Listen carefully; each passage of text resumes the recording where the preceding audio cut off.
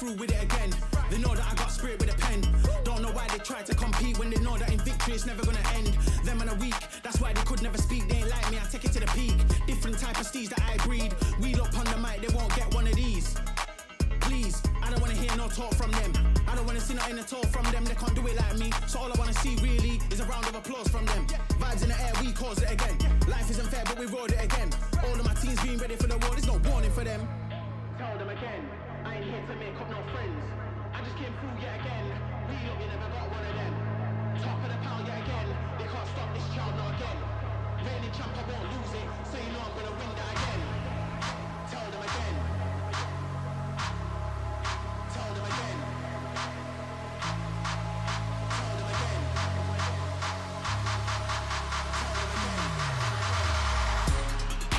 Tell them again. I ain't here to make up no friends. I just came through yet again. We up, you never got one of them. Top of the pile yet again. They can't stop this child now again. Reigning champ, I won't lose it. So you know I'm gonna win that again. Tell them again. Tell them again. Tell them again. Tell them again. Tell them again. I ain't here to make up no friends. I just came through yet again. We look, you never got one of them. Top of the pile yet again. They can't stop this child now again. Reigning champ, I won't lose it. So you know I'm gonna win that again.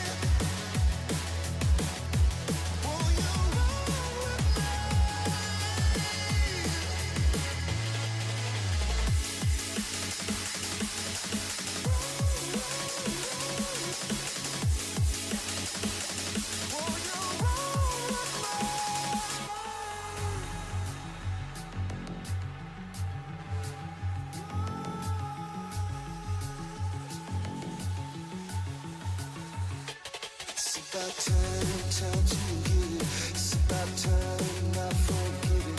It's about time. Never gonna give up, never give it up now. Never gonna stop, never gonna stop now.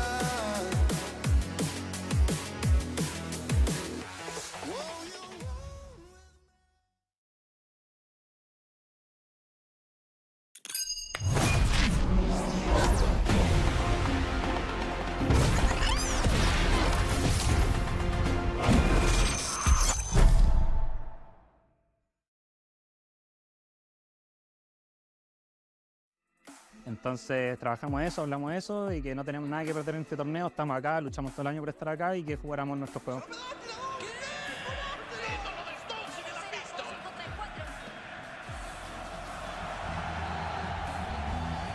Difícil de manejar para estos dos jugadores que ni siquiera le quedan smokes por parte de Shooter, lo intentaba una vez más Naxxet, pero termina siendo un error por ahora. Okay. Bueno, consigue una baja, y la segunda, la tercera también, solamente que Seven. Eles são um bom time, sim, mas acho que a gente conseguir detê-los.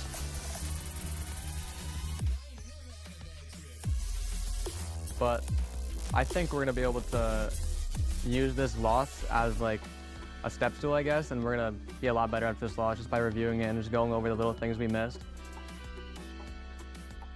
Every team here is here for a reason, right? They're all good, and you can't doubt anyone or think of anyone as less.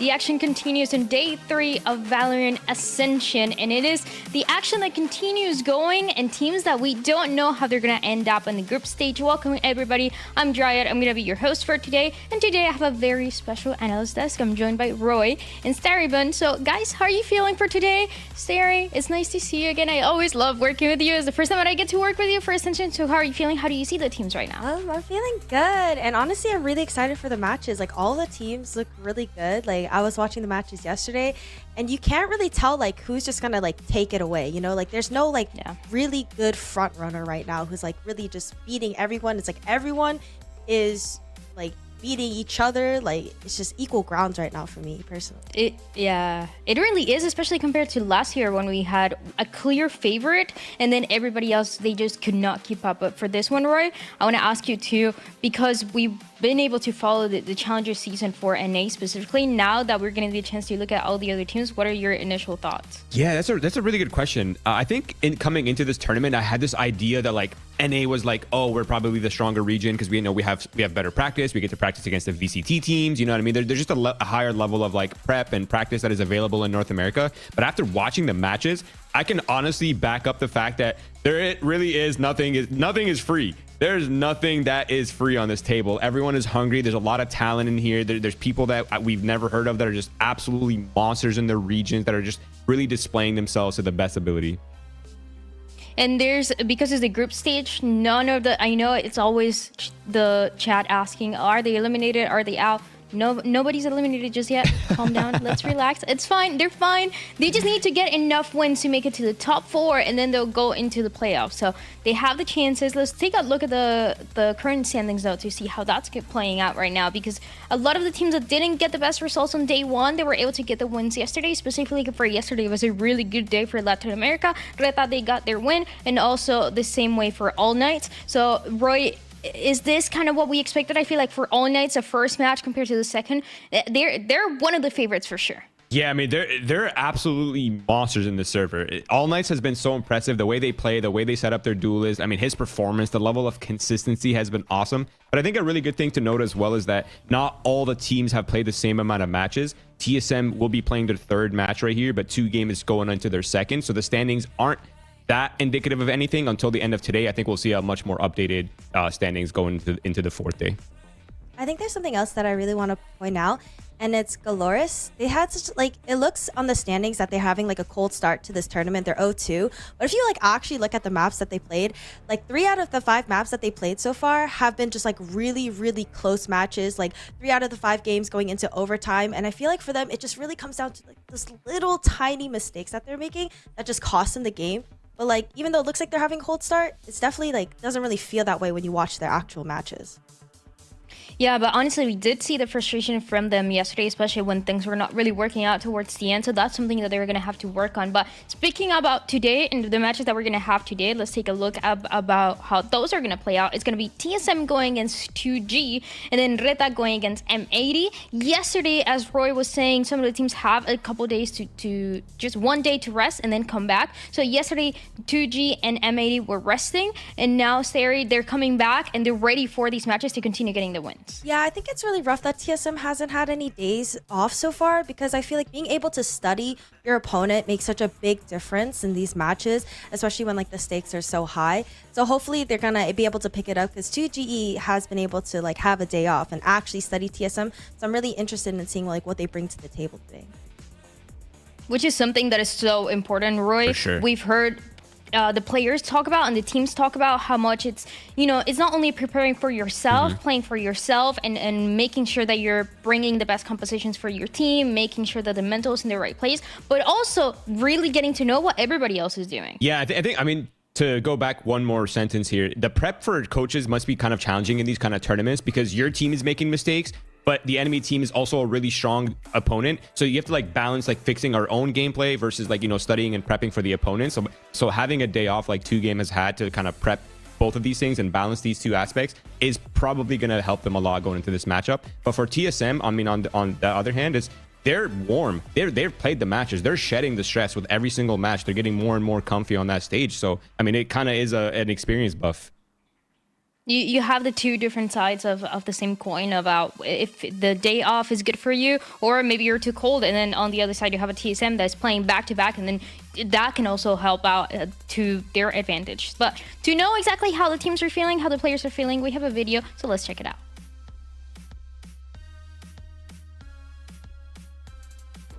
It definitely feels rough losing in that way, because it kind of just came down to us forgetting the fundamentals and just the basics of the game. But I think we're going to be able to use this loss as like a step stool, I guess, and we're going to be a lot better after this loss just by reviewing it and just going over the little things we missed. And after we don't miss those little things, I think we're going to be good. 2Gs, they look good. They looked really good against RETA. Obviously, they just beat the people we lost to, but I think the Spike guy, the duelist, he is insane. So I think we're just gonna have to be ready for fast plays, aggressive style, and we're just gonna have to be ready for how they play. I think they're good, obviously. They have their own style of playing. They're really aggressive. I'm also kind of that way. But I think I can play more duelist, and I think I can play more duelist better. I think I have more variety of the characters I play.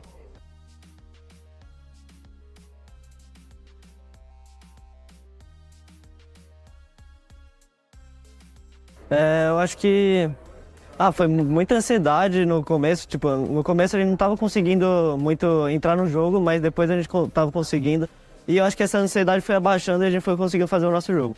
A gente se sente muito mais confiante que antes, que a gente nunca tinha ganhado uma LAN no Brasil, agora chegando no México a gente já ganhou a primeira, acho que a gente tá muito mais confiante que antes. Eles são um bom time sim, mas acho que a gente conseguir detê-los.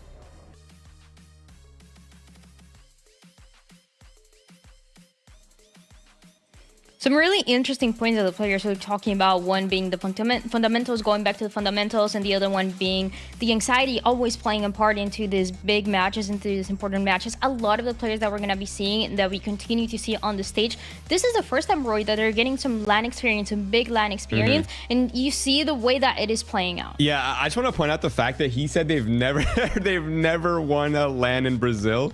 But there again, I want to remind everybody that 2Game is Brazil's #2 seed. And they've shown up. Their first match was such an awesome match to watch. They performed extremely well. But in touching on TSM here, I think TSM is the kind of team where, like, yeah, they look shaky. They have not been playing to their absolute limit.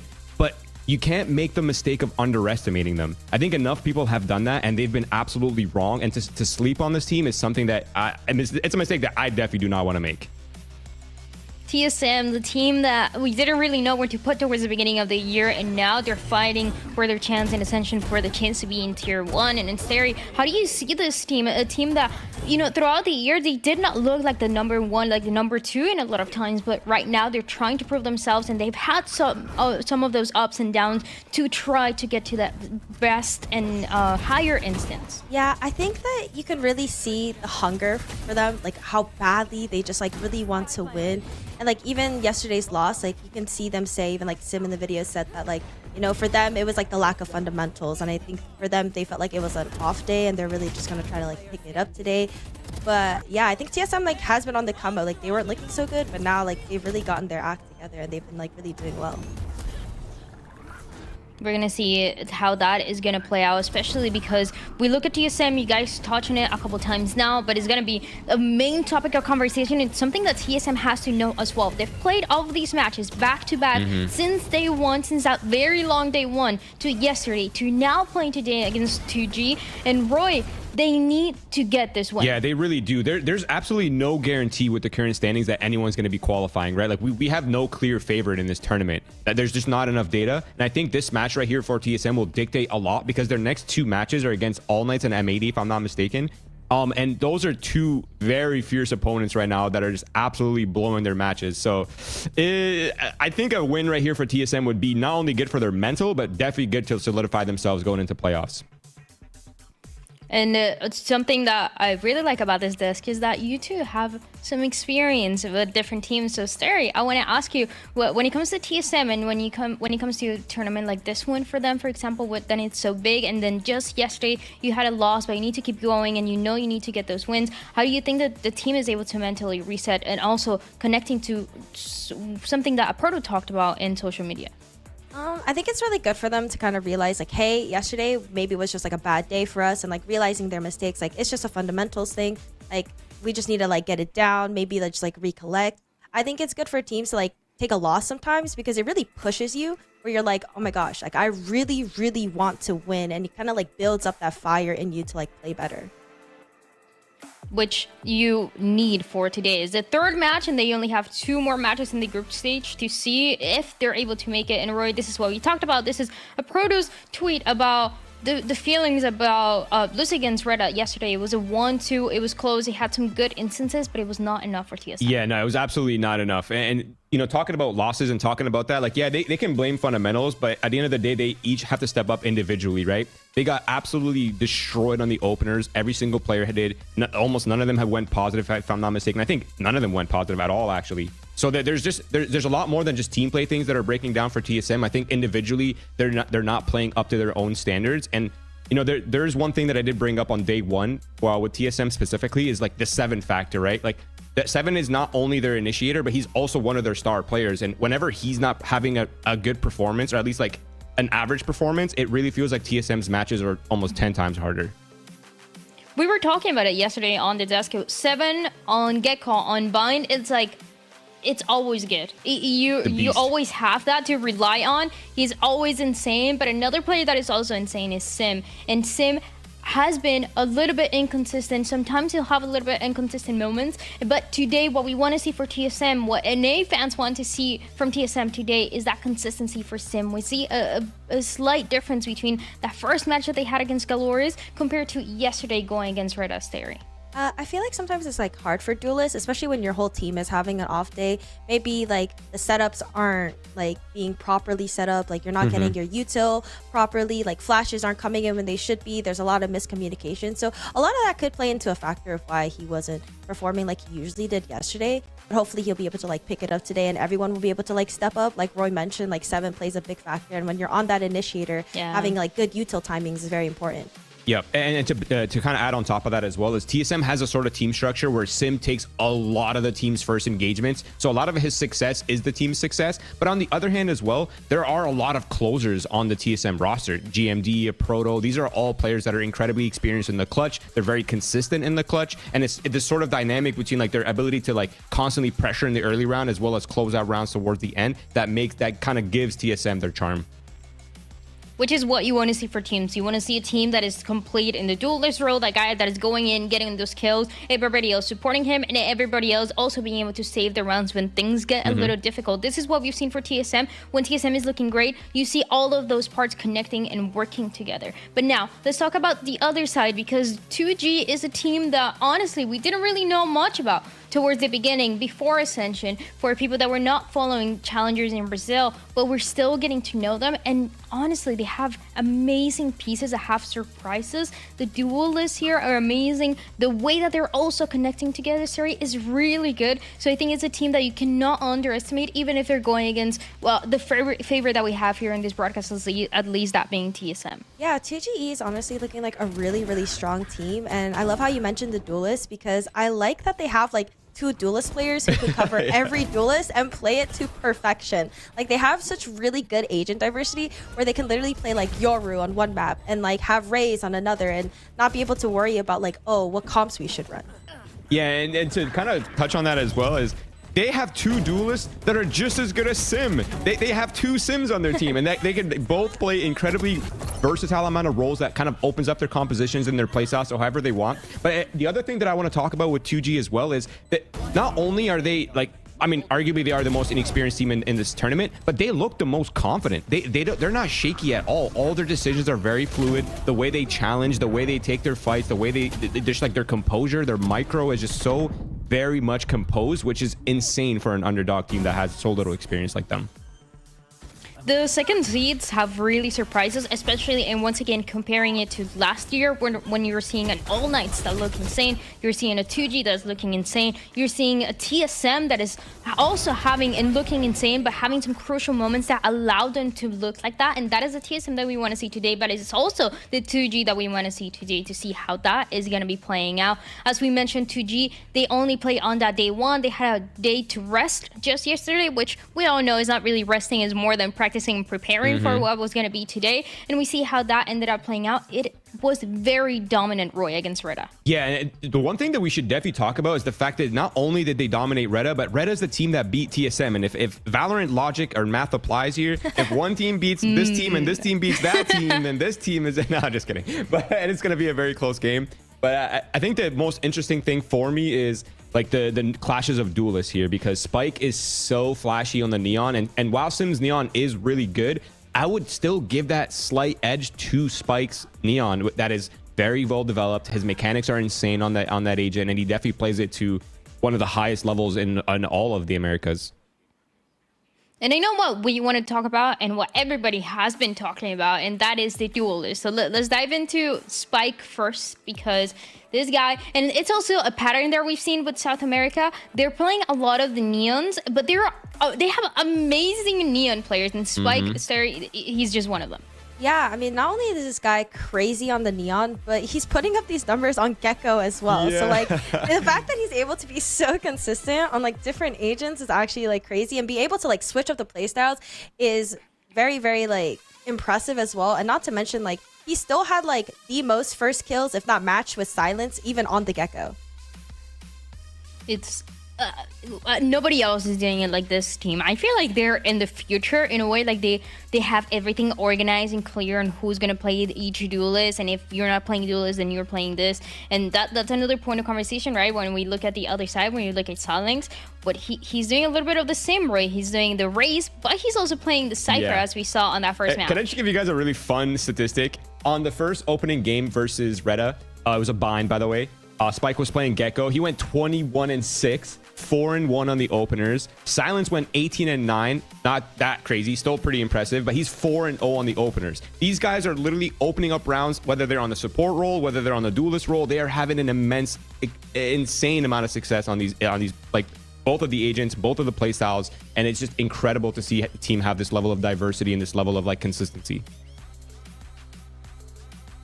Which now when we look at Silence, when we look at Spike as well, and you look at the rest of the team and the way that they're connected, it's just insane. It's honestly insane to look at, and that is what gets us so excited about this Ascension and even about this match. We talked about how important it is for these teams to continue getting this win. This would be the second win for 2G, but it would also be the second win for TSM, trying to stay positive because you don't know how the other teams are going to play out, and you don't really want to depend on anybody's results towards the end to make it to playoffs, right? So let's take a look at the maps. Let's see where we're going to be headed for today, because it can also matter a lot into who's going to take that win at the end, who's going to end up positive today. And Sari, give me your thoughts as we see this play out. Okay. So I actually had my own map predictions on where I thought it was going to go. And honestly, I did predict the Lotus ban coming from TSM. And I did predict that they would end up playing Sunset, Icebox. But Abyss, I didn't think would come up. But I did predict that Sunset or Icebox would be played. So I'm glad to see like it kind of went the way I thought it would. Okay. What is shocking me is TSM picking Sunset after seeing 2G play it. I mean, the Neon Breach combo that they were running on that map was insane. So the fact that TSM is confident enough to pick Sunset against them means that they're kind of prepped for this. And I'm hoping they are, because they're about to face a very strong opponent and arguably Spike's best agent. I am really interested not only in the first map. I love seeing Sunset because you really see how teams are coordinated and playing together for the specific compositions, but I'm interested in Icebox because we had our questions about how the Icebox last match was going to play out for TSM. It didn't really work as much. We were hyping up so much about the Reyna, Sim on the Reyna, what is he going to be able to do? And then he was limited by those options of how is he going to get out of fights, how is he going to get out of uncomfortable positions. I mean, the dismiss sometimes is just not enough to do that compared to that Jet that we're used to seeing more. So I feel like this could go either way, Roy. I don't know. I know we had predictions before, but the more that this Ascension plays out, the more I'm like, wait, let me think about this again. Okay, wait. On all the talents defenses here, we made our predictions before we saw all these teams play each other. So it's a little tough. But now that I've seen all these teams play, and I've seen the Gecko, and I've seen all these sort of, players like play out on an international level, I think my opinion has slightly shifted. But that being said, it has been a while since 2G has shown their Icebox, so we're not really sure whether they're still running their double initiator compositions or not. So I think we're in for quite a bit of a surprise on some of these maps.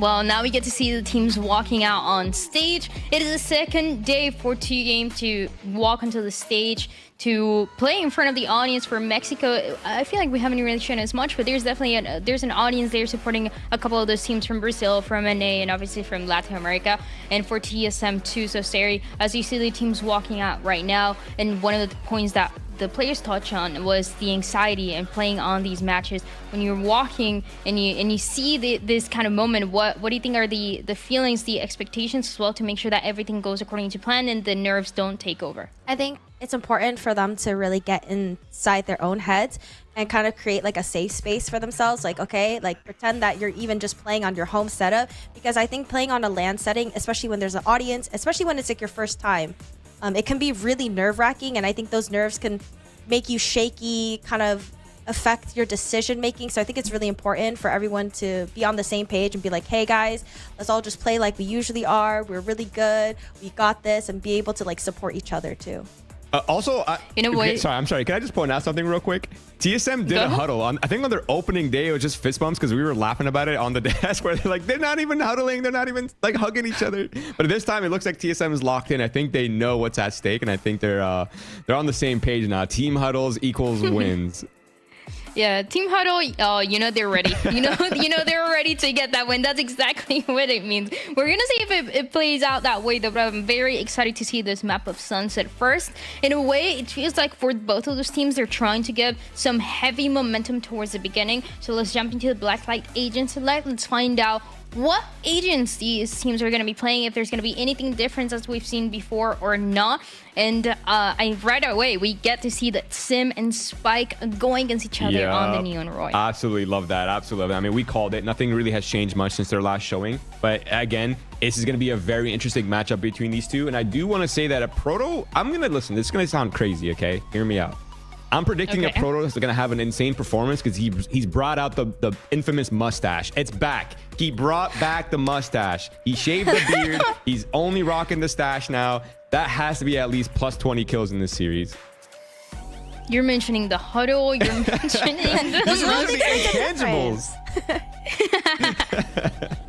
Well, we're going to find out if that's actually a buff or what ends up playing out with the Proto and the rest of TSM. Let's find out who gets the win on Sunset with your casters is Uber and Wyatt.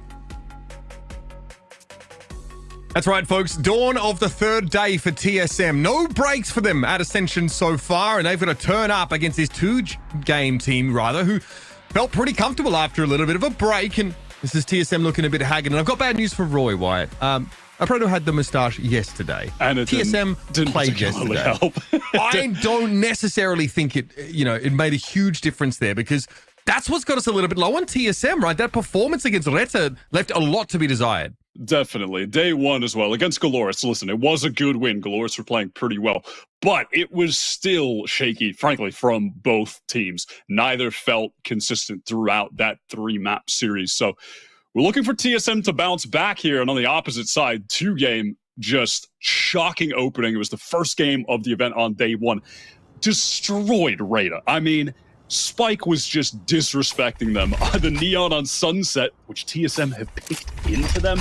Pretty bold from TSM. They haven't won this map the last 2 times they played it. They lost to M80. They lost to MXS as well.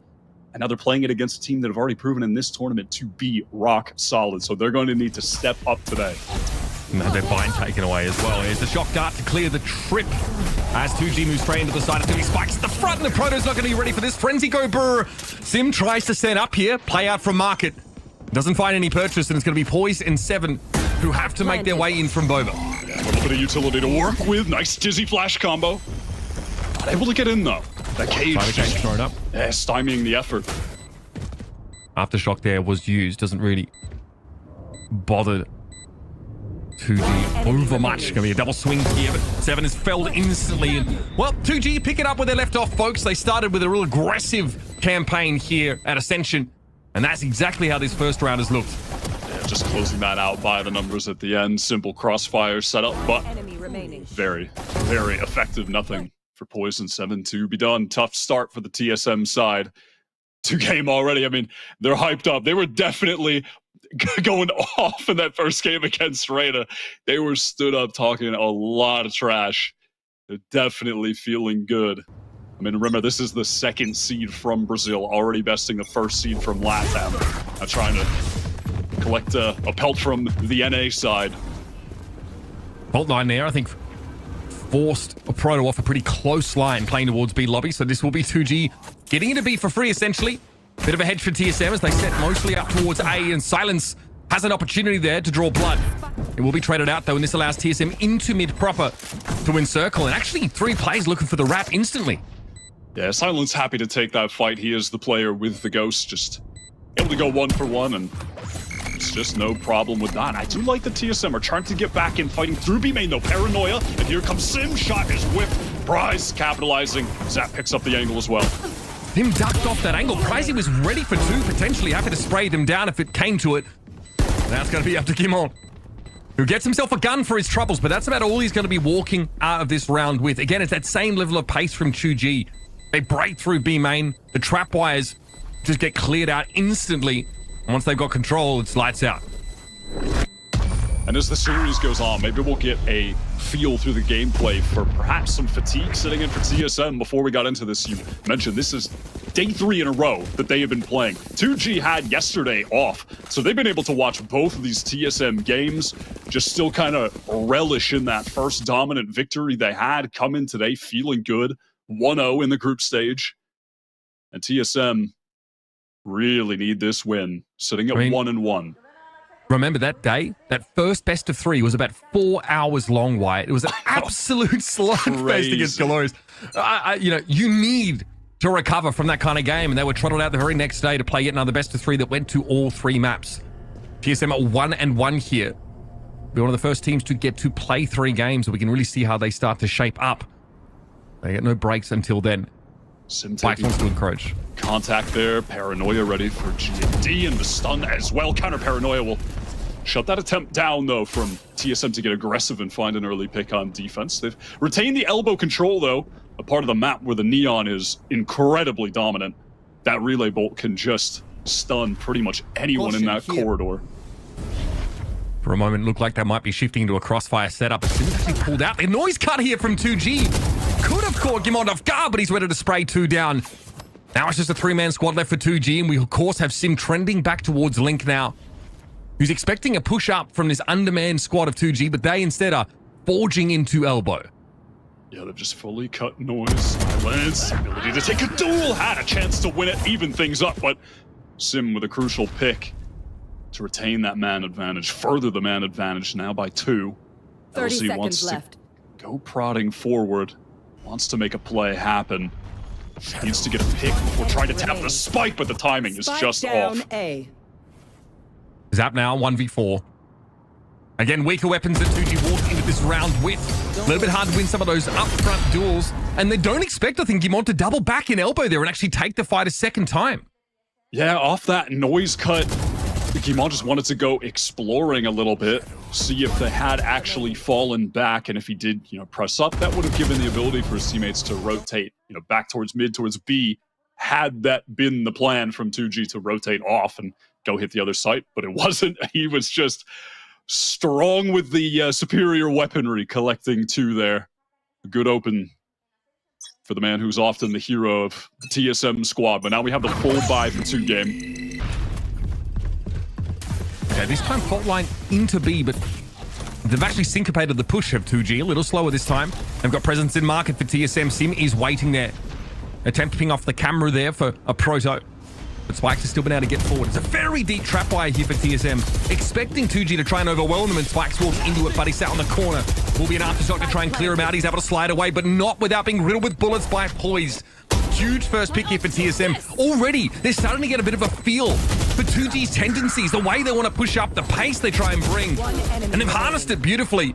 Silence now left in that 1 versus 4 as TSM have refused to give up too much ground on B. I like that setup from a Proto a lot. Just playing with the trips deep. Listen, you're not going to be able to stop this 2G comp from getting through the choke and into the site. If you have shock darts, if you have trip wires close, the shock darts from Prize are going to break them. Aftershock, like, it's so easy. The Neon getting in deep with the wall up, right? But having those trips backside allows them to get in a bit more easily, retain control backside for flooding, And in that case, it just caught Spike, and a big error from 2G not being able to break that trip in time. Just had him lit up for so long. And that's going to result in the round loss, result in their economy getting cracked down pretty badly. They've got a few sheriffs, bought what they can, ensuring they can have the full for the next. 2G really carrying the torch here for the LATAM region, which is on Eco. Take a bunch of pistols into the middle of the map and try and get a fight. Smoke towards top mid dissipates here. Trap wire left there by a Proto. And this time one in market. So TSM obviously reading here on a lower buy that 2G are not going to rush up onto B in the same fashion. They are, in fairness, much more meticulous this time around as Zap wants to let a fault line get set up. Yeah, a bit more slow from 2G as the drone gets some space. Here comes the wall. Spike is in so deep. I mean, that speed with the Stinger is so obnoxious for Seven to try to deal with. TSM are trying to play around the cages. Oh, and Poise does so lovely with the movement. A Proto coming in as well, retaining that backside control. Round still hangs in the balance. 2 up here for 2G. A Proto bites off more than he can do, and Silence is able to find 2. Sim backs up. Mineral Theft here is going to pave the way for 2G. Now they know what the setup looks like, and they're probably not surprised by it at all. Sim pops that ultimate, immediately flattens Spikes, and he will salvage the round here for TSM. Looked like it could have been ugly. And a decent half-fight for 2G to cap that economy of TSM. That nicely dealt with by GMD and Sim at the end. They're just waiting for the perfect time for Guimond to send a Paranoia in, and it connected on site. Sim just sliding in. Ultimate popped. Well done. Big credit to Poison and Proto as well. They are playing this B site nicely, just controlling the back area, not allowing that part of the map to be taken by 2G, excuse me. And it's giving them good positions to fight from, to anchor from. 2G now realizing maybe they can't push nearly as far into B. That deep trap wire is once again established by a Proto on that B side, but A, and towards middle where the eyes are for 2G. And that smoke top mid has provoked a stack of players here for TSM over towards Link. One that 2G may well encounter here as they make their way up A long. Oh my god, lovely shot from Sim. Spike's going to be able to trade it out, though. It's getting a little bit messy. Sim, though, more than happy to give as good as he gets. That's 3 for the Neon. Spike. He can fall off now. Off the perch as LZ removes him, but that's a positive trade for the defenders, and they're going for it again. Taking fights at these off timings at TSM, and it brings 2G to heal once more. Sim just getting as aggressive as he ever does, Mitch. A player that causes me much anxiety with his style of play. It is the most variable extent of feast or famine with Sim. Can Sim actually, with that playstyle though, can he be a consistent player? Is that reasonable to ask of him? He can only be so consistent with a lot of the peaks that he takes, a lot of the re-peaks that he takes. And, you know, at times there's only so much that the teammates can do as well, as far as, you know, setting him up or being there to trade. But when he's on point, I mean, we've seen what he can do. We saw what he did in that game, you know, on day 1 against Galores, where he drops 38 on Abyss. When he's on point, he is a monster in the server. But just a couple things go wrong with his play. A missed shot here or there can really begin to unravel things for TSM. But so far, it is pretty smooth sailing on their map pick. So let's contrast this with yesterday quickly. Is it safe to say that TSM have been able to shrug off that malaise that affected them? You know, most of their players coming out and saying we just didn't play our fundamentals remotely properly. Yeah, I mean, at least so far, right? It's going to be a good test of their fundamentals, because we saw 2Game really exploit RETA. Their lack of, I mean, again, we're just kind of just throwing fundamentals out there every 3 seconds, but RETA's fundamentals, they're trading off each other, was not good. There was a lot of individual efforts that were just being destroyed by this 2Game death ball running around, trading every player out, picking them apart one by one. And if TSM kind of succumb to that same issue, it'll be trouble. But look at this overdrive from Spike. So deep on the split. A Proto very ready.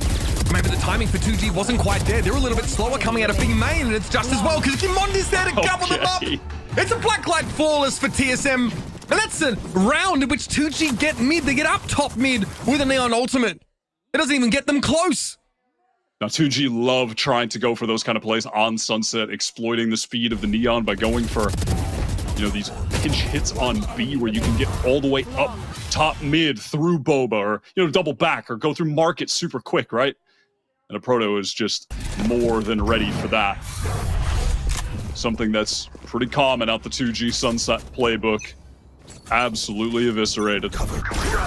IB calls for a fault line here with those pings on the map. 2G going fast here into the side, but Spike's instantly going to be hit by a relay bolt. Sim also affected, so he backs up, and Arna's Fury now could be an issue. Spike's man, give him a second to breathe, a second to rest, and all of a sudden he'll be clambering all over you. He's in and around the site. And that'll be a one-way smoke over towards Spawn, but Gimon can still play that off angle. There is potential at least for him to swing. And he enters the side instead. He wants the fight. 2 up for TSM to work with now. It's looking dire as Spike drops 4 in the round. A blacklight flawless this time for the attackers. Yeah, and that is 2G redeeming their one free Valorant round win coupon when they all press Q at the same time. I mean, that is just the game sometimes. They had 3 players ready there at TSM, but it's a little tough to win out when the neon's in your face as there's a Hunter's Fury and a Rolling Thunder launching you into the air. Little tough. So TSM kind of just getting rolled over by the Katamari ball, and there's not exactly anything they can do to stop it in that situation.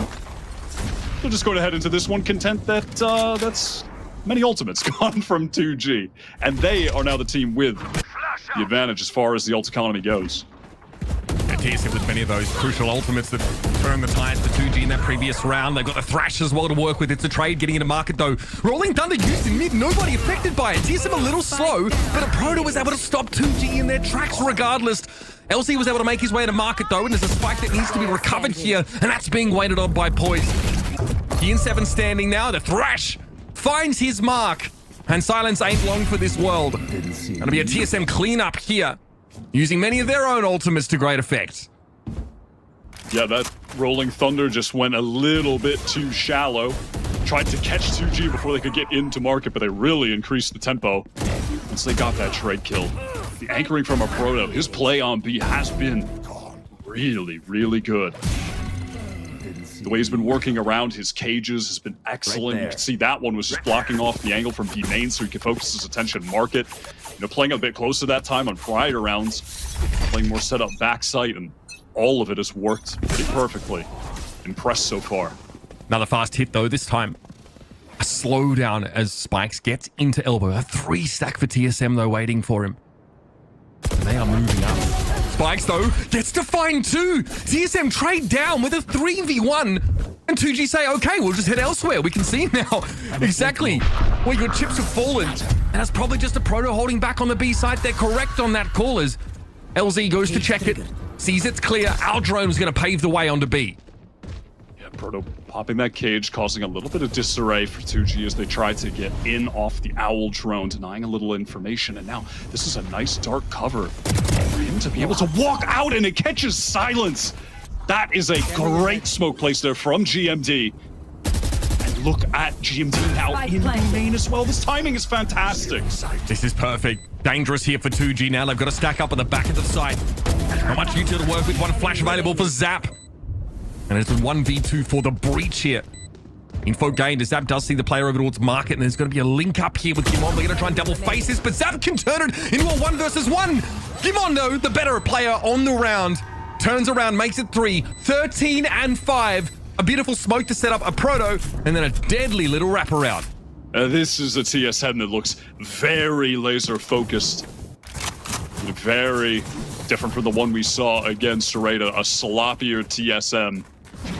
Really on point right now, despite Spikes, just the young ranked demon of 2G, doing, you know, exactly his duty as the ranked demon of the team, just getting more kills than any single player should in situations like that. And it's still not enough. TSM able to retake so nicely from all those angles, using the utility to support each other on site in such a nice fashion. These 2 players stacked in market for TSM. They want to fight this, but Spikes hits them where it hurts straight away. Fast lane used there by Sim just to get out of dodge. So as the smoke clears in mid, it's going to be a player advantage for 2G, but Sim has rotated over towards that B side instead. Also going to be a trade. Note the weaker weaponry here for 2G, but of course that Neon ultimate, bolstering their firepower drastically. Gimon, though, has been the immovable object over the last couple of rounds, and he is staunchly making his way from the back of sight. Zap gets the better of him, though. It's going to be Poised now. Another quick round. A lot of fighting here between these two. Poised is looking for a timing, an edge. Eventually, Zap cuts him with it. I mean, listen, you ram your whole team into the B site enough times. One of them you'll get through the wall. This was finally the one, and this Spike's it wasn't even a real buy. I mean, it was just Spikes with the overdrive running around. The Neon main himself. And that's how they get their 4th on the board. It hasn't, it hasn't been tactically stimulating from 2G. Sure, but, the academic Valorant watchers aren't exactly getting their daily dose. Yeah, sorry, guys. The halls of Valorant intelligentsia are not being stimulated by this gameplay. But it is fun to watch, It's gotten them 4 on the board. That's not too bad. And if they get 5, pretty reasonable half, despite TSM, I think really being the better team so far. There's that Rolling Thunder coming in. It's a pretty loosely held site for TSM, though. They played for retake, knowing that breach ultimate would be a factor. But Zap's able to deal with Poised. He tries to get ahead of the one-way and exposes himself. A Proto might go here. Sees that fast lane come up, but Sim gets in. Finds his one. Silence. We'll get a ping, and he's got the backup of Zap across the side. Oh, yeah, listen, I'm a simple guy. I'm getting all of that ballistic therapy that I asked for on day 1 right now. That nice little, what was that, 5-6 minute first half of 12 rounds? I mean, keep it moving. Maybe 7 minutes, I'm not sure. That was just ramming our heads into the side. Like, they got 5 rounds. I can't be mad at it. I mean, it's just so simple. It's just all the speed of the Neon, all the effectiveness, the space clearing, that having multiple stuns from the relay boat, the fault line, all of that. Just aggressive utility to dominate site control. And they just set up the crossfires and win it out, and TSM try to race their way back in. All right, simple as it gets. These 2G players, they certainly can shoot, though. When it comes to the mice and keyboards, Mitch, they know what they're doing. I'll tell you that. There is, though, absolutely nil push and pull, pulling rotators, taking sort of mid control. There are no trap plays. Absolutely none. No, I mean, that was the playbook for that attack half was not. It was a bloody club, as it was a sheet. Maybe a restaurant. They wrote it down on a restaurant napkin, perhaps. It's only a few sentences, really, but it worked. I mean, to some extent, they get 5 rounds. Not mad at that. Yeah, listen, I'm okay to read a children's ABC book every now and then. You know what I mean? That's fine. Whatever gets us through. TSM, though, look pretty tight, pretty well drilled. They are taking a lot of these fights. They are bound to be pretty volatile, especially when you've got Spike with Neon Ultimate coming up, both these teams clashing through mid. TSM showing that they are down to sort of, partake in these aggressive engagements. But what stuck out to me is their unwillingness to fully give up these sites. They don't want to play full retake. They do want to anchor. And a couple of their individuals have looked fantastic in that regard. Sim has been good, rotating off of those early contact moments through market to help out a B. A Proto has been really hard to shift, and Gimon has been playing from a different angle every single round. That 4K to catch out 2G as they ran onto the B side. Not exactly subtle, not the most complex spot to stand, but my God, it was effective. Yeah, TSM, they did have some great defensive protocols over on B as to where the utility was going to be placed, the positioning of the defenders would be. And now we'll see if 2G can replicate the same thing. TSM, let's see, I'm looking to see if we're going to go 100 miles an hour as well, maybe 90 miles an hour on their attack half. And if 2G can respond as effectively as TSM did when they were on defense. There's your answer. Definitely some pace to it for TSM. Aftershock clears the close angle and Wingman goes to work. Seven's had a quieter first half, just hasn't needed to be involved in many of those early fights. And 2G are playing off the site, playing this retake. So for breach for them, so definitely ways to get back in, but Sim preempts it. Zap just headbutts the bullet from the Ghost. Pricey and Silence want to try and challenge this too, but it's going to be a relay bolt. The challenge off of it is perfect for Sim. Oh, TSM are lying in wait in this post plant. That's clean. That was on all accounts just clean from TSM. They picked apart every little attempt from 2G to set that retake up. I mean, Sim that's just a clean peek and a tap onto Zap straight away. The relay bolt perfectly placed. And look at the position at the bottom of the map. A Proto the entire time just knows that somebody will be flanking into B main, biding his time. Freest kill of his Valorant career. Because it is just so important for the defenders to be able to fight B main from multiple angles when the spike is planted. And Proto more than aware. Oh, it's so nice. Relay bot to follow it up. It's going to be a defensive fault line to slow Sim down, and it does work. Little crossfire set up here at the entrance, and Sim doesn't check his 6. Boys eventually able to bring him down, but that's too much value from 2G. Oh, it's a sheriffs and pistols in the kill feed. And it's Unk in the 1v2. Majestic mustache and all. Has to try to fight a way out of this. As the smoke clears, no weapons picked up though for 2G because all the players in positions to do so are involved in the fight. They did get traded out. Also 2 cyber cages to try and maneuver with here, but that paranoia is a little nasty. A Proto now down to 50. Trying to break it up, and LZ only needed 1 body shot with the Sheriff to get the job done, and 2G, dirty little thrifty. And that is just TSM really rushing things. They got that first kill. They feel like they can try to follow up for more. I mean, that was actually their own fault line onto Sim. That was poised. Sim running into it accidentally. The Dizzy doesn't go far enough to clear the little left side pocket. I mean, Spike getting away with 2 kills. Classic in that position. Tragic for TSM, who yesterday against RETA won multiple pistol rounds where they got eco'd immediately after. Twice that happened on Icebox. They cannot succumb to that same egregious fate here against 2G.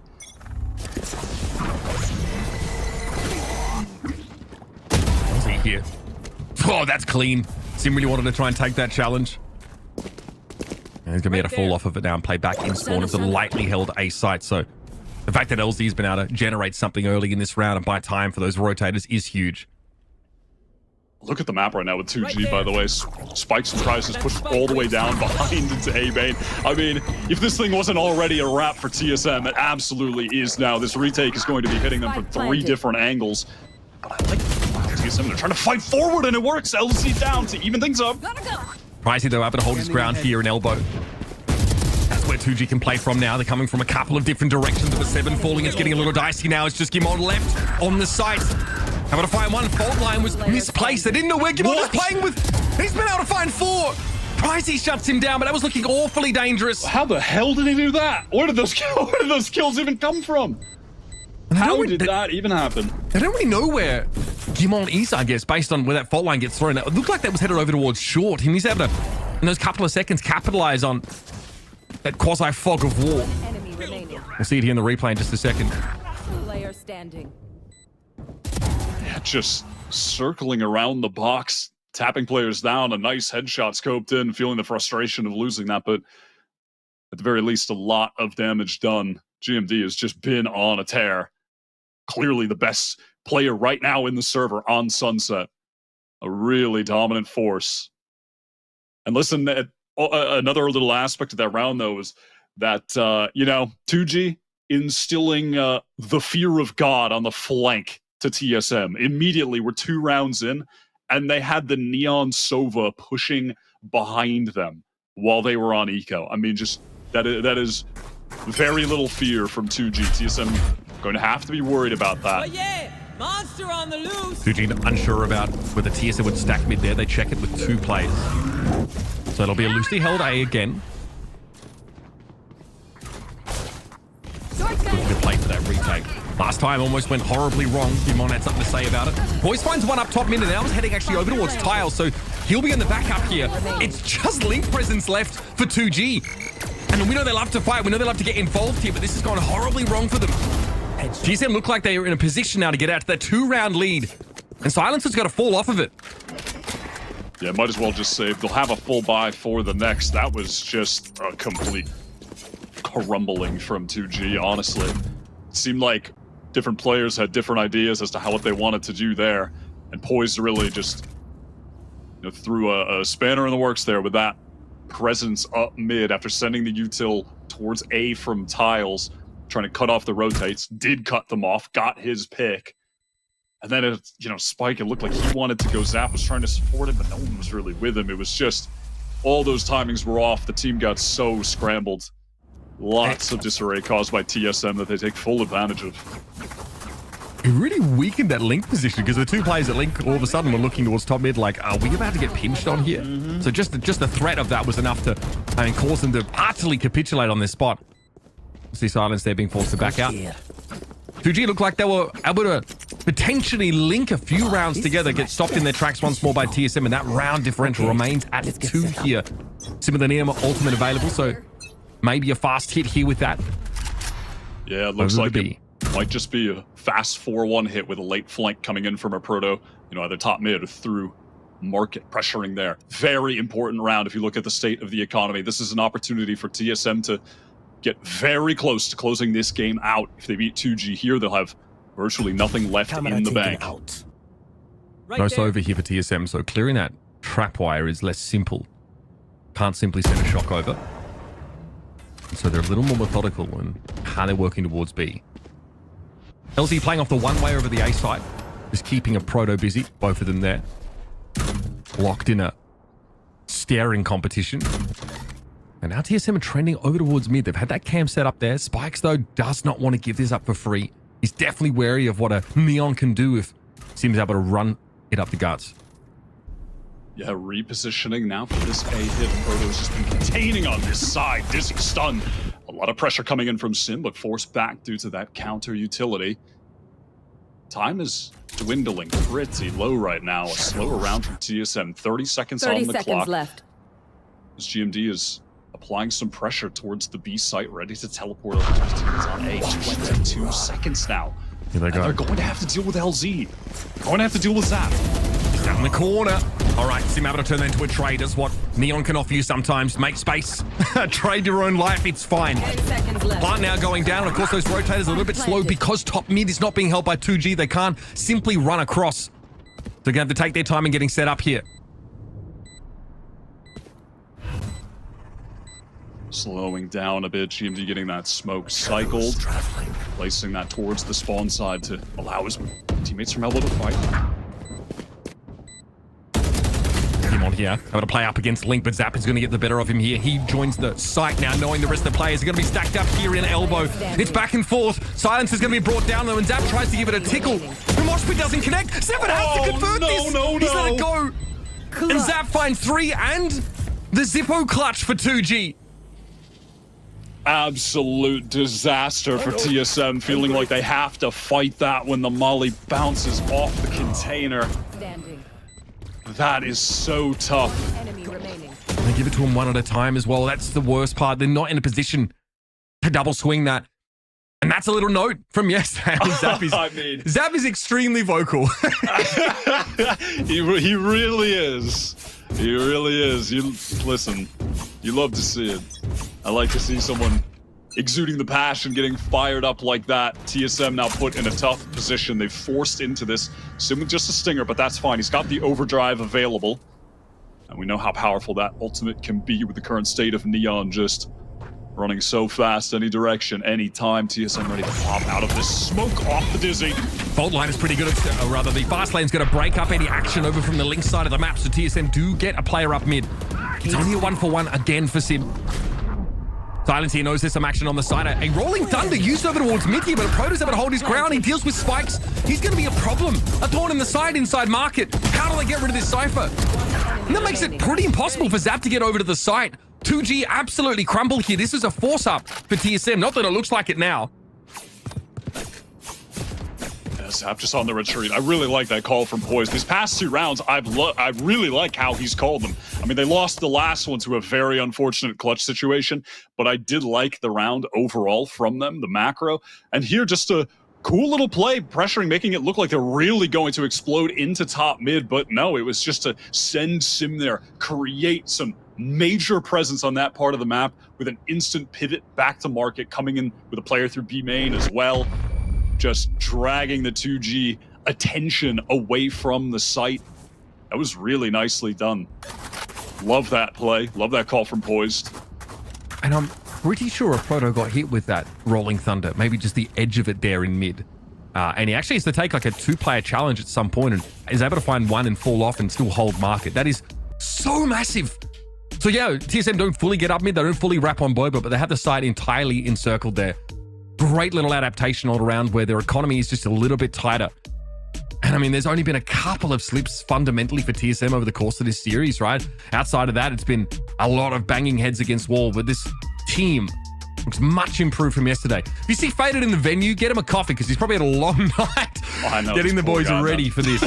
This boy, I don't think he's slept in days, if we're being honest. The DSM coach is just, he's got way too much work to do.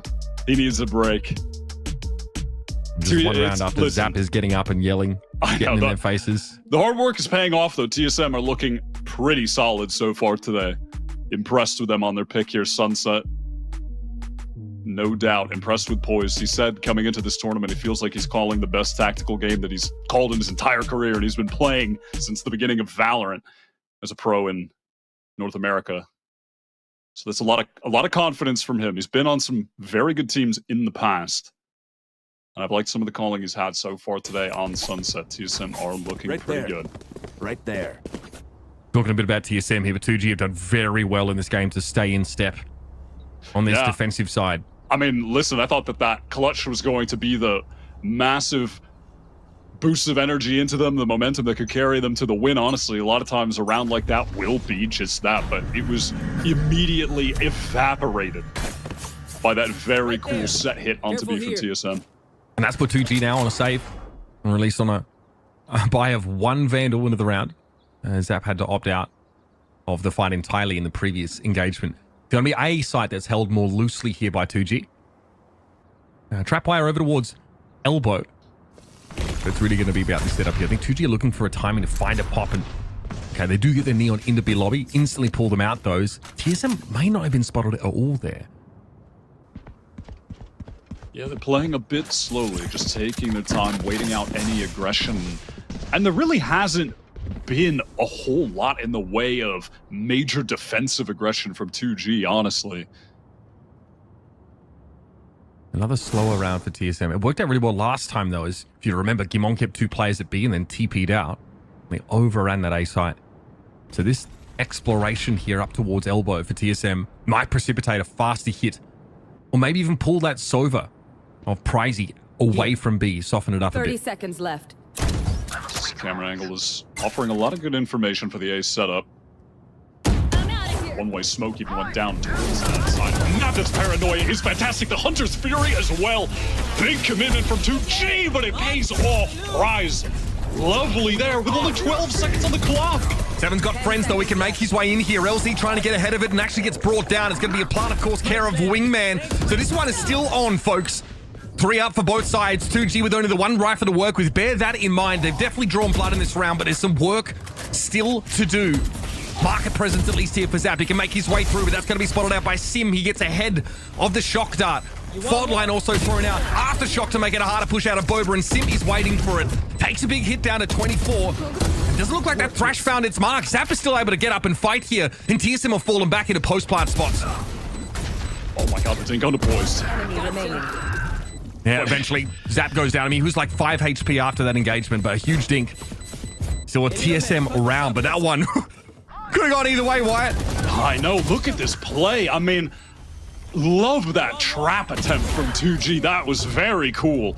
Just suddenly, as TSM are working into B main with little to no time on the clock, paranoia into the Hunter's Fury, the slide with the Frenzy, that was just a hair away from resulting in a significant advantage for 2G. If that Hunter's Fury, I think, was just like a pixel to the right, it would have gotten 2 kills, not just the 1. That wasn't even 2G's buy. Now they're fully bought up.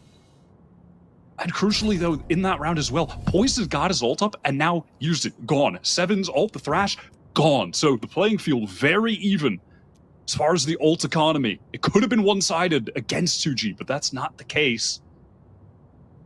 TSM still lack the mechanism just to bust through this trapwire instantly and hit the site. So they still have to be pretty slow about it. That off angle is going to be cleared there by the aftershock. Silence actually can't get onto the Wingman, but well, he gets 7 for his troubles. Lee could be happy enough with that. Still, that's going to have to spike down, and TSM are now fully committed to play here. And what a rotation for Silence. Heads right around the pillar, sees the edge of Sim and picks him up. It's up to Poison him on here to try and save this, and the ladder is 11 HP. Into the smoke goes Silence, and that is a rapid cleanup for 2G. Another Blacklight Flawless on the board as the defenders reset themselves. I mean, they're just ruined by the Cypher setup there. They don't deal with the trip that's placed close, which is not good. That is the most standard tripwire for B main. It's a simple thing that has a massive impact for 2G's ability to hold that, to flood back in quickly. Is there like a simple way for TSM to clear that fast? I mean, yeah, an aftershock. Yeah. But it unfortunately results in their demise. You know, not only do they get that kill, but 2G are just able to get in so quickly, backside to fight together. Still, though, the economy has been good enough for TSM that they get a full buy here. This will be their last full buy, though, if they lose this round. And that could spell an 11-11 scoreline. This is an opportunity for 2G to effectively tie up the game if they can win this round. TSM playing for pushes here entirely. Expecting push out of mid, maybe one from B, lobby. None of that, though, here for 2G. And again, they've not really offered up anything early in the round. This is the half of Sunset where we get a little bit more of that macro-oriented play. Clock getting burnt down a lot more. TSM going on these little explorations like this one. Straight up mid. Okay. Well, that's the pressure over at B now neutralized. Kimon not able to win that one out. There was going to be an issue there with that Al drone in play. Cypher cam cleared up mid, and now TSM going to make a little bit more noise. Bang in the door to market. Pricey will answer. Still no full commitment from him either. TSM are getting very active, pressuring a lot of different parts of the map. Poised might be facing down a couple players. Sim collects onto one. Poised is trying to do more, but from all angles, 2G collapse top mid market. Crossfire set up, and the timing's perfect for the little jiggle peaks, the swings there to help each other out. Just collapsing onto TSM. Is that too late? Are they taking too long in mid there? Because it feels like a matter of time before those A-side players get brought over to see what's happening up mid. Yeah, man, it's going to be so tough for them as well. After GMT is the first one down, they don't have any of the smokes. They're going to be exposed to all of the potential angles in mid. It's exactly what does end up occurring. We have a attack pause here. Yeah, that's Coach Faded, the most stressed man in Monterrey, calling the tack pause for TSM. They'll be able to get, you know, some of those weak secondary weapons and still be able to afford the full buy for the next round. But this is the chance for 2Game to tie up the game right here. And 2Game looking pretty well rounded. They're not bothered about TSM slowing things down, going for some of these noise cuts in the sort of mid round. Pricey there, a player was sat in market. He knew that TSM were mostly lingering out there in top mid. And he's still able to find a timing, an opportunity to swing simultaneously with those players top mid as soon as they come. So that's the reality of things. TSM put themselves on a timer when they want to play slow like this. And I'm not talking about the round timer. Eventually, 2Game are going to come sniffing. And they'll be set up to punish them here from an angle that they don't have covered. Clearly no smoke left for top mid. Gimon had already used those earlier in the round. They cleared that Cypher cam too, which is always going to get 2G's ears perked up and have someone coming over to check. Very fast out from TSM Sim, immediately clearing out some of those trip wires. Rest of the team forced back, though. Thrash needs to be dealt with. Thrash got taken down. 2 players able to face that, but Silence isn't ready for the numbers rush of TSM in towards Elbow. This one looks absolutely brutal for 2G. For a moment, Sim looked isolated there as Elbow is still a factor. But that is beautiful fundamentals from TSM, trading into that position well. And Spikes is waiting for someone to push out. But TSM are not incentivized to do so. Thrash 2.0 gets brought down once more. And Zap will cross there in spawn, but TSM have seen all of this. I know Spikes is going to be coming for them. Come on! Puts them in the microwave! He melts them! 4 down to Spikes! That is absolutely putrid! Poor TSM Faded. He gets out of the timeout with a great call. It should have worked, Mitch. And Zap is back on his feet, talking as much trash as he can before his esophagus gives out, man. But, I mean, it's just so tragic for TSM. That was such a good call out of the timeout. And it's just Spike, the young gun from 2G. This man's first legit team. He's played, before this tournament, 34 matches of competitive Valorant, and like 20 of them were with 2G this year. It's just a ranked god player. And he's decimated guys from North America that have been competing in challengers on other pro teams for 4 years straight. What a round, man. I tell you why Zap was on his feet there. Those first 3 players, full blind as well. The setup for the flood retake for 2G was chef's kiss, man. It was absolutely filthy. I'm still reeling from that. TSM get access to A here, but that's because 2G have allowed them to walk through the front door. Obviously, a trap wire. TSM know, regardless of whether this gets set up or not, that there's definitely going to be pressure from this area. There are so many. Oh, Proto. Yep, they're never ready for the second one, folks. And now it's going to be tough for Prize. He's the only one there. He's got to find a timing. The other players on 2G need to make a lot of noise, create space, create an opportunity for Prize to capitalize, but he can't. GMD and a Proto, the duo, they take him down. Zap now, solo, with an operator having to work with up against 4. It's just too much to ask, and TSM recover from that previous round. And they do it in style, might I add. An important round with their economy hanging in the balance and the opportunity to look to close the map at their fingertips, and they convert. I gotta say, throughout this tournament so far, you know, a Proto, it's not like he's putting up an insane stat line in these games. He's just dropping bombs. But man, is he having a lot of impact on his role. He's been playing so intelligently as far as the utility goes, whether it be the Cypher right now, especially when he's playing that deadlock over on Bind, where TSM have found their dominance, winning it 2 times decisively so far. He really has been standout to me, despite, you know, maybe if you just look at the stat sheet, kind of an afterthought, right? But the impact he's having is pretty outsized. I actually, outside of Gimon, he might be, for me, one of the most impactful players in this server, Wyatt. I know that's saying a lot for, you know, only 12 frags here, but the way he controlled that B side in that first half, it's a big reason why TSM exit the defense half with that 2-round lead. He's always in an awkward spot. They're never ready for him. He's played this game absolutely beautifully. Now a bit of a tech pause here. Well, look, it's our first of the day, so we made it pretty far. We got through 23 rounds before 23 rounds. That's not bad. That's not bad. The only thing I would love to not see right now is 7 giving the thumbs up and then we stay in the tech pause. Because last time it was the tech pause with TSM, the way they were baiting. Okay, no, we're good to go. Love to see that. We're back into the game. A very quick one here. That's been resolved. And so, match point, rather, for TSM. And a big opportunity to close this out. Got a couple ultimates to work with. Not the most impactful. I mean, listen, from what we've seen with the Overdrive, might be the most impactful ult in the game. He is taking contact, just immediately shut down on his lonesome, going for a stroll. Zap though, ooh, this is dangerous. He steps into the relay bolt. He knows what's going to happen. He's maybe hoping for 1 or 2 before it dissipates, but he was committed. Sim now 27 and 18. Great setup here. And once again, we're in a position where 2G have to rotate into this 5-player setup for TSM. And what can 2G realistically do at this point? How can they get back in? The Proto is set up nicely for the backstab here. There it is, another Dizzy to set them up. They're playing off this util so well.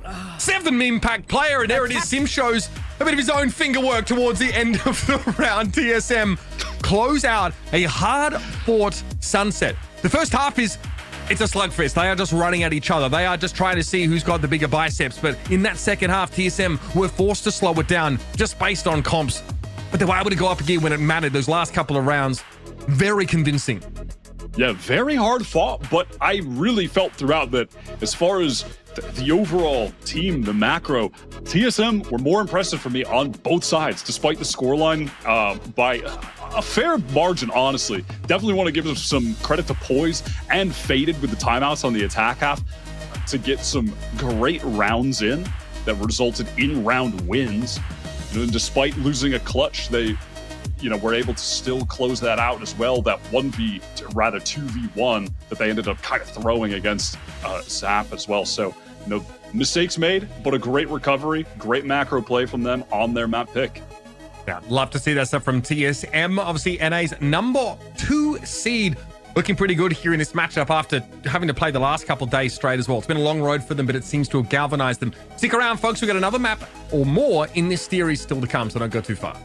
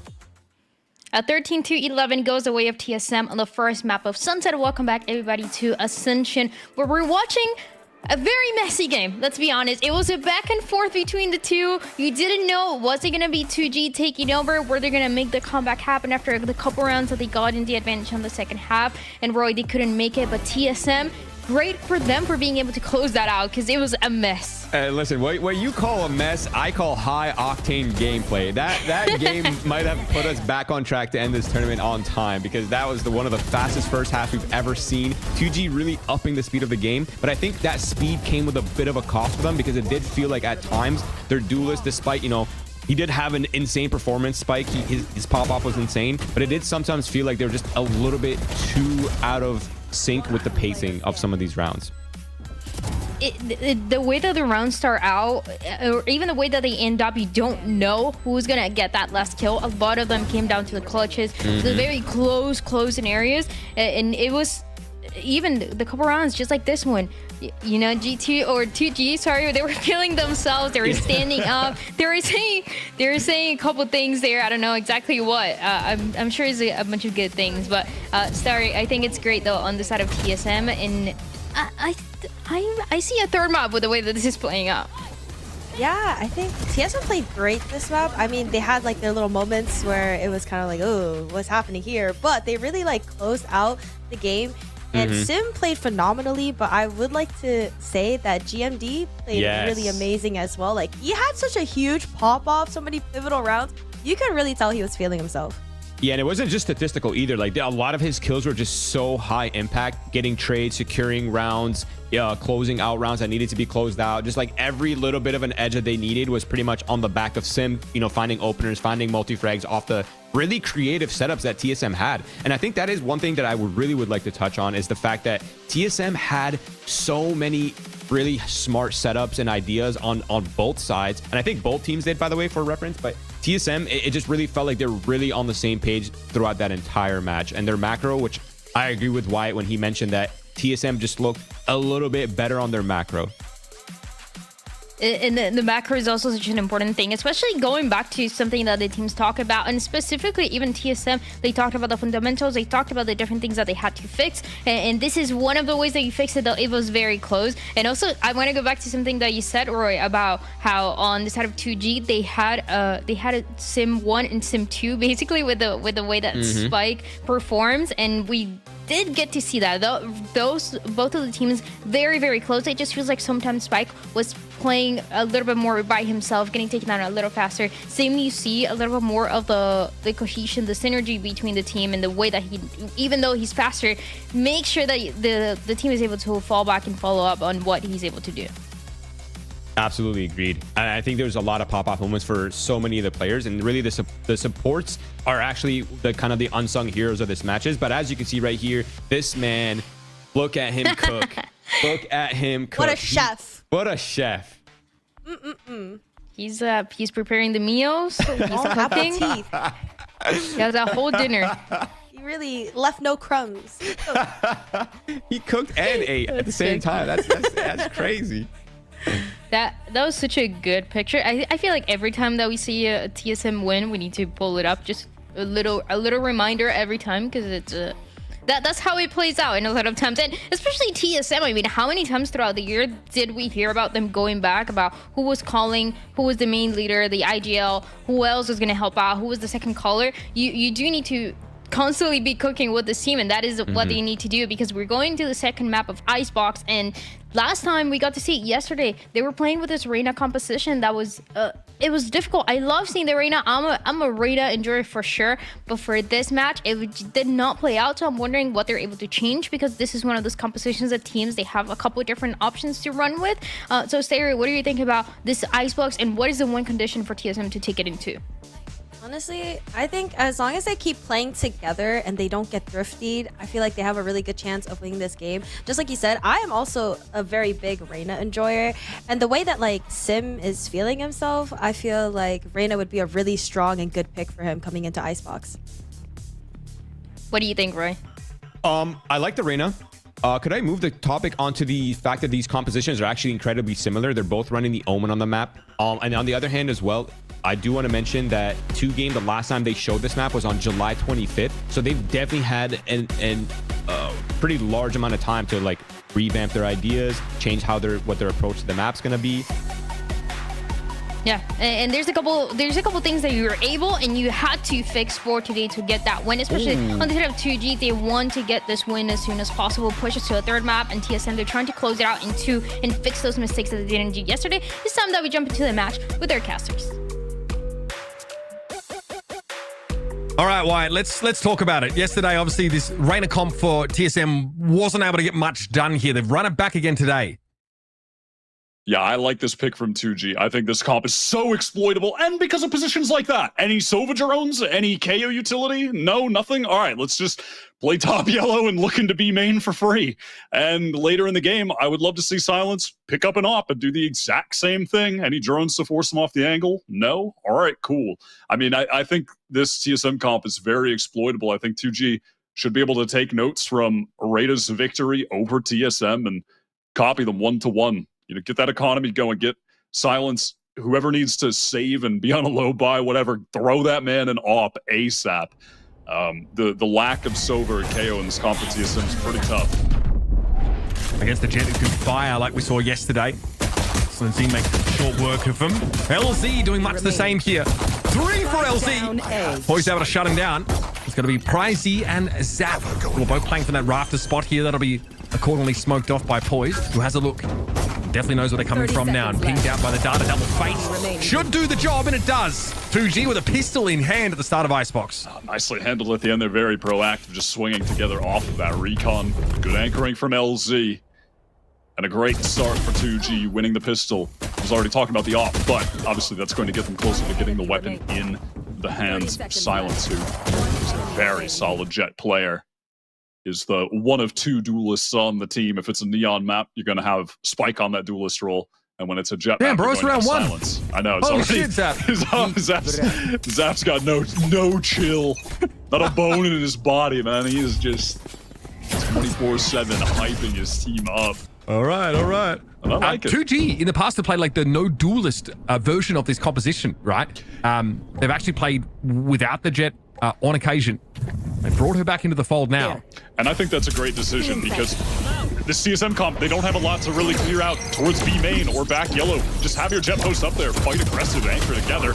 It's fast into A though, 1 for 1. Molly, get rid of 7. These players are weak though for 2G. Yeah, both teams actually looking pretty beat up right now.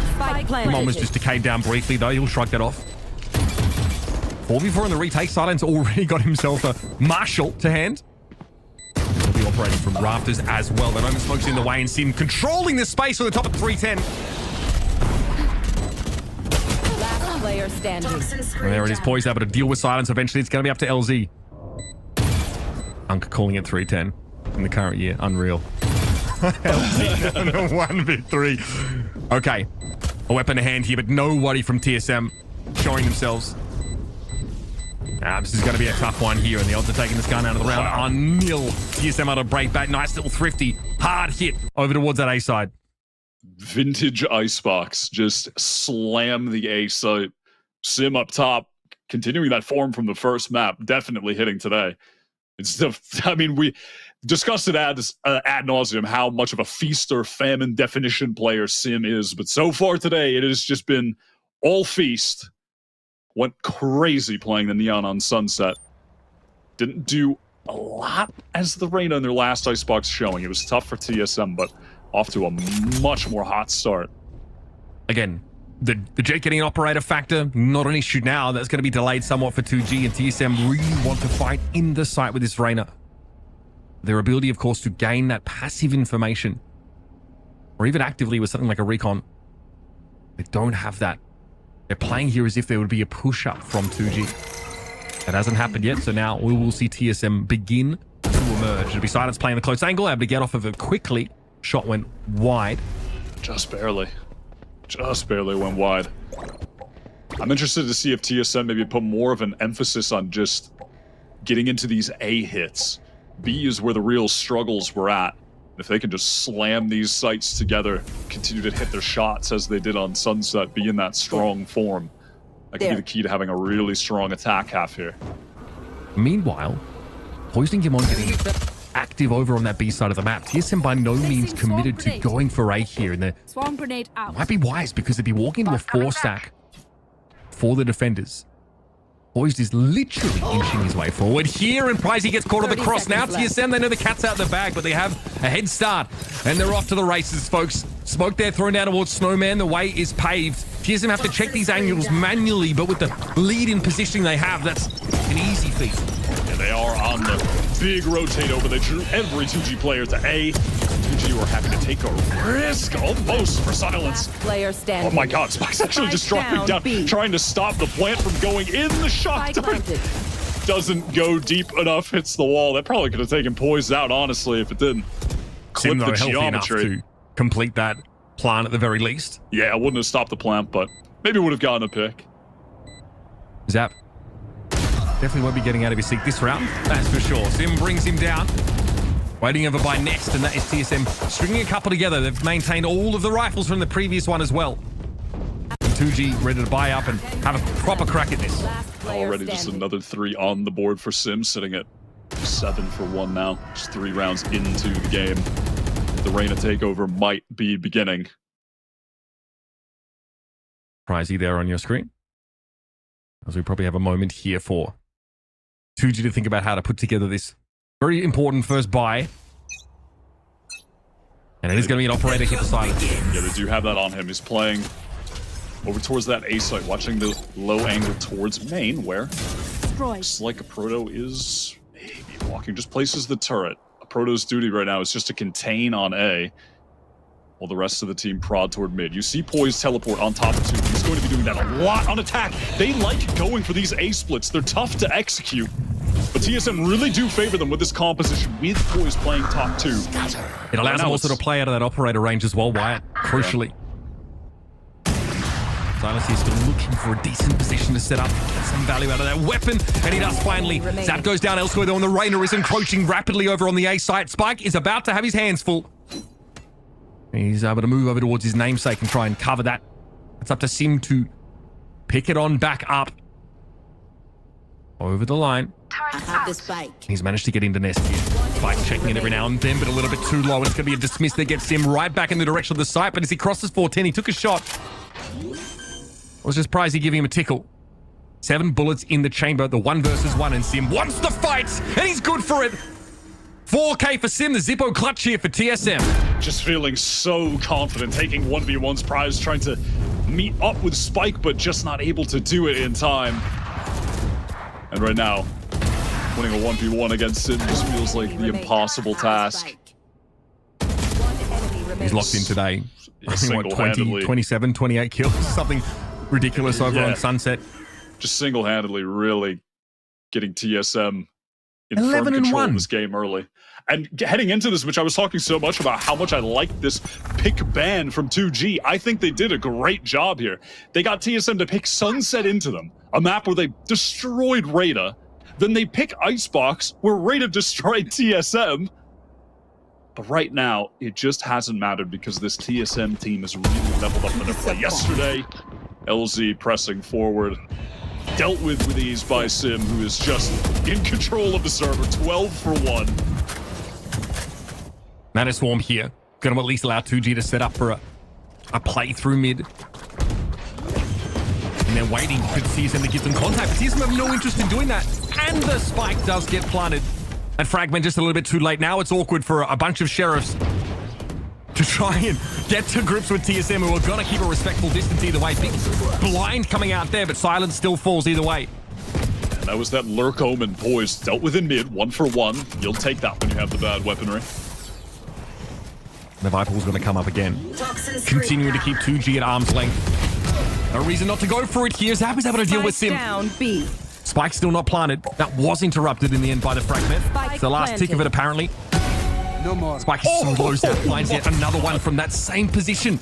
It shouldn't be happening. 2G with nothing but Sheriffs here. TSM now have the post plant set up. Dimon has to go and find these kills. 2 is good. That's what he's looking for now. Leaves a Proto in a 1 versus 1, but Prizzy's picked up a Phantom. It doesn't matter. He fades to 1 himself as TSM. That's a hard fought round, but they'll take it. Yeah, the steady hands of a Proto, who you deemed Unk on the previous map, and then we checked his age, he's 25. He looks like Ned Flanders with the moustache. That's all I'm trying to say. Bro is a spring chicken. It's good. He's just not Unk status. People in the chat very offended by that term as well. Listen, Zoomers, we can do it too. One enemy remaining. That was a risk from GMD pushing forward. Exposed to multiple angles, but gets the double spray down. I feel like I bring it up all the time, but man, GMD is just so consistent for this team. Actually, the rock of TSM. Okay, this time, the DZ can effectively force off an angle, but Silence is not playing it A.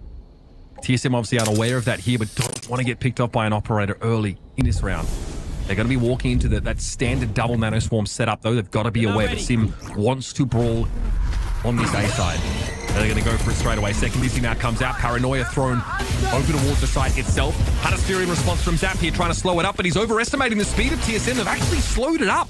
Playing out by Gen, probably to respect the Hunter's Fury itself, and then they step up. Sim, that is a beautiful headshot from range. And now Spikes has to wait, maybe emerge here behind the Al drone, but the Viper spin is going to make this even more complex for 2G to try and retake. Silence is there, though. Operator does connect Sim hand-to-head. They're not happy with that result, but still, player parity for TSM. And of course, it'll be Dimond sat inside the pit with the rest of his team backing on out. There it is again, though. Proto is going to be brought down. Silence wants to start to move up, but this operator is going to be causing problems. Poised. One enemy remaining. He's stunned inside the pit, but he's not spotted out instantly. He has a chance to win this.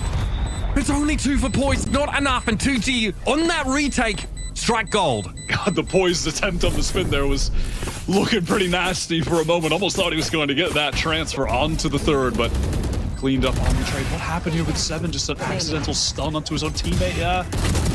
Tragic. Silence over top on 410. What a nasty shot there. Can't understate how crucial of a round that was for 2G to win. Aside from it just being their first gun round win, the ultimates expended from the other side. Just all for naught. That is really big. The number 2 seed from Brazil. Trying to get their second win, sitting 1-0 right now on the group stage. And somehow, Poise must have been hit by 7's Thrash there, by the way.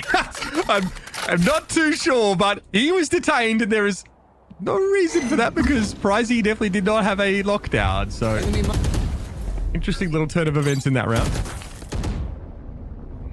Simon's on this deep angle, trying to allow Spike to get into this forward position, playing with some more aggression on the defense.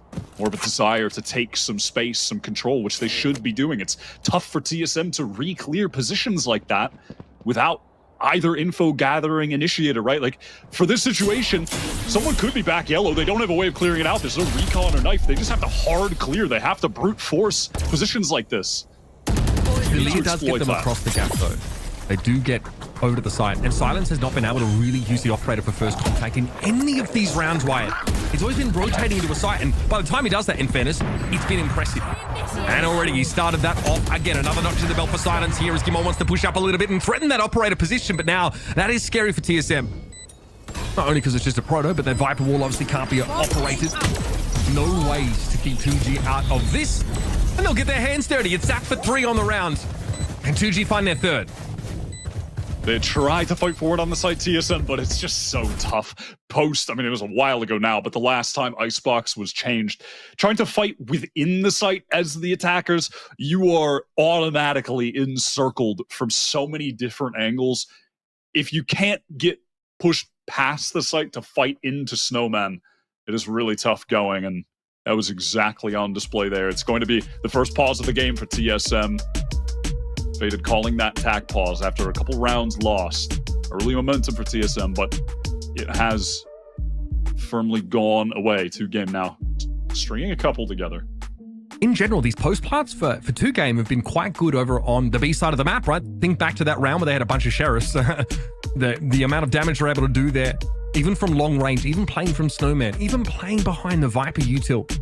They're able to put a lot of pressure down on TSM. They delay that plant. They get everyone in position. And Gimon is maybe a little frustrated. Like, you see him trying to scale up. He wants to get into Snowman. He wants to really threaten Spikes' position because TSM ran out of time. The rotates came in. And once that operator started to get going, it was still a problem for this team because it's not just the early round where they struggle to force that Jet player off the angles. It's going to be constantly. The TSM like to fight forward when they're taking that B site. They like when the wall is up, their Viper wall is up, to have Sim throw a Leer behind it. They push through, fight Snowman. But Sim went down fighting on site to Zap, so that's not an option. And at that point, they're just caught out in the open, fighting with no flashes, having to watch so many angles. It's become such a disjointed situation for them. Here's Sim actually picking up the op on attack out of the timeout. Just trying to wait out a B main push. He's hoping for another contact push from LZ like we saw on that save round for 2G, but he is not going to get it. And again, that same turret there thrown down by a proto to ask for the Jet presence. 0 point acquires a bit of info for Spike. Spotted out Sim, at least. Back in B main in the mid push. Double swing, nicely done for TSM to capitalize, find the opening. And Pricey going a little bit too far there. There was an alarm bot left in the wake, but a proto seems to be recalling that util right now. Playing deep in forward for a potential wrap around. This puts TSM now with 4 players ready to threaten B. But with this pace, the way they've slowed it down, this will allow Silence to be in position with that operator. So we're still looking at that same post-plant situation. And LZ wants to anchor. To him, oh, the timing! Still able to find that kill, which is impressive enough, but it will be traded out. Zapdo is in position, and Sim, what a crucial shot to miss. That's the plant now being interrupted. Silence is now posted back up in Nest himself. Delia able to force him off the angle, but won't answer the threat. 29 points of health with that operator. Silence can still be a nuisance, and Gimon says, Poised rather says, I'm out of here. I'm headed over to A. 10 seconds. And while that was happening, Sim did get taken down. Silence on that angle, and the Huntress Fury is beautiful for the delay. Poise needs to stick it, and he's going to go down. That's it. Perfect from Zap, who you know is about to stand up and yell at them. He is getting up right now. Cue the camera. If he's sat down, I'll be disappointed. Come on. Oh, man. Okay, yeah. Okay, he's set. Maybe I glued him to the seat. I mean, he gave me 50% of what I was looking for there.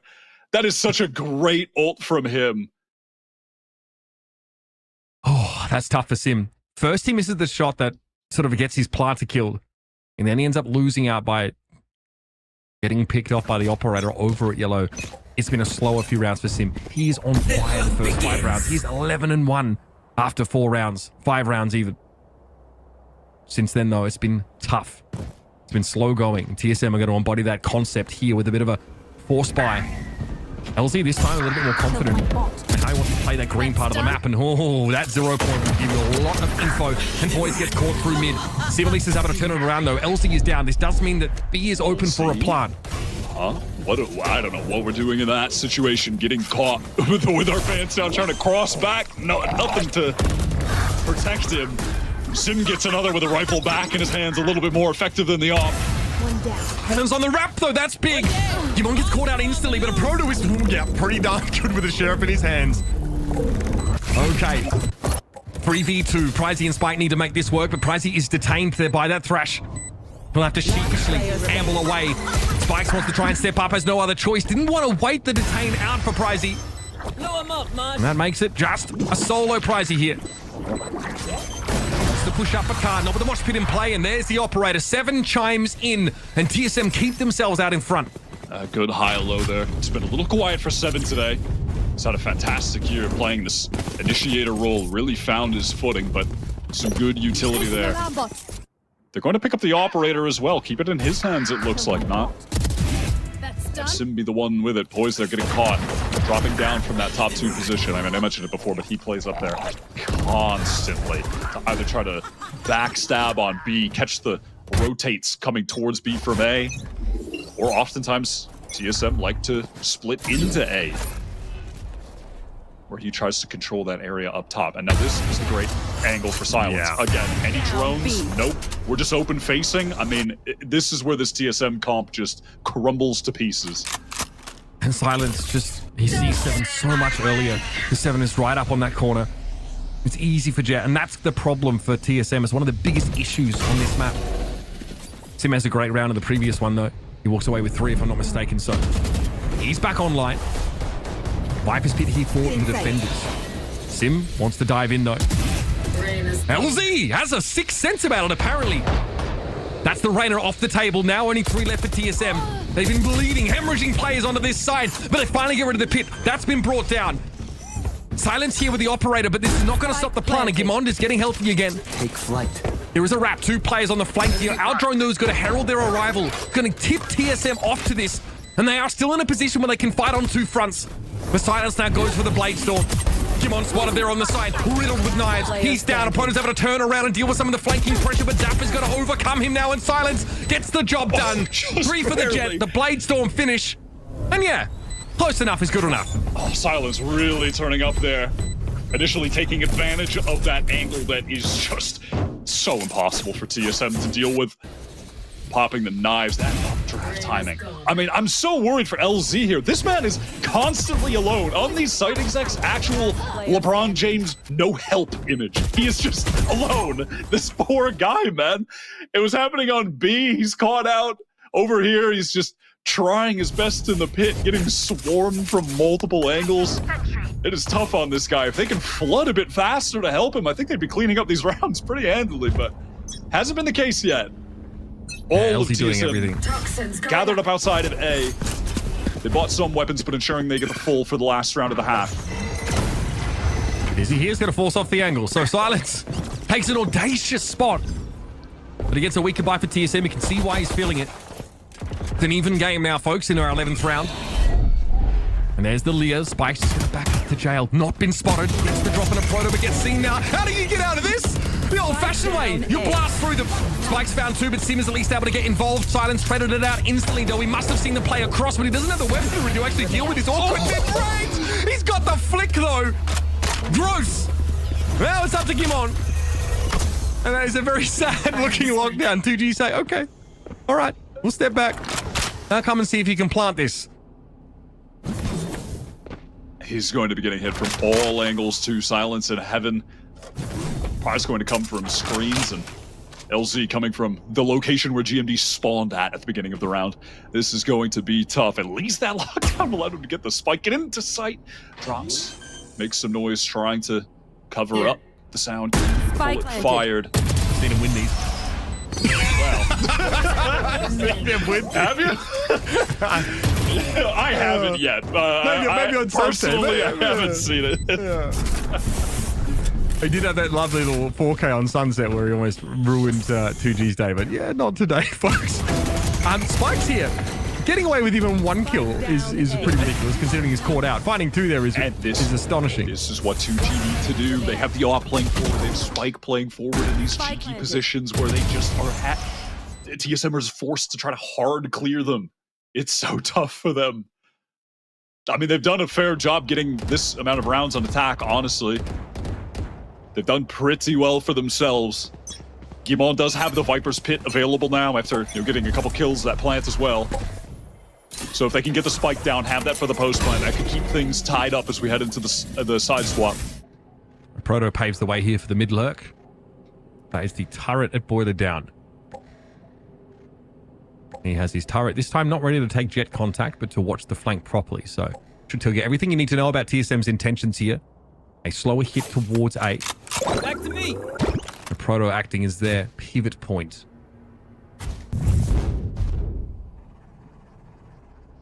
Almost go time. Bomb grenade out. Surprise, he knows it as well. Getting on top though of screens, he catches Guimond. Guimond's died in that spot a lot the last couple of rounds. Tough break for him. Wisely says, okay, I'll take the one, I'll pull back. 2G have 2 players on the ramp, they're going to be spotted out by the KJ turret instantly. A Proto though knows he's in a pretty obvious spot. Not the spikes apparently, just walks out into it. Happy as Larry, but it will be traded. Silence is operating through mid. And now you're going to have Sim, Poise, and Seven clumped together here on A. They want to try and find a fight timing, and that's a good spot to do it from. Sim's able to get away there, disperse from it, and Sim takes Silence out of the game. What is that? One more. Okay, little 3v4. Love to see it. Great shot from Seven. That's just some individual skill. That peek from Sim was crazy. Finding that kill in heaven. A prize immediately, by the way.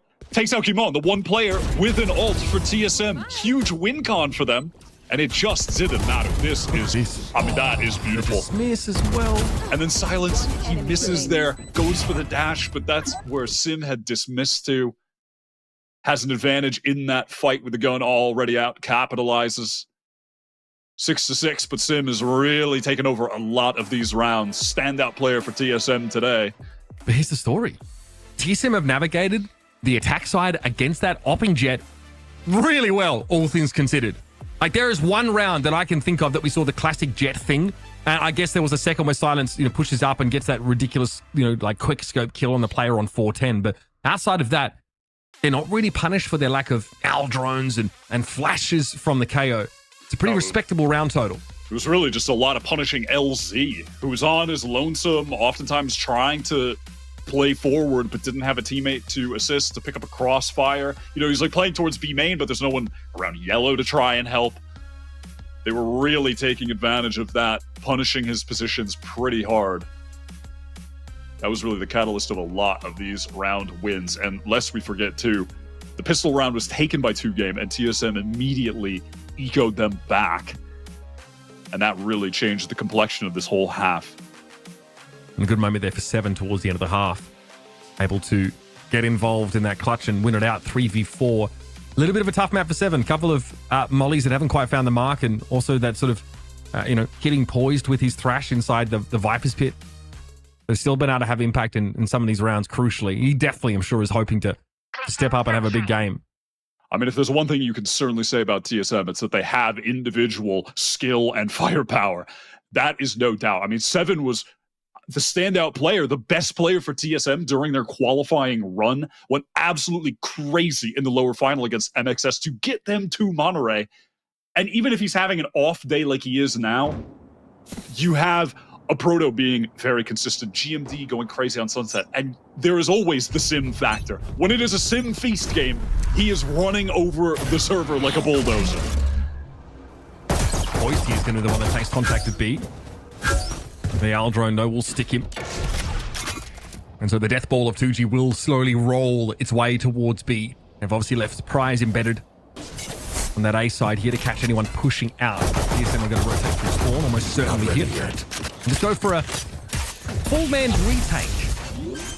Yeah, looks like it'll be a straight-up 5v5. Spike's getting the spike down. And when he does back up, a couple flashes to play with the Molotov as well, and 0 Point about to cycle, so some decent utility to fight here. Sim pressing forward fast. TSM going very quick. Immediately he's able to force Silence back. Silence, though, just ended up running into the line of fire for another player. TSM have set up for this so well. Just crazy. And he's not long for this world either. That was stunning. And that is a round where you have a single individual player over at B. And still the rest of the teams are able to get there with plenty of time to spare. And that is one of the primary advantages of having an Omen on Icebox right there. Just simply being able to place that one way onto the container in B main allows all of the flooding TSM players to full sprint, just scaling into back yellow with speed together. Because that angle, all 3 potential angles from B main are completely nullified. You know, that is where the Omen's bread is buttered on Icebox. Those situations can be very strong in the retake. A flawless pistol round for TSM to get them going here in this second half. Once again, it is going to be poised against the world again. Yeah, and the other day on Icebox, TSM, they won both pistol rounds and got eco'd twice, so maybe they can do a bit better on these second rounds today. Just close this one out clean. And again, Poise wants to just get off the site. He doesn't quite have the same util to delay here at A, so planted. 2G are swarming over the side. We have a spike down. Leah, Dizzy, Thorn's going to get TSM out here on Raptors. They're going to have to fight for it now. TSM find 7 in the position to get 2. Let's just make it 3 for good measure. It's going to be LZ now as to try and recover this. TSM have been managed to avoid getting eco'd. Gotta feel good to start this defensive half. Definitely just playing for retake there, popping back out of heaven with the Dizzy, with Alir coming through, keeping it simple, keeping it effective. You know, one of the reasons they were getting eco'd, losing some of these defensive rounds against RETA the other day in that series that they lost, were these attempts to anchor the site that became very individualistic. Moments where Sim is fighting alone and then getting swarmed. There's no one there to trade and help because he's playing forward. And in that moment, they've kind of, you know, righted the wrongs that they had on Icebox the other day, just playing that as a team. That was literally 1-to-1 a situation they had against RETA and played it so much better. So that's established, that's confirmed. TSM a different team today. Saldron's a bit concerning for Sim. He actually is going to hang around anyway. Oh, I respect it. And the angle! Oh, that could have been even worse. Still, there's going to be Sim walking away with 2. And bear in mind, this is a bonus for TSM. And the weaponry is pretty sus. There. And now it's just 2G trying to contact back up B main. They're going to have to deal with GMD back yellow. 7 still hanging around the site as well. Could come to assist them. Orb up to cross back to safety. Maintain this man advantage. With his teammates. Here's the noise. Silence. Quick peek through the flash as well from Spikes is lovely. Those are the better weapons from TSM dealt with as we head into the 2v2. Pistols for Protos and Poise. Paranoia here for Poise, but he's a little too far away to get real connection on it, but now he's moved up. Playing on the side itself. Spikes, he probably ready to flash out for Pricey. It'll be 2G looking for the timing. Here it comes. Nowhere there to be seen though for TSM. Look how close up a Proto's going to be playing. He's actually picked himself up a Vandal as well. He goes down though. It's not to be. Poised. So unable to turn anything around in those final moments. It'll be 2G on that gun round. Keep 2 for the next. And TSM, they're not too disappointed with that result. Yeah, things were going awry for 2G just because of that pressed up play from Sim. Playing the Reyna as you should on Icebox defense. Going for the aggressive plays, and then it just instills fear in the attackers. Scared to re-clear B main, you know, forced to use a lot of utility because you never know when that Reyna is going to take that forward angle, right? Placing swarm grenade. Wasn't able to get out alive last time, but 2 kills with the Guardian is more than enough in terms of fulfilling his purpose playing forward. And he's done it again this round. Look at that minimap. Was top yellow, but here comes that drone to force him back. And now for Spikes. He's got the spike on him, and if he can get that down safely, null command for the post plant. 7 has a thrash, but that could be rendered irrelevant so long as Spike gets the ult available. Silence going to drop down. Poise was busy dealing with the recon bolt. Takes a bunch of damage here. Poison all going to be thrown up on the spite. That is actually going to dissuade the plant here. So TSM have time. Now they want to avoid overheating. Sim has to try to find a way to circumvent this turret, and he has done so. But can he actually find a kill here without making any noise? Prize going to expose himself to this angle. He is just chilling, and Sim has absolutely no idea. don't think Sim can do too much here without being protected by some mechanism. Mosh pit here won't stop the plant though. That's going to go down. Sim eventually gets the better of Prize again, though. I need to hotfoot it over towards that B side itself. Empress available. It's a 2v3 for TSM. And all of 2G have fallen back to those post-plant positions. They have the refresh here on the recon bolt. Zap sends it off straight away. But, I mean, yeah, Sim coming in pretty fast. Zap, though, able to deal with him. TSM just a little under-resourced to clutch it out. Great little jiggle peek from Zap. He's playing very well today. That first game for 2G, it was just Spike and Silence absolutely terminating the RETA side. Zap has really had big influence today on the game. And he's doing all that while also being extremely loud. Yeah. Getting up out of his seat. Yeah, Shutting Sim down there is huge in the overall context of the round, because that is a Empress up Reyna looking to tear you to shreds. Yeah, he is the hype man. That recon refresh was crucial. Save that for the exact perfect moment. It sent TSM onto the eco where they have intentions of going for this full B main push, but there will not be a 2G player in sight. Every single one is headed to A. They'll be forced to contend with the KJ setup, but enough. Eco wins. Zap in danger. Just retreats with the low HP. Doesn't want to give his life away for no good reason. Zap is maybe not anticipating a Guardian there, but Sim has that drop out of his hands. He comes to push those Silence straight up to Rafters. That was a Proto lingering there, falling off the site, waiting for that wrap to come through. Seven at least here can tease a little bit of action from screens. Poise doesn't have too much to see, and that is a Dizzy that really no one has the ability to follow up on. The Mosh is good. 7-4 spikes out of position, but it still leaves Kimond in that 1v3. Picking up the weapon from Sim. He may have invested this round, only at 500 credits, a little awkward. He'll have to try and save it, I guess. Get some exits. Yeah, a bit of damage done just to keep the 2G economy honest. Silence did kind of throw that Blade Storm in the bin. You can see he was locked in, keeping his actions per minute up. Did get a good kill before that, though, to shut down that Heaven presence coming in. Jimmy goes down to the spike, and all things considered, clean enough. Fair enough to 2G. Winning that anti-eco here. Yeah, see how the money breaks out here, of course. Dimon does not want to survive the round. He wants the death money, so ends up just giving up that Guardian in the end. But yeah, this has definitely got to get 2G rolling now. They've got to be feeling good about the last couple of rounds. Some great post plants that they played out on the B side especially. And yeah, tactical pause comes at a good time here. One opportunity for TSM to buy up. Maybe get Sim kitted out with something or other. They have now fallen behind in this game for one of the first times.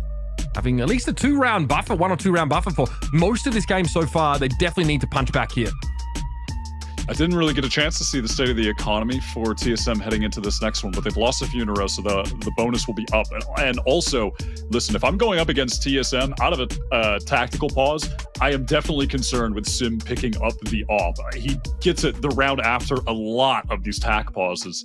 And on Sunset as well, definitely respect to Faded. They called some cool set rounds after his timeout that did work. The only one that didn't was when there was that Zap 1v2 clutch. But Faded is having some pretty sizable impact as a coach here for TSM. At least that's the way it feels, right? Even going back onto Sunset, there's so much variation. And it looked like a much more inspired TSM roster. I'm not talking about the player that they used in the Red Bull games recently.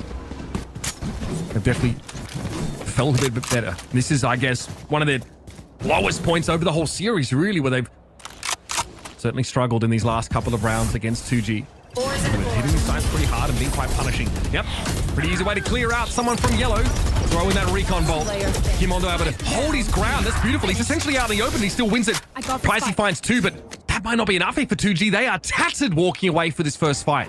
That's just some straight up duels lost. TSM, they were posted up with 3 players, but more than enough opportunity for 2G to find the picks. Poise was, not able to really control his movement for a moment there. Stuck awkwardly up top.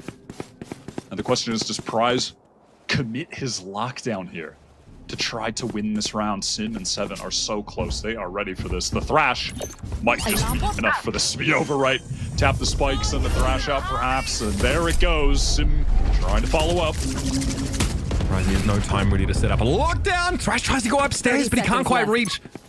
Rising's getting out of here. He's absolutely done with it. Or is he?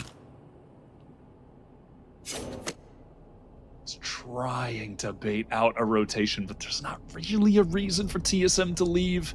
They're going to stay grouped up anyway, so listen, we either stay here and he comes back, or we just go hit the other site together for the retake, so keeping things simple.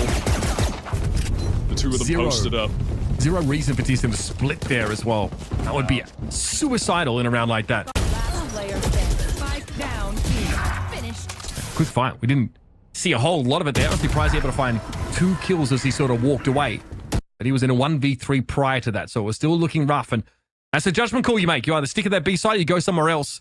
He's maybe hoping for a bit of breathing room to potentially use a lockdown, but can't do that when your opponents are sprawling all over you at speed. It's an even game now, heading into round 19. 3 players stacked over towards the B side for TSM. Won't see a whole lot of early action here. It's going to be a Proto playing off A behind that util. Now they're mixing in some of that defensive aggression.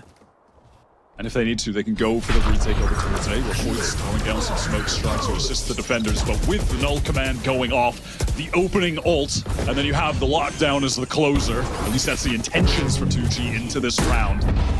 There's going to be a fight in spawn though, and Sim catches LZ, having pushed all the way out of B main early. Pricey still has that turret up though, so he'll get confirmation if Sim is actually wrapping behind them. They're even going to send Zap to that extent. The lockdown comes down as expected. Of course, the Protoss util nullified entirely by null command. So he couldn't slow up the attackers at all.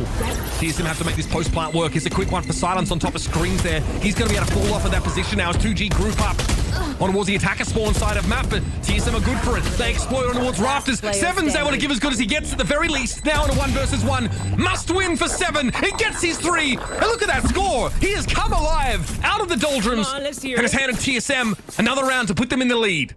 Yeah, once the bottom fragger here for TSM, but has really come to life. What a round to win. Both significant impact ults expended from 2G. That push up from Silence was so nice, but then on the double swing, just couldn't pick a target in that moment. High-low, didn't know where to aim. And Prize just feeling the pressure from the Wingman. Those are the situations where Wingman is just such a strong ability. When it forces a bad swing like that. That's beautiful. What a bounce back here for Seven as an individual. And just kind of frags out a bit of an aim-labs moment over on that A side of the map. Who do you want to test it yet again? They do, of course, have this Hunter's Fury. Also, like the possibility for a Viper's Pit post, but Sim is not positioned to allow for this. Might be a 1 and fall back with dismiss, but he's got to hit the shot first. Uncharacteristic miss there for Sim. LZ deals with him without breaking a sweat. He's still full health, full armor. Ouch. That is a tough miss, and now 2G getting the site, getting the plant down. They have ults to close this out yet again. Didn't work last round. They need this one desperately. Economy hangs in the balance. In play here, Seven's able to deal with spikes already. Silence has dropped out of nest. Seven's made his way into the cloud. That is now going to dissipate. And you're asking for a lot from the young gun in 1v3. That is a tough ask. And 2G are going to be able to equalize things up. Yeah, Silence is displaying some great positional awareness in these late A main, just A site post plants, excuse me. Wrapping in that moment. Very nice. Pressuring from behind. Cleans things up onto Seven. Definitely making a bit of a name for himself at Ascension right now. Been competing for a long time in Brazil. Years at this point, I believe. But this is really a breakout opportunity for the player. And has been impressive. Careful. Topping the board right now for 2Game, catching up to Sim. Might be able to pass him as TSM. They are on this buy with all sheriffs, but I am just looking at their ultimates. You know, if they get a couple picks here, there is potential for them to just go off with those press Q on all accounts and maybe win an upset round, or at the very least, right, they're going to lose this. If they do lose this round, in the next one, when they have a full buy, they will have all of those ults still ready to go, so... TSM unconvinced that A is the destination for 2G here. They're already playing heavily off the site this round. And there's going to be 2G instead opting towards B. A refresher that one way, though, is going to be mildly annoying. Poise, though, is not trying to capitalize off it. He loves to just slow things down here. If he gets a sound cue in that position, he'll know to radio that over the rest of tier 7. Looks like they're still over at A. Poise, couple pot shots here through the wall. Spike caught a stray one, so did Poise, and he's already pushed up. That's all the presence for TSM now neutralized over at this B side. Silence able to deal with Sim before he had a chance to even get involved in the fight. That's gotta hurt. And now with just pistols, TSM, they got a lot of work to do. Yeah, little deep push to Snowman from 2G enabled by having that recon available. Zap sending it deep. Great shot from GMD. So on point today. Gives him an opening. Thrash is also an option. Still, there's just so many players for 2G in unknown positions, and TSM don't have the ability to glean their whereabouts. It may not matter. Gimon's been able to pick up the Vandal, dropped by Spikes earlier on, and now they're coming for him. Shock Dart, though, is going to claim Gimon. Spike trying to operate the corner, and 7 turns into a trade. Zap emerges from yellow and gets the job done. 2G again get into the lead. Now they're starting to threaten that match point. That was some sick awareness from GMD. He just said, yeah, the flank's coming right now. Cool. Just turns around, immediately headshots. I think that was, yeah, Prize coming from mid. That was kind of sick. It's just so weak. Zap, good timing with Shock Dart, waiting for the proper moment to send that one out when someone would be rounding the corner. Lead now 11-10 on the map pick of 2G, but this is the round where surely they will be contending with all of these TSM ultimates. It's everything on the line for the NA side. Economy is in danger of being cracked, and that puts 2G in prime position to close this game out and take it to Abyss. Early Empress popped by Sim over on the B side of the map here, but doesn't see any early action. 2G, in fact, have already managed to make their way up in the mid. They're in kitchen. And Poise is going to back off the side, but this is not even necessarily a safe position. A Proto, though, has the presence of mind to shut down LZ, who's forged so far into TSM's territory. But do they expect Prize a second work? Comes Thrash. Might be looking to try and clear that pit here. Pricey. The timing on 7 is good. Null command going to be used here by Spike. This gets a little bit awkward now for TSM. They need that util to clear. They need that util to retake. Gimon is sat inside that pit still. Proto's dealt with Spikes here. This is massive. This is an inflection point in this game. And Sim gets the drop on Zap. It's all up to Silence. Bladestorm available, and he's got to go for it. Oh, what a Deals shot. with the Proto, but takes a ton of damage, and he's got to get out over towards B to find the plant. Yeah, find the plant, has the spike, barely has any HP to play with, though. Sim versus Silence. The respective top fragger of each team, the duel is taking over for either side. Sim has been on fire today, but now that Silence has an opportunity to play this, Jet has just been stealing the show. One knife is all Silence would need here. Put 2G on map point and break TSM's economy yet again. This is the game in the hands of Sim, the star player for TSM today. He does not know where Silence is. He could be anywhere. This is an unorthodox position. Sim reveals himself, gives it a tickle, and Silence doesn't give him a chance to respond. Massive round for 2G. And what a clutch from Silence. And of course, Zap is on his feet. That kill, though, in mid. The last knife was at the last one, second last one. Had to steady his aim. Massive props to Pricey in mid here as well. TSM just not expecting a second lurk through after already dealing with LZ in kitchen prior. And you know what? This is exactly what TSM like to do on pivotal rounds themselves. They love to push up on the map defensively.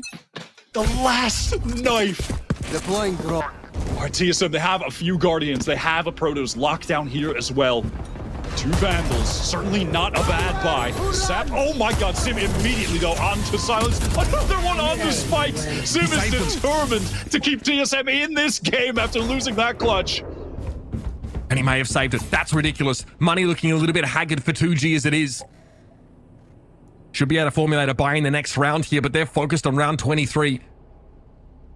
Spike is not to hand right now. Zap wants to push up a little bit.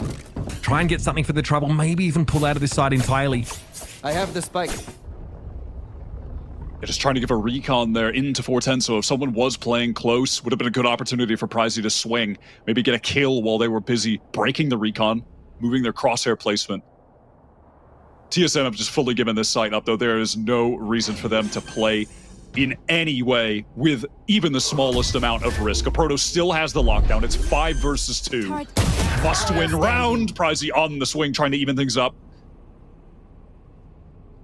30 TSM seconds happy left. to play this in 2s and 3s. Here's the shoulder. Zap wins it out. That's another for Zap. Okay, looking dangerous, but... Oh my god. Looking dangerous. With the numbers for 2G. Just weren't there in the end. And here we go. Round number 24, folks. And that was an unlikely win there for TSM. The buy was awkward. Couple of Guardians mixed in, but Sim goes absolutely ham at the start of the round. Sweating bullets for TSM with that adjustment onto 7. Crosshair was nearly placed perfectly for the swing out as well. Oh my god. TSM on 11 now to try to bring this to OT. I mean, how many OT games have we had in this tournament already in the group stage? How many TSM OT games have we had? I know, it is madness how close these games have been. All of the teams at this event are firing on all cylinders. Sim was able to dodge that 0 point at least. The R-drone definitely snips him out. Silence hot on its heels. It isn't fast enough to catch those of Sim. Lockdown here for the attackers. TSM can't quite generate any action. Hoping for something in that little moment. They're going to have to pull off the site entirely. This time, though, not in an advantage situation, but a Protoss lockdown can help them with that retake. Might as well use it here. You're not getting another chance. Absolutely. The issue is a couple of the players with the SMGs on 2G, if they're forced out because of that lockdown, the range on those weapons going to be terrible. They would certainly prefer to play in the site, play aggressively. That's not going to be an option, though. A Proto here ready to set that up. It's going to be TSM looking to retake off the back of this Killjoy ultimate. Coverage is going to be good. Silence eventually is going to have to leave, but no one's checking that corner. 7 at least is able to recover. Make up for some lost ground there. Ping on a couple players, and Zap is in for the fight. He's committed, but it's all up to LZ and Pricey now. Defuse gets to half, almost. No, interrupted. LZ brings Sim down as he gives it a try himself, and 2G close out the map. Able to stand tall as that retake attempt came through. Someone should tell Zap there's still a map to play. And they had the lineups there as well to deal with a Protoss lockdown, which would have been the catalyst of a TSM round win. They were prepared for that. They were prepared to fight forward. Confident decision there. Love to see that from 2G, taking us to Abyss, where TSM were able to close out their first series of the tournament, but it was by no means a clean game. That one was so scrappy against Galoris. We'll see if, within these couple days, they've been able to make some adjustments, improve on the map. As for 2G, no idea what to expect on the most recent addition to the map pool. They have not played it yet in any pro matches. And again, Sim here is 29 and 18 at the end of regulation. Silence is 28-17. So both duelists standing tall on both sides. And TSM's attack side looked pretty solid, right? Able to find a good 6 rounds there heading into the half. It got a little bit messy, a little out of control there in that second. Stick around, folks. That means that Abyss is up next, our decider map in our first series of the day. You don't want to be missing that.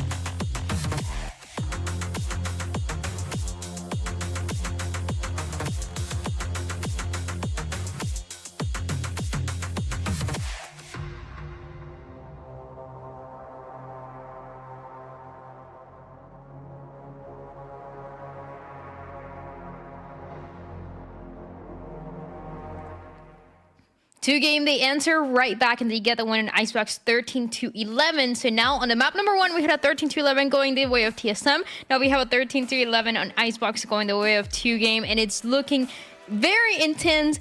I mean, we see the emotions for the players. They stand up, they're yelling. I still want to know what they're saying. I'm so curious, Roy, but this was a map that was so close between the two, and it was 2 game at the end that were able to close it out. Yeah, I mean, these two teams were completely evenly matched from start to finish. The tempo, the style, the aggression, the confidence, it was there for both teams.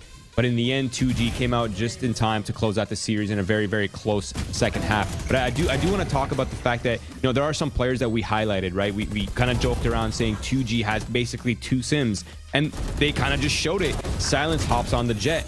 Look at his score. And not only was he like, is he getting an insane amount of kills, but he's opening the rounds. He's also clutching. He's also securing so many important scenarios for the Brazilian side. You kind of have to give him some credit, if not all the credit. Yeah, he's been really popping off today. I mean, like you said before, we were joking around about like having 2 duelists, but having that type of agent diversity is so useful, especially on a map like Icebox where opping is so important, and having an opper on your team to be able to turn the rounds into your favor is so huge.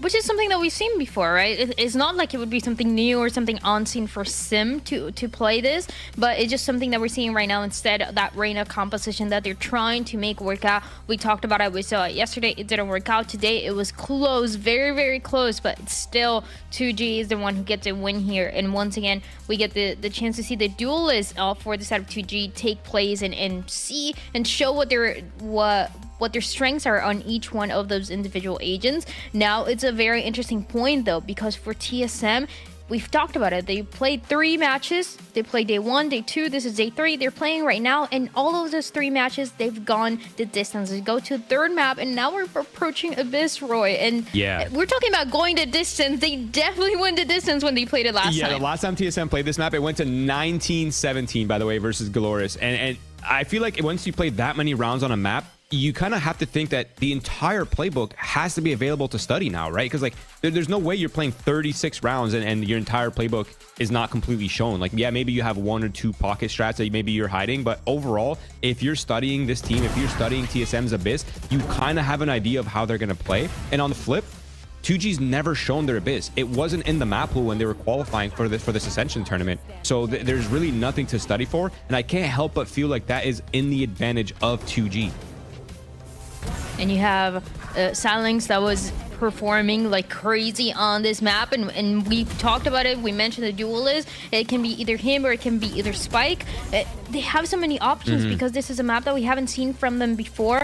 They can run anything, and we've seen the level of performance that they have, whether it is one of the 2 guys playing the Raze, playing the Jet, playing the Neon. They have an insane amount of options, Starry. So I feel like this is going to give them the upper hand to potentially allow this Brazilian squad to close it out today. Absolutely. Yeah, Sorry, I do also want to highlight Zap. He's not someone that we've talked about extensively, but his performance, not only mechanically does he look like he's in absolutely top form, but he's also setting up a lot of great utility. He's clearing out sites with perfect timing. It seems like every time 2G's in the process of like retaking, executing, like there's always the right util at the perfect time, and he's getting frags on top of that. Bouncing off your point about Zap, I really love the energy that he's bringing right now. Like, he's always getting hyped. You hear him like standing up, you hear him screaming. So like, fun. I love it. He definitely is like the hype maker of the team. So it's really good to see his impact in game and out of game, because I feel like that mental impact is also really important. And going back to what you were saying, Dryad, I think it's really interesting that TSM like played so many OT rounds, and now GE or 2GE, they haven't shown anything. So like, they can literally just bring out anything and it would just be such a shock to TSM. So I'm actually really excited to see if they'll bring out like a double duelist comp maybe, or maybe even bring out a Yoru.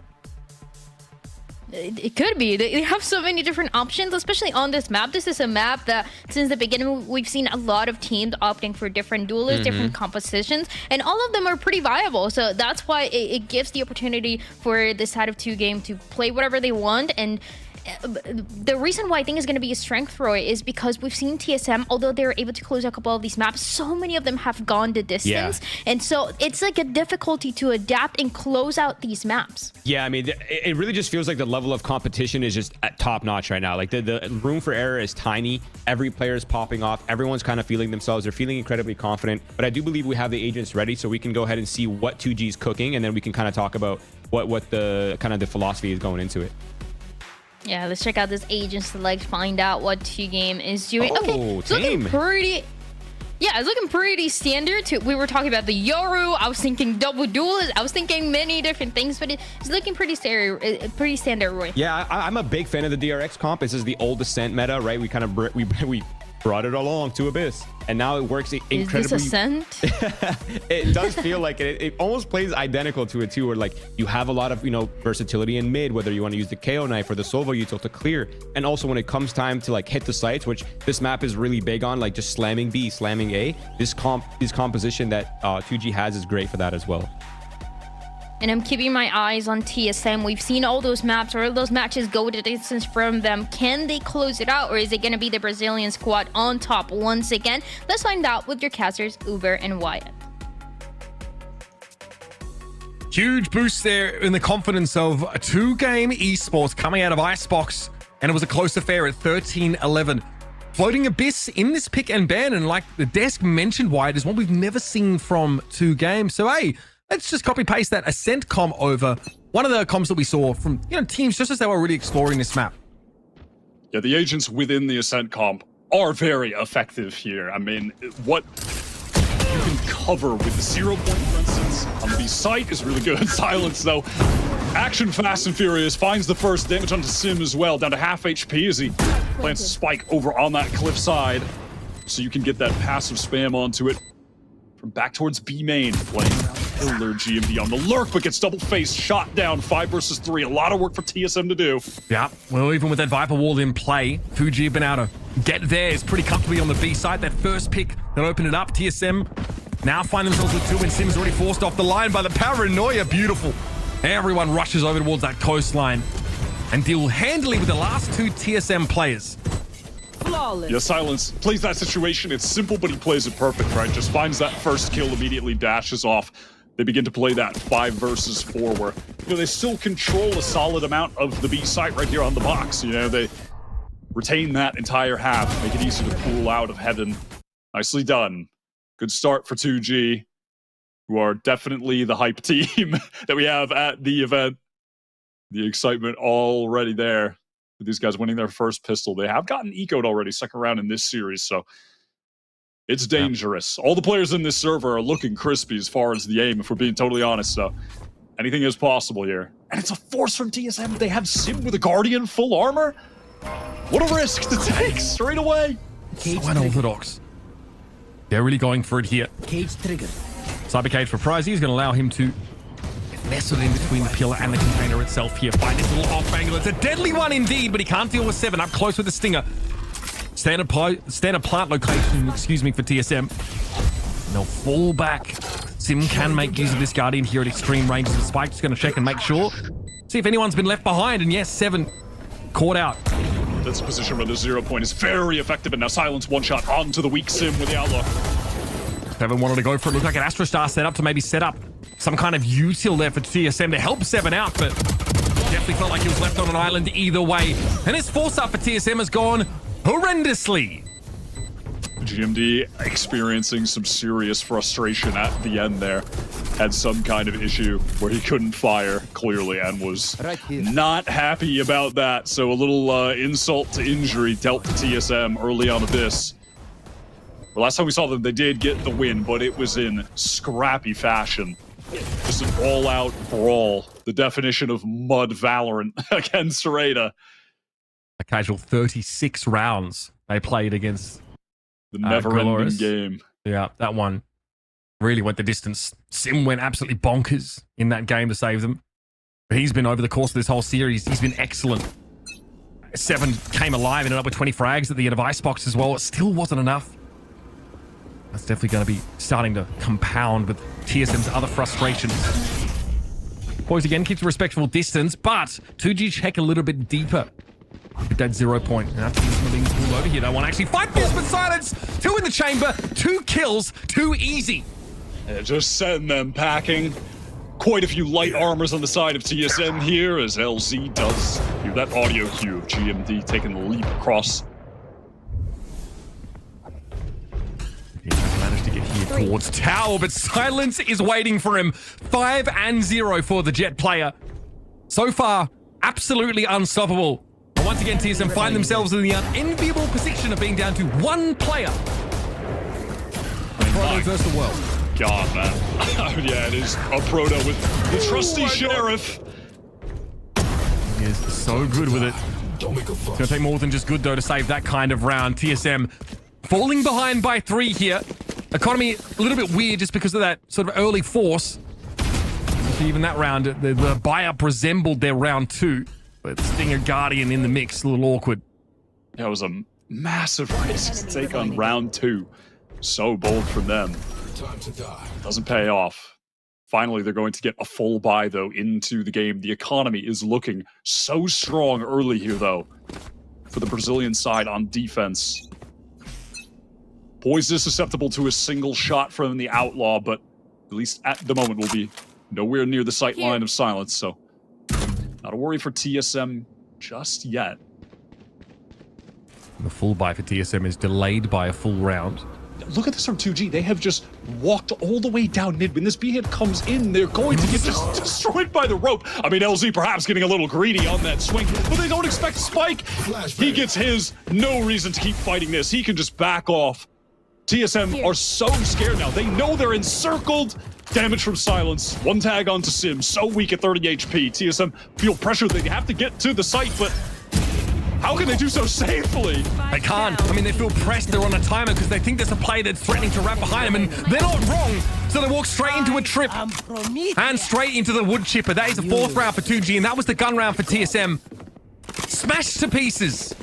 Yeah, just melted down on all accounts. That pure walk down mid. No one from TSM aware of that.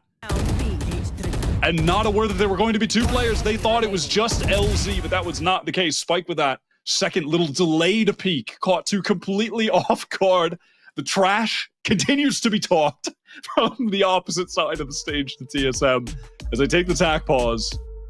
Faded trying to stop the bleeding. I mean, right now, this feels like there's a lot of blood. I'm not gonna lie. It's pouring out of every orifice. It is tough right now for TSM early. And I mean, they have no mid-presence there. It's audacious for 2Game to send 2 players all the way down, but TSM have no mechanisms to detect that early. And 7 has great reaction. He whips on one of the flanking players and takes him down instantly, but like you said, they rarely expect a second to turn up. And then it doesn't matter what Spikes does. He doesn't have to push. TSM are going to have to run because they are encircled. They're contained over on that side of the map, and they just trot happily into the util that Pricey sets up, waiting for them. And it's an absolute bloody slaughter. I mean, at that point, the 3 remaining just know that they are cooked. There is no way out. They are trapped in an escape room with no exit. It is so tough for them. We'll see what Faded is trying to cook up for the team out of the timeout. Silence still with the Outlaw. No reason to drop that. Still so many targets that are one-shottable on the opposite side on a map where the sight lines, you know, it's giving breeze. They're just so huge, especially towards mid, towards B. There's a deep smokes by TSM up mid to allow them to creep up to here, and Zap is going to be the one that has to stand to attention here. 1-2 is good. And yes, the third is there as well. Zap makes mincemeat of TSM, and Silence Down A. deals with the interlopers at the front door. Boys, there's a stinger. And Silence is a half grin as he knows he's bound to get a little bit more action here. Poised now with the fear of God in him. Silence can also just float out here into the open. He restrains himself. Got to respect that. And now we're going to be checking this a little bit. Looks like a push up there from Zap. Yeah, shoulder peek. There's just no way out of this. There's no easy way to answer this situation. Boys, though, not too bad. Deals with Zap, but Silence has the shorty. Just maximum confidence from him. Still with the Outlaw on hand. Now if he needs to, has the Blade Storm ready too, so why buy up a rifle? The economy is just out of control for 2G now as well. Certainly in favor of some corporate tax cuts. Retain their status in the 1%. They all have like 8K. It's crazy. Like, we're 5 rounds into the game. I don't know how TSM are going to eat the rich with a bunch of stingers though, Wyatt. At least now they've got another buy round. That is generational wealth for 2G. Embarrassment of riches. Silence at 9-2 should tell you everything you need to know about this game so far, folks. It's been brutal. For your North America #2 squad, Sim at 0-5, only adding to the narrative. And Silence says, yeah, why not? I guess I will buy the op. Why not? TSM trying to gain some control of A here. So weary now of someone trying to flank. They don't have a Sentinel, and that was exposed on their first gun round. Again, just so much fear instilled by 2G. Early on Sunset, too, they went for a super deep flank. You know, it's just a bit of conditioning that they have applied to TSM so early on these defensive halves. In comes 7. He's going to see it all here. Hunter's Fury thrown towards the back of the site now. Or rather, coming from the back of the site. Hunt 7 is able to get the drop on Zap there. It ends up being a 1-for-1 as Hunter's Fury did connect. But he's in a great spot now, playing from security. This is dangerous, especially with Poise letting his own fury be felt. And Aprono throws that pit down. Finally, TSM have found a way to break through, but it's off the back, of course, of some key ultimates. Dimensional Drift, Hunter's Fury, both leveraged to give them the lead here. Silence and Pricey know that in the sad case that they lose this round, they can cry into their stacks of Benjamins. They really like to try to feed 7 those ult orbs. That Dimensional Drift was great, not only just gaining the info in that space, but obviously the pick as well. The cherry on top. No reason for 2G to not try and at least deal some damage here. They can certainly afford it. Prize sitting with a cool 7.7k. Just playing forward. As TSM, nothing in the bank account. Kills here do matter. A Proto trying to get out, just running through the pit and is going to go down. Remaining. Can't do any more though, Prize. Shut down by Guimon, and it's the first one on the board for TSM. And they keep 3 guns as well, Wyatt. A chance here for TSM to actually start to build up something that remotely resembles an economy. Bit of stimulus to jumpstart it. Mitch, this is a situation where I must do my duty of saying, but is that kind of round win repeatable? They use 3 ults. You know, that whole thing. And I mean, is it? Typically, at least from what we saw against RETA, the post plants for TSM on A, after getting the spike down on attack, that was the struggle zone for them. Is it going to continue to be the case in this game? Can they only close it out when they have that many ults to play with? And that is yet to be seen. Silence playing close, but the drone will force him off the angle on the retreat. We're going up mid again here. LZ knows that he is a defender on this part of the map, needs to play very passively and not offer up anything for free. Well, that one was an easy pickup for TSM. Yeah, as the cloud drops, so does LZ, just using the double smoker TSM to press all the way up mid with the Astra and the poison cloud. Now they're slowing down, getting back into spawn. They want to end on the A site.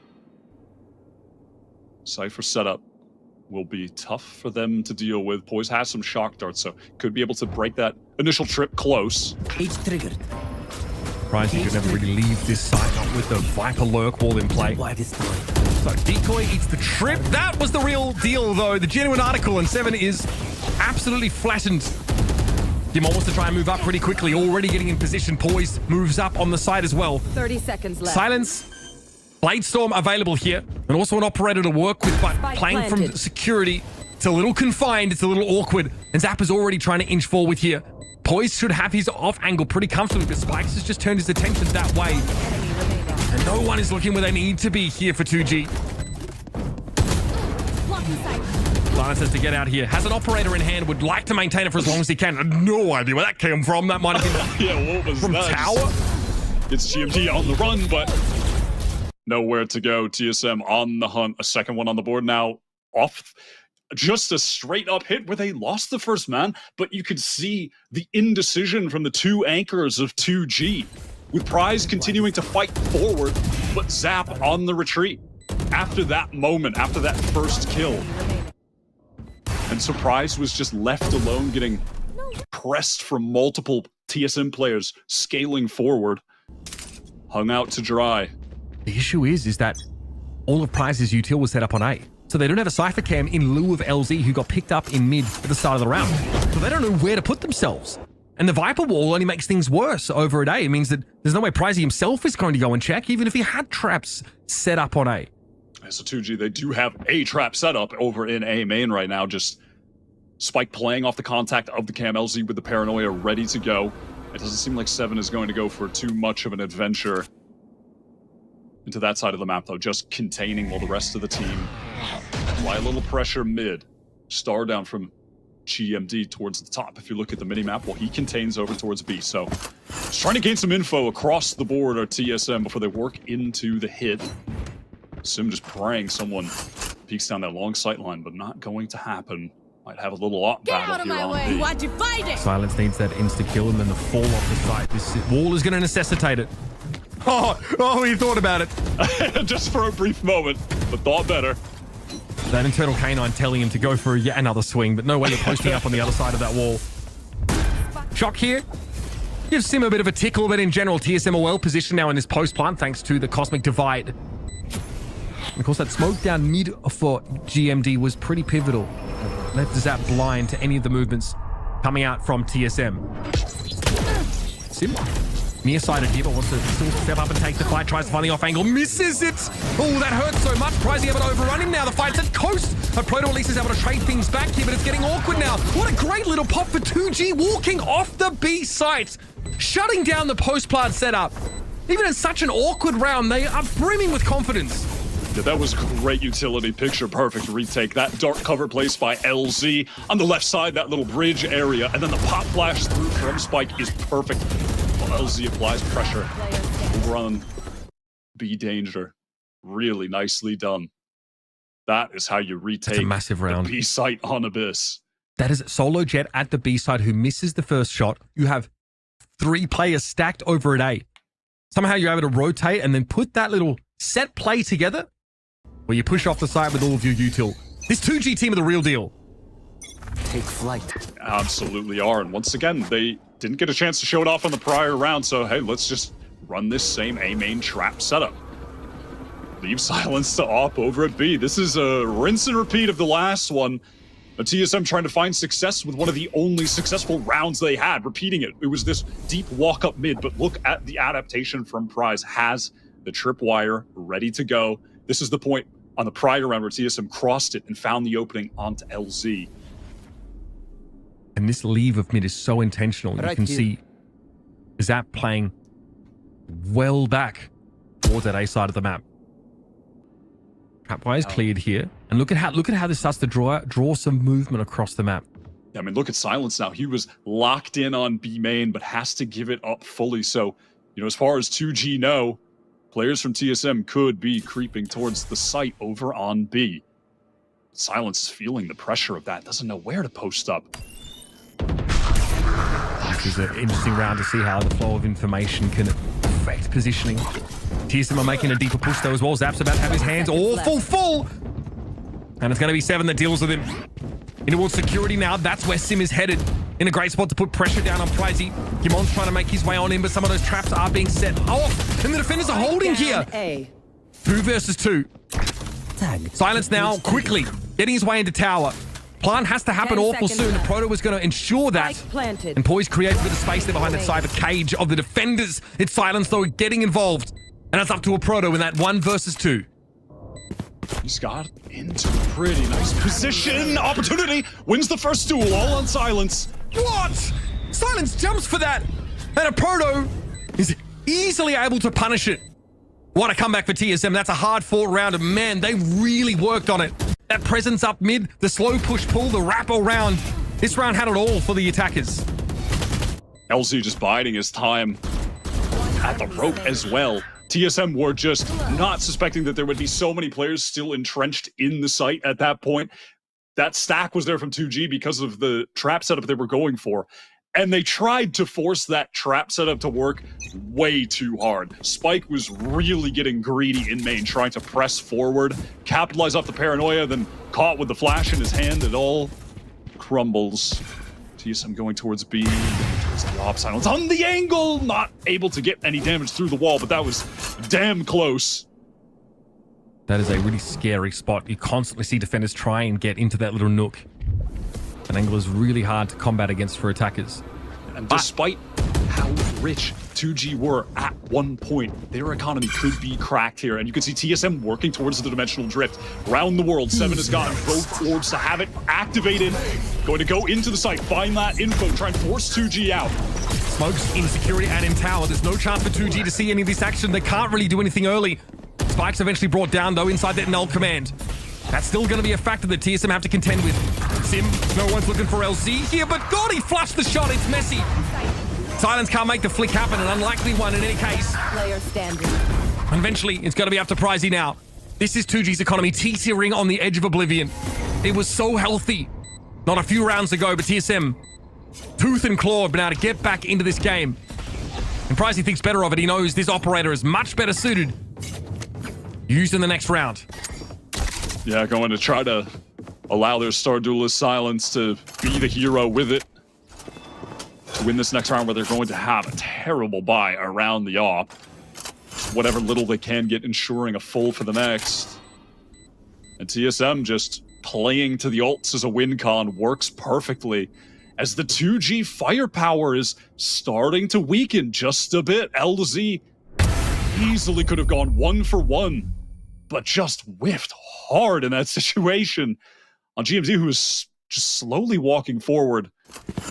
The anchoring on A has been so disjointed from 2G. At this point, I'd like to see them just switch into playing for a flood retake or just a full set piece. You know, use a good timing with Spike with the KO to flash out of one of the smokes to flood, something along those lines. Because this attempt at anchoring has gotten disjointed every single time. The two players there are just not on the same page.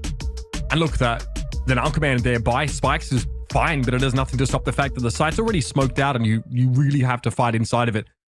And he was looking for an edge, but Dimensional Drift had already yielded so much information about where the defenders were set up, embedded in that site. Frankly, TSM's use of that ultimate there gave them such a massive edge. But I will say their post plants here on the attacking side have looked improved.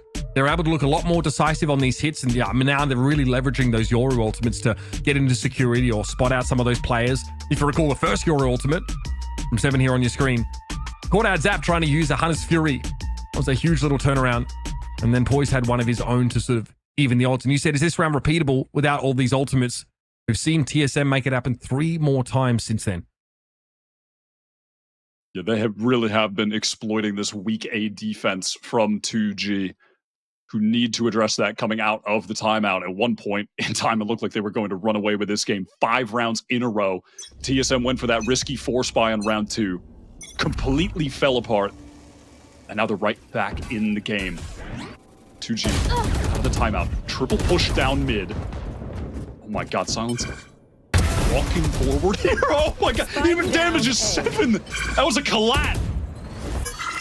Poised. Felt so comfortable going for that orb take, and I can kind of see why it was being covered.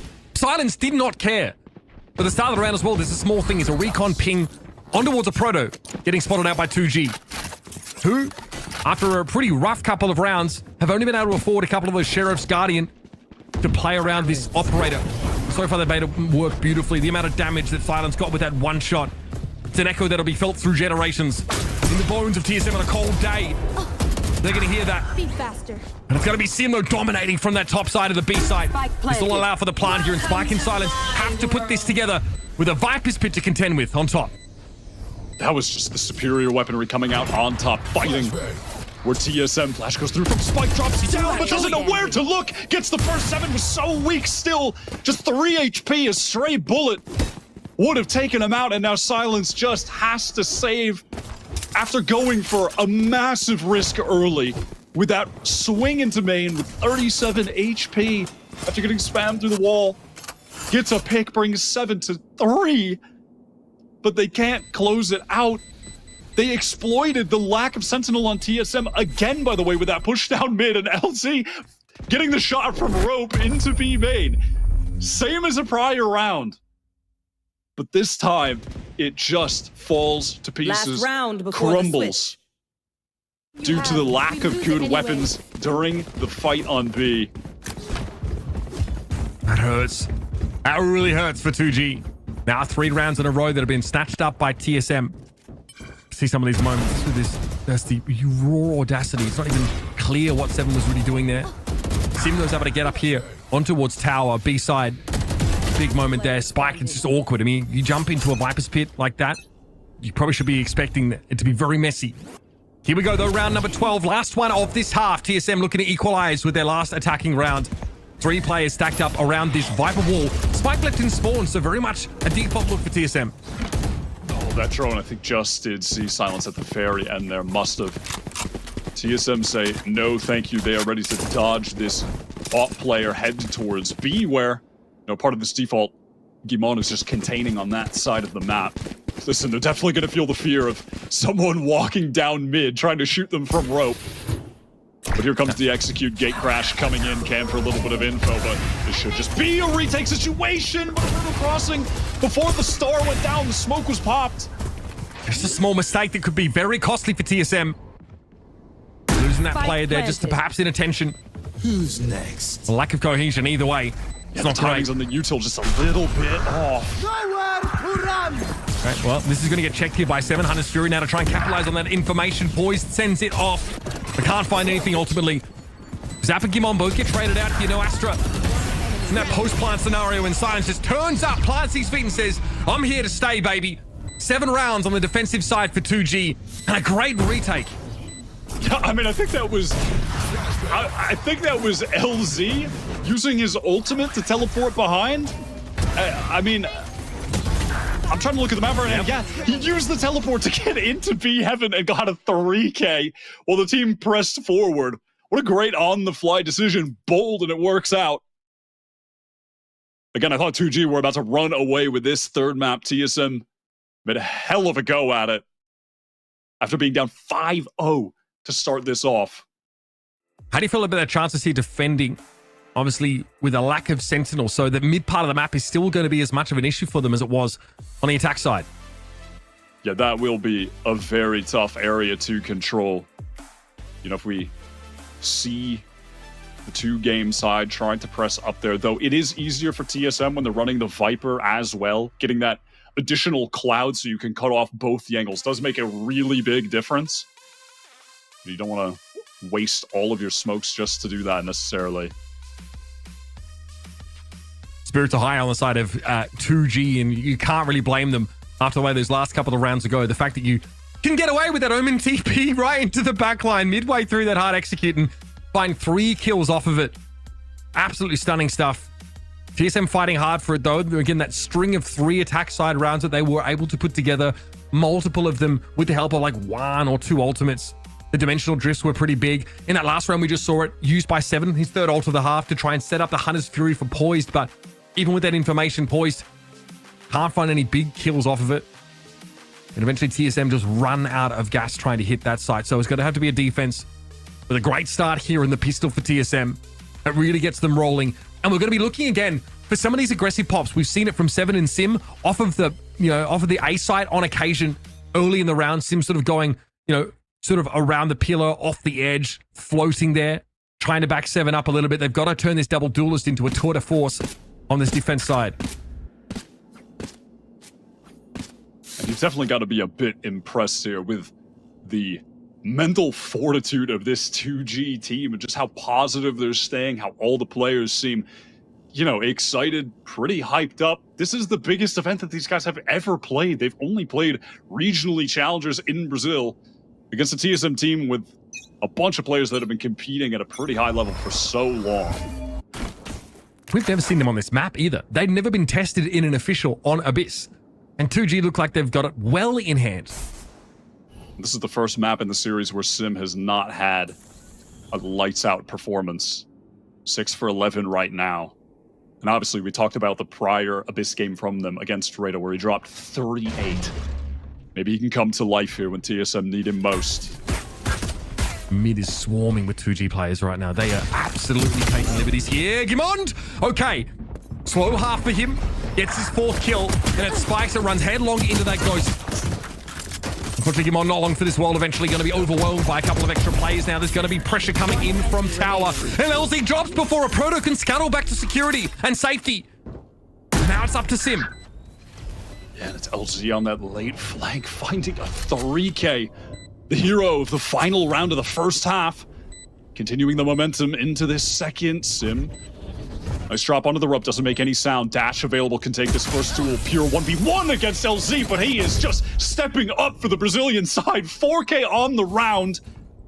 This pinch hit onto the A site, just ensnaring all of TSM from multiple angles, extending the lead. 7 kills in 2 rounds for LZ. All of a sudden, more than just a factor in this game.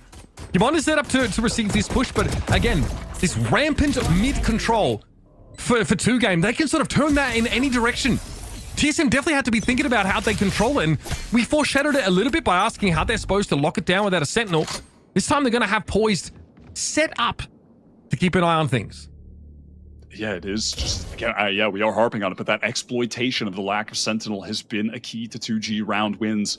They do it again by being able to hit that A site from 3 angles. 7, lovely first shot. Prize going for a stroll and gunned down instantly.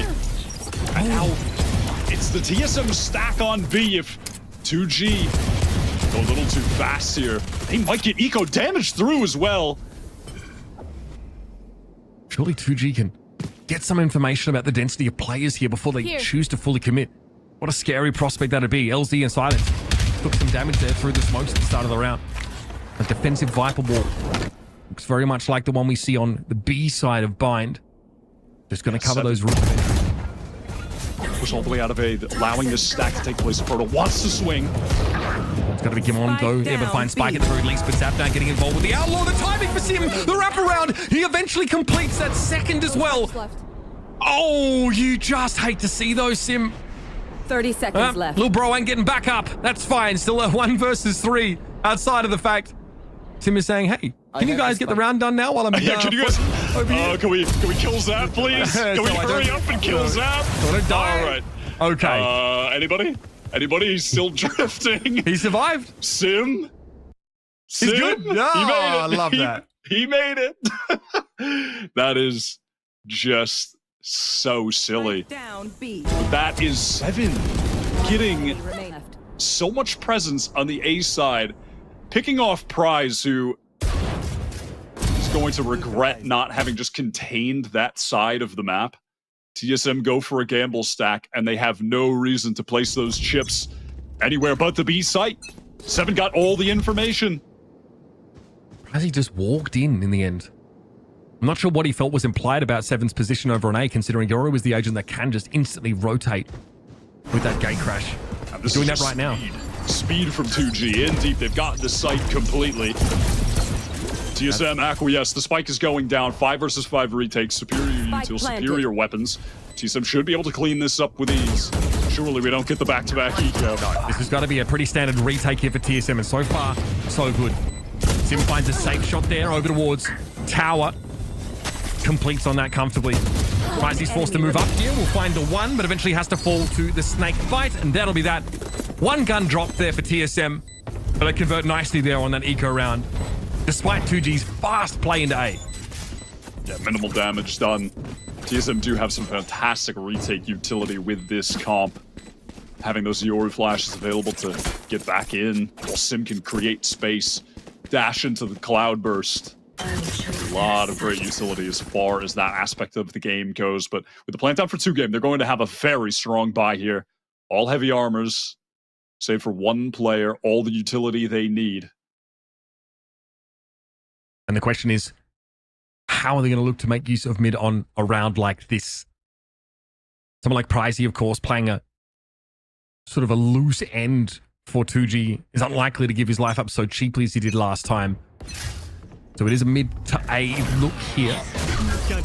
Presence in main to spot 7 out quickly. Can always reset, but Sim, he just went down, spam through the box to claim the jet.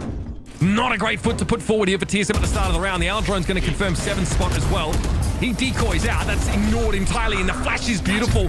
A gravel there, I think, used to try and slow 2G down, but they're well ahead of it, and Poise has no opportunity to... Oh, come on! LZ just GP's forward.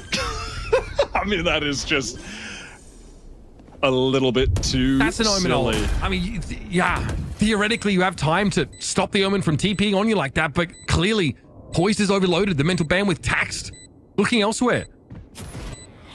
TSM just absolutely folded over on that site. I mean, Sim getting spammed through the box, 7 just not ready with a gate crash either, just trying to spam out as much util as he can so he can go on the retreat. Fully caught by the spike flash. I think they found an awkward timing, like in between gate crashes there for 7. Doesn't have it available. That's rough stuff though. Yep, operator, that was sent over the edge. That one is in the bin. Get that weapon out of the hands of Sim. On a map where it is very strong. 2G desperately needed to save these weapons too. This was their first real buy, all of them sub 1,000 credits. They get away as clean as they possibly could. And still smiles on the faces of these guys. They are seemingly just never mentally in the dumps. I mean, they are just such a confident team. I mean, think about how they started this game, right? Yeah, it's got a little bit tougher. TSM have definitely been able to fight back, and obviously that pistol was a little bit awkward, but they managed to extend that lead back out to another couple of rounds, and they managed to avert catastrophe in terms of their economy on this round by having such a strong hold and only losing that one player. So plenty of things to smile about if you're 2G right now. So that's going to be a instant 0 point sent out by Spike into A main. Make sure there's not going to be an aggressive press forward from TSM as there was on the prior round and as they'll probably do in the future. So that's just a simple way to counter that out, get the early information. Sim does have an operator bought into it. The money is good enough. Surprised he has mid covered pretty well on the attack side between him, his cam and himself. Can cover both sides of the causeway.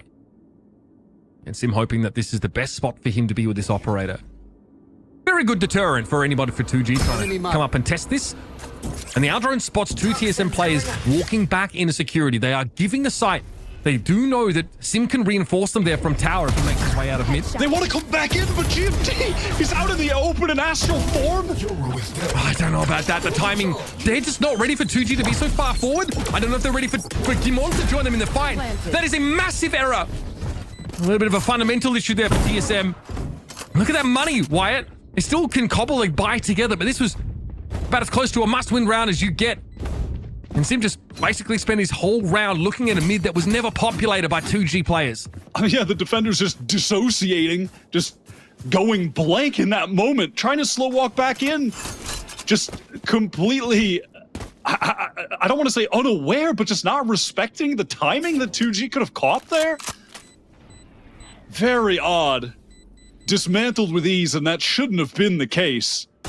Because they had a timing themselves to try to fight that. Poison are just trying to back up, keep these guns in their hands as the economy was out of control for TSM, but now being kept more than honest.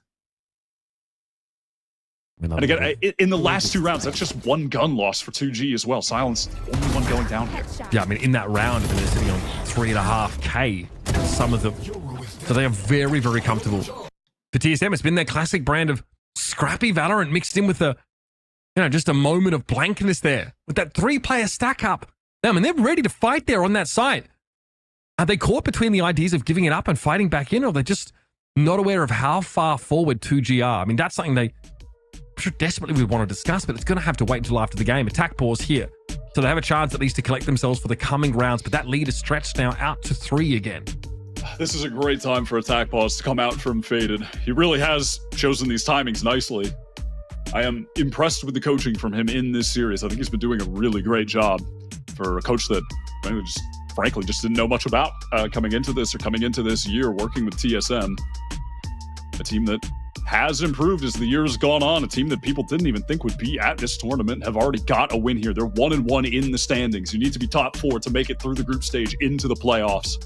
Every win is so important in a group where it feels like anyone can beat anyone. I mean, the talent of the players in Ascension right now, crazy. Like these guys from Brazil that have just been chilling in Brazil while a lot of the same players in VCT Americas are kind of just getting shuffled around and recycled. Like, these guys are goddamn nuts, Mitch. There is some sick talent in the region just waiting to get into the partnership league. But yeah, TSM are 1-1, but they have M80 and All Knights up to play next. Probably the 2 scariest teams that I've seen in Monterey. So just to call this game a must-win is, I think, a gross understatement. Through mid, TSM have actually got a bit of a stack here, but Poise kind of gives himself away there. Steps into that cyber cage for a moment. Undersphere now coming up from the attacking side. That's to try and catch the stack out in mid. Sim is a little bit low. That third shot, though, is going to go awry. But look at Silence. He's already knocking on the door with the DoorDash order. And it's not what you had in mind. It's a little too spicy for Sim. He's going to be taken down. Silence verging on 20 kills. Backs off after finding that kill. And TSM have been allowed here into this B side in the post plant. 7, though, can't get much done there. Playing on an L command is hard enough as it is, and Silence has found his 3rd kill. There is no way the Kimono's going to find anything where he is right now. At least the Proto could do something, but it's traded out in a flash. The latest backstab from Prize, who got very valuable information in mid. Just walking up at the cages, heard 3 players running away. That's why you saw that instant Hunter's Fury from Zap. I mean, probably had intentions of using it at some point in this round anyway, but then just became so sure of himself. Prize was like, use that ult into the B link. There's 3 guys running around.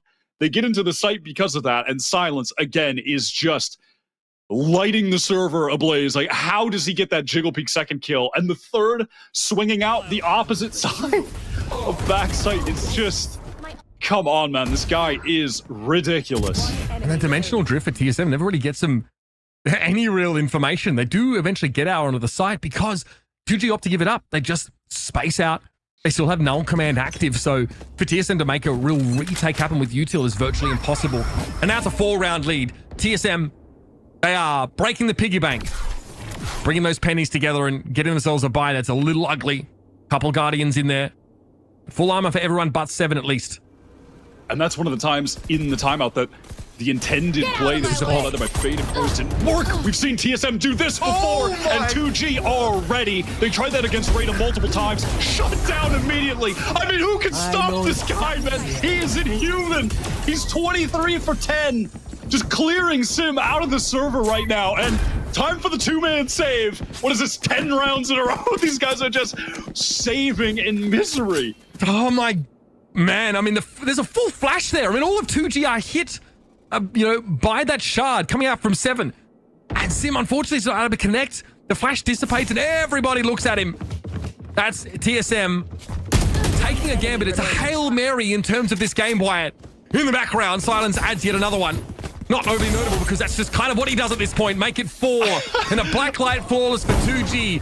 TSM's Hail Mary gets put in the dumpster. Match point. Let's end this. And going up against TSM, 2G, they've had the opportunity with their day off to watch these games back from TSM, study them. They went for this exact play against RETA 2 times, where 7 peaks main, and Sim just kind of floats to the left with the ult available. They were so ready to shut that down, expecting it. Just get the freest pick. So aware TSM going for 2 rounds, 2 plays they haven't yet made on this defensive half. Both do not work out. Shut down by the second seed from Brazil. We're feeling like they might have deserved to be the first seed at this point. The improvements from this team have been sublime over the past couple months that we haven't seen them. Now TSM have to keep themselves alive in this series and potentially this tournament because the road ahead is rocky indeed. And Proto has a nice little angle between the walls. 7 gets involved, and that's a total of 3 kills for the defenders. Certainly going to take some of the spring out of 2G's step. Pricey has to move up and take the spike. That's being allowed for until 7 turns his attention, of course, to B main. And they've given themselves a lifeline. They've come up for air. But now TSM have been able to tread water, but the question still lingers for how long? Can they do that? Zap here, I mean, 8,600 credits. Doesn't mind too much if he can maybe get something for his troubles in this round. It's like 1, okay, gets 2. That is disastrous for TSM considering how the round started. At the end of the day, though, with their backs against the wall, they're going to be forcing it to every round at this point anyway. Economy be damned. That is true. And that is just a Proto and 7 set up in a crossfire, hitting their shots. Guardian in the hands of 7. Just 2 taps required to the dome for 2 kills. Simple but effective. TSM have no shortage of strong aimers. All-out brawl coming in A main at the moment. Another A main stack, yeah. Boys with the Owl drone to try and spot this out. Silence of the cloudburst. Kind of gives his position away a little bit there, and he gets gunned down straight through it. Sim appears inexplicably with 3 kills, and that's a quick one, folks. 2G starting to fork that money over into these weapons. About as fast around you will ever see Valorant. 9 players just having a little meetup over an A main. And Sim just sprays through, gets 3. It's just that easy. Round gone in a flash. 3 more chances here. TSM through these rounds and with the guns they've been able to maintain are starting to able to basically full buy now. TG though can buy that aggressively for yet another round here. Wow, they've actually thrown an operator over to Zap. What are the intentions? They're taking a peek deep down mid. That is the Owl drone. Well, it does get the information. You're not going to see the TSM players going for any contact cheeky peeks? Little contact peeks. Jump spotting might be a little bit more risky than they thought. And off that, TSM pull poise all the way back to spawn again. He can respond quickly with Hunter's Fury. The chips are definitely falling TSM's way in terms of these ultimates now, and a Proto is more than happy just to let this pick go as soon as he sees the slightest glimmer of action from 2G on B. So that limits their options somewhat. They haven't really extended up mid. No, but Silence did throw a cloudburst pretty deep, feigning that they could be walking up. They could be pushed pretty far. You can see Sim has picked up that angle towards B Link with intentions of this always to be an A split. Yeah, Pricey has just been sat in the vent for over a minute, I believe, at this point. Got there really early in the round. Surely this gets checked by M80. Has to be aware. No, Pricey gets the drop on him instead. Out of the Hunter's Fury, we see the updraft that gets Silence clear of the Sova ultimate. Panelzy scoops up the spike on his way through. Now, a straight 3 versus 3 for the map. 2G have these post-plant setups ready, and Pricey has not moved from that position. It's a strong one, even if it is known and noted by the defenders.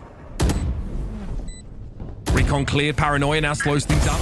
Silence, though, doesn't really want to shift, and it's just this quick step to the left to find the elimination. Sim inside the cloudburst still gets brought to heel, and that will be that.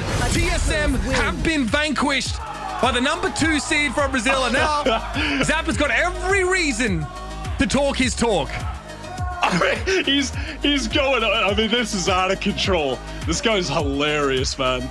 2 wins in a row now for 2G. The second seed from Brazil who, by the way, Split 1 came in 3rd place, Split 2 came in 3rd place. They got here by just having enough points. The improvements that they've made since we last saw them in the Split 2 playoffs have been monumental. I cannot describe enough how much they've improved in regard to the fundamentals of the game. They felt so individualistic, disjointed compared to the other top Brazilian teams like Galores. That is not the case anymore. They've got the firepower and they're way more of a team than they used to be. So impressed by these guys, on the verge now of getting into the playoffs, claiming one of those 4 spots. And TSM in some real danger. 2 losses in a row now. Yeah, again, we talk about the road ahead for TSM. It's terrifying. Some absolutely filthy teams that await them. M80, of course, is a foe they're very familiar with. And as they were saying, basically in every interview, they're the only team in North America that we've been unable to beat. They are going to have to find a way to manufacture a win there or against an All Knights team that looks like a force to be reckoned with in their own right, too. Dante right now. No way. No way. The cracks are starting to form in this TSM lineup. There's a lot to talk about in this 3-map series. So we're going to head over the desk and discuss. What a way to close out that series. That was amazing from 2Game. The way that they close it out, Silent going off, gets a 4K one of those rounds, and they guarantee that they get that win once again. And it's massive because now it is a 2Game that have won against the 2 first seeds of the other regions. They won against RETA just the other day. Just now, they were able to get that win against the 2nd seed of TSM, and they look better and better every single time, Roy. We were kind of having a discussion, are they going to be enough? Are the 7 rounds going to be enough? And then they were able to prove that it was more than enough. Yeah, I mean, I think our caster said it completely perfectly, that 2G has clearly leveled up from their last showing, and it seems like every single match they're looking more and more cohesive. I mean, just check out this round that we're watching right here. You can just tell that the level of prep was completely there for the 2G side. They knew what TSM was up to.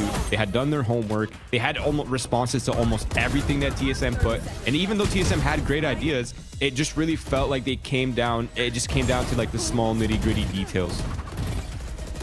Which is something that a lot of the matches end up coming up to, Steriban, when we watched this game and when we saw how close they started dominant. This 2-game team, they started dominant on the first half. Then it got a little closer. It was a 7-5, but then it was just a matter of those last couple rounds that they got together to close it out. So sometimes it's all about the little details. Yeah, for sure. Like we mentioned earlier, that extra day you get just to like prep against the enemy team is so huge. And even looking at what 2Game was doing during this game, they just seemed very well prepared against TSM, because TSM has shown this map and this was an unknown factor for 2Game. So there was nothing that TSM could do to prep against them. And I think that really showed a big difference here.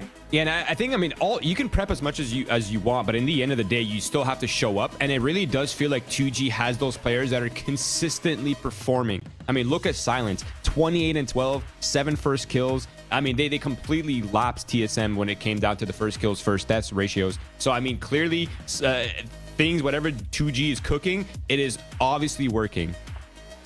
There are a couple big rounds that we saw for this set of 2 games, specifically on that second half to be able to close out this map. And one of them is that round 19 we saw right after a pause. It was a tactical pause, and then right after Roy, we see a 4K happening from this Jet going off, popping off, and being the difference maker once again to get this win for the Brazilian squad. Yeah, I mean, they clearly knew that TSM was going to do that A main play, as if that's what you're referring to. And yeah, this is it right here. You could just tell they had a perfect counter. This is like the Jet differential of the decade. It's just insane levels of performance coming out from Silence. And the one thing that I really would like to talk about here is, for 2G, it's pretty rare to have a 2 duelist players that where like your style doesn't change. So I'm gonna throw us back to like EG 2023, for example, right? Like when you have Demon 1 on the Jet, it's a very different tempo than when you have Jaw on the duelist, right? So it's like there's a bit of a change in terms of style and in terms of identity when it comes to swapping duelists. But when it comes to 2G, you have Silence on the duelist or you have Spike on the duelist. There's really no change in tempo, no change in aggression. They're both able to match the level of identity and style that 2G wants to have, and there's so much consistency and mastery happening that it's just really nice to see. And it takes confidence, which is something that we saw from the team from beginning to end. It was a 2-game that were going off, not only getting kills, but also being able to stand up, yell. Even towards the end, I was sweating a little bit. I got nervous at it. Please, somebody tell me what they're saying to TSM, because TSM looked defeated. And I mean, for 2-game, that doesn't matter. It's terrible. They're confident, they're yelling, they're happy, and they're going to show that they're here, and they're here to win Ascension. Sorry, I was breaking up a cat fight. Oh. Wait, a cat fight? Yeah. It's all good. It's all good. Things are getting crazy with this match. This is only match number 1 of the day. We're going to throw it to a break. We have an interview. And when we come back, we'll be ready for the second match of the day.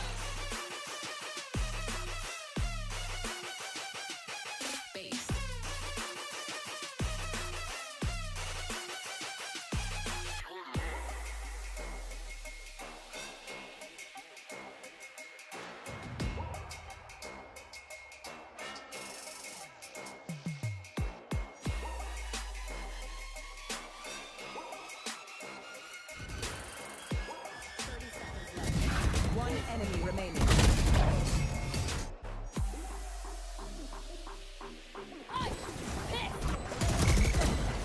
One enemy remaining.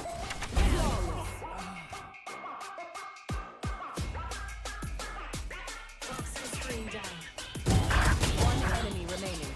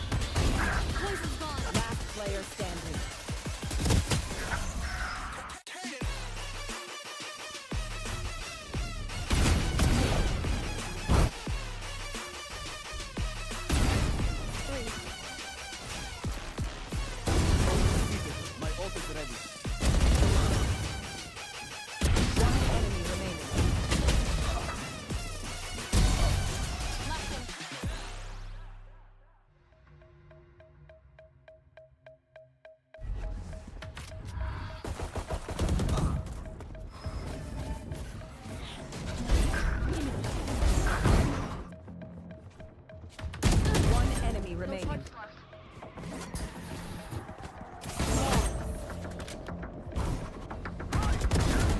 30 seconds left. Spike.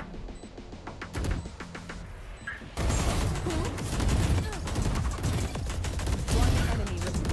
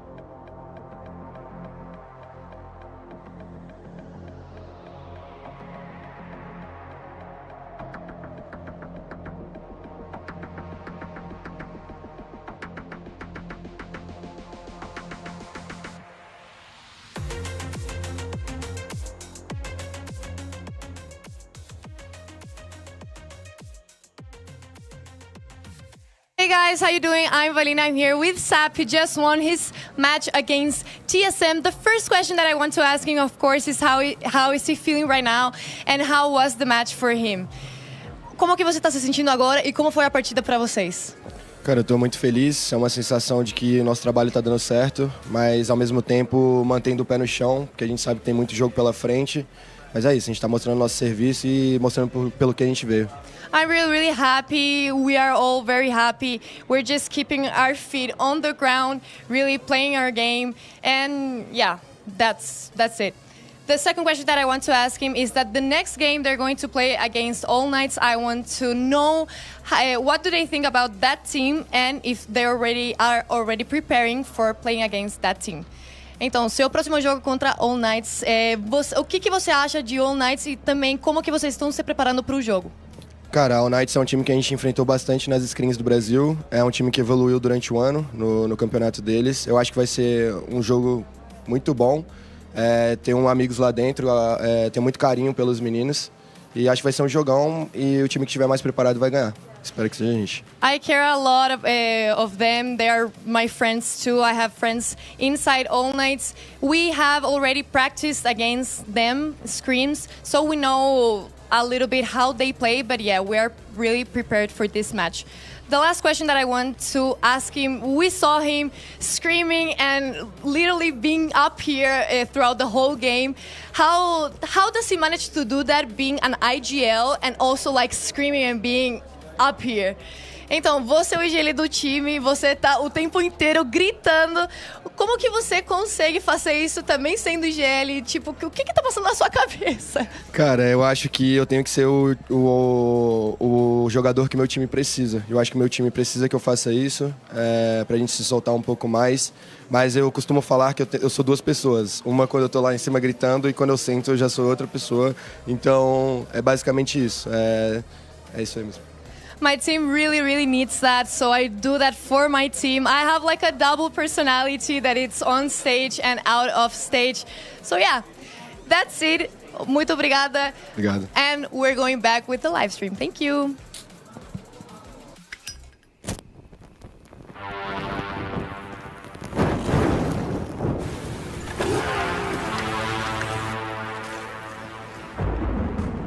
They say in life, there are no guarantees.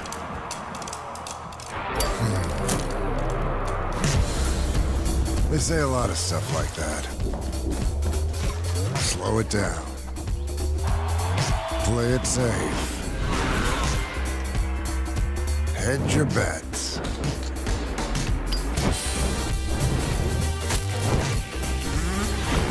So what? You gonna listen to that?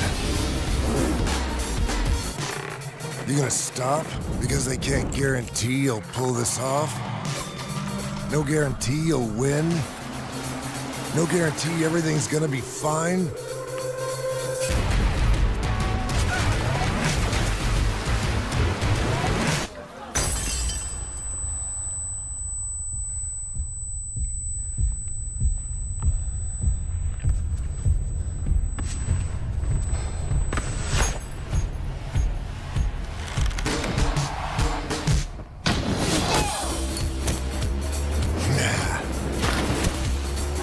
In life, you make your own guarantees. Nobody else will light your way. Start your own fire and keep it burning. And we guarantee you'll have one hell of a lifetime.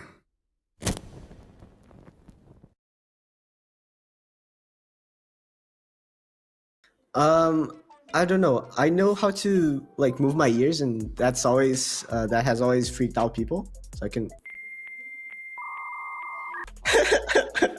Oh, the weirdest talent. Probably that I can touch my nose with my tongue. Huh? Oh, that's a difficult question, bro. A weird talent that I have. Do you know? Anyone? Weirdest talent I have. That's a great question. Probably that I can just walk forever. I'm not gonna lie. Yeah, I just love to walk. I can walk forever and never. I have a funny one. I can clap my hand with one finger, but I don't know if you can hear it. It's really fucking noisy. It's really noisy, but I think it's being annoying. I think it's the weirdest one. Like, yeah, I really know how to be annoying when I have to. There's something wrong with the tactics, I'm gonna be annoying with the coaches, I'm gonna be annoying with the players if they're not executing something right. So I think they like to say in a weird way, it's being annoying in this kind of talent. I think I'm a good bridge between the coaches and the players. Yeah. I like make a lot of fun for my team. I want to make them more happy when we work, when we play. No, I think that I'm pretty good to catching new languages in a short period of time. I can mold into anything. Like I'm really confident that I'm able to play like any character, any game, anything really. Like I feel like I have like a really good learning ability that allows me to like just do whatever I want. The weirdest talent I have, I can make I just make random noises. I don't know. My team, like every time we're in practice and stuff and like nothing's happening, I just like sort of just spazzing out with random noises.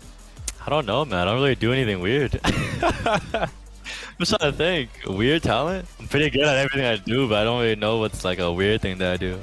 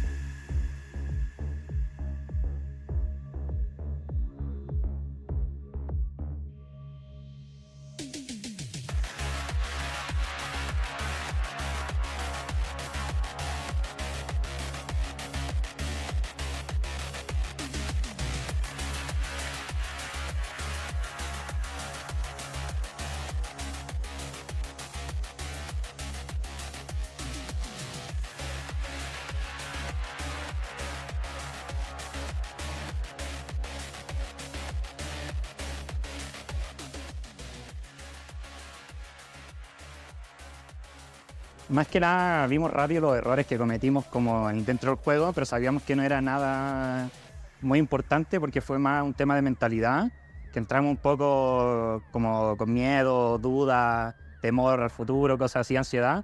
Entonces trabajamos eso, hablamos eso y que no tenemos nada que perder en este torneo, estamos acá, luchamos todo el año por estar acá y que jugáramos nuestro juego. No lo encuentro bueno, siempre yo veía al equipo anterior de él, de Ward, lo encontraba un equipo muy bueno, muy inteligente el equipo y siempre lo respeté como jugador y también que tenemos un poco de historia parecida porque él también estuvo en franquicia un poco y después lo sacaron y ya está aquí en el Ascension para lograrlo de nuevo.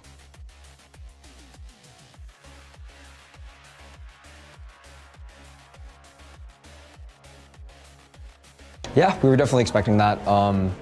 Every team here is here for a reason, right? They're all good, and you can't doubt anyone or think of anyone as less, right? So I would say what kept us in the game is just playing together and keeping faith that we were going to win the whole time because we're just a team that we like to throw stupid rounds and we drop huge disadvantages early, so that's just us, to be honest. I think it'll be a good match. They're also another strong team, and so I think we definitely have to fix some of the issues, like we were losing too many man advantage rounds today, and I can't say the same result will happen if we play the same way, so we definitely need to sharpen up.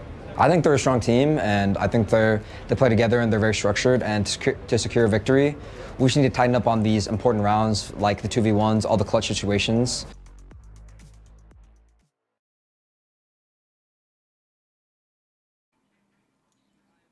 It's time we move to the second match of the day, and it's going to be RETA taking down M80. And it is two teams that we've talked about for different reasons, right? For NA, for us, we know M80 very well. They've always been the favorites for this year to win Ascension, but they've had some close matches, that first close series against the side of All Night. So we're going to see how they're able to play against the other and the #1 seed for Latin America today, Roy.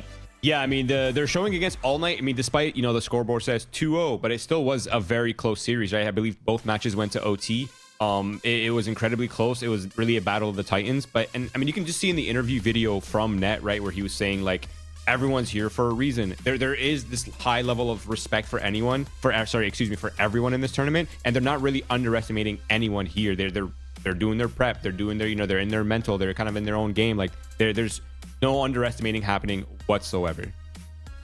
And I like that in the interview as well, something that Naxid said, that was he was comparing his own trajectory to what we've seen for Net as well, where they've both been part of the tier 1, then they got dropped, and now they're fighting to make it all the way back again, Star Event. So I think that's going to be an interesting matchup because you have a mix of experienced players that have played at the very top and these new players, these up-and-comers that are also really, really good. Yeah, it's good to see a good mix because I feel like the more experienced players can really help motivate the newer players and really give them a big ease of mind because they've been there, they've had this experience before. And, you know, being on a LAN stage for the first time or not even being familiar with international tournaments can be really nerve-wracking, and having those experienced players really help. Yeah, and I feel like that probably helps Snauzine as well, right? Where like his role is just to go in, create space, you know, try to get space on site, try to get kills on site, and he probably has a lot of, you know, reduction in stress because he knows he has a lot of experienced players on his team that can very much easily close out the rounds, and even statistically their clutch percentages are amazing. So that probably helps a lot for Snauzine to reduce like the pressure on him to perform extremely well.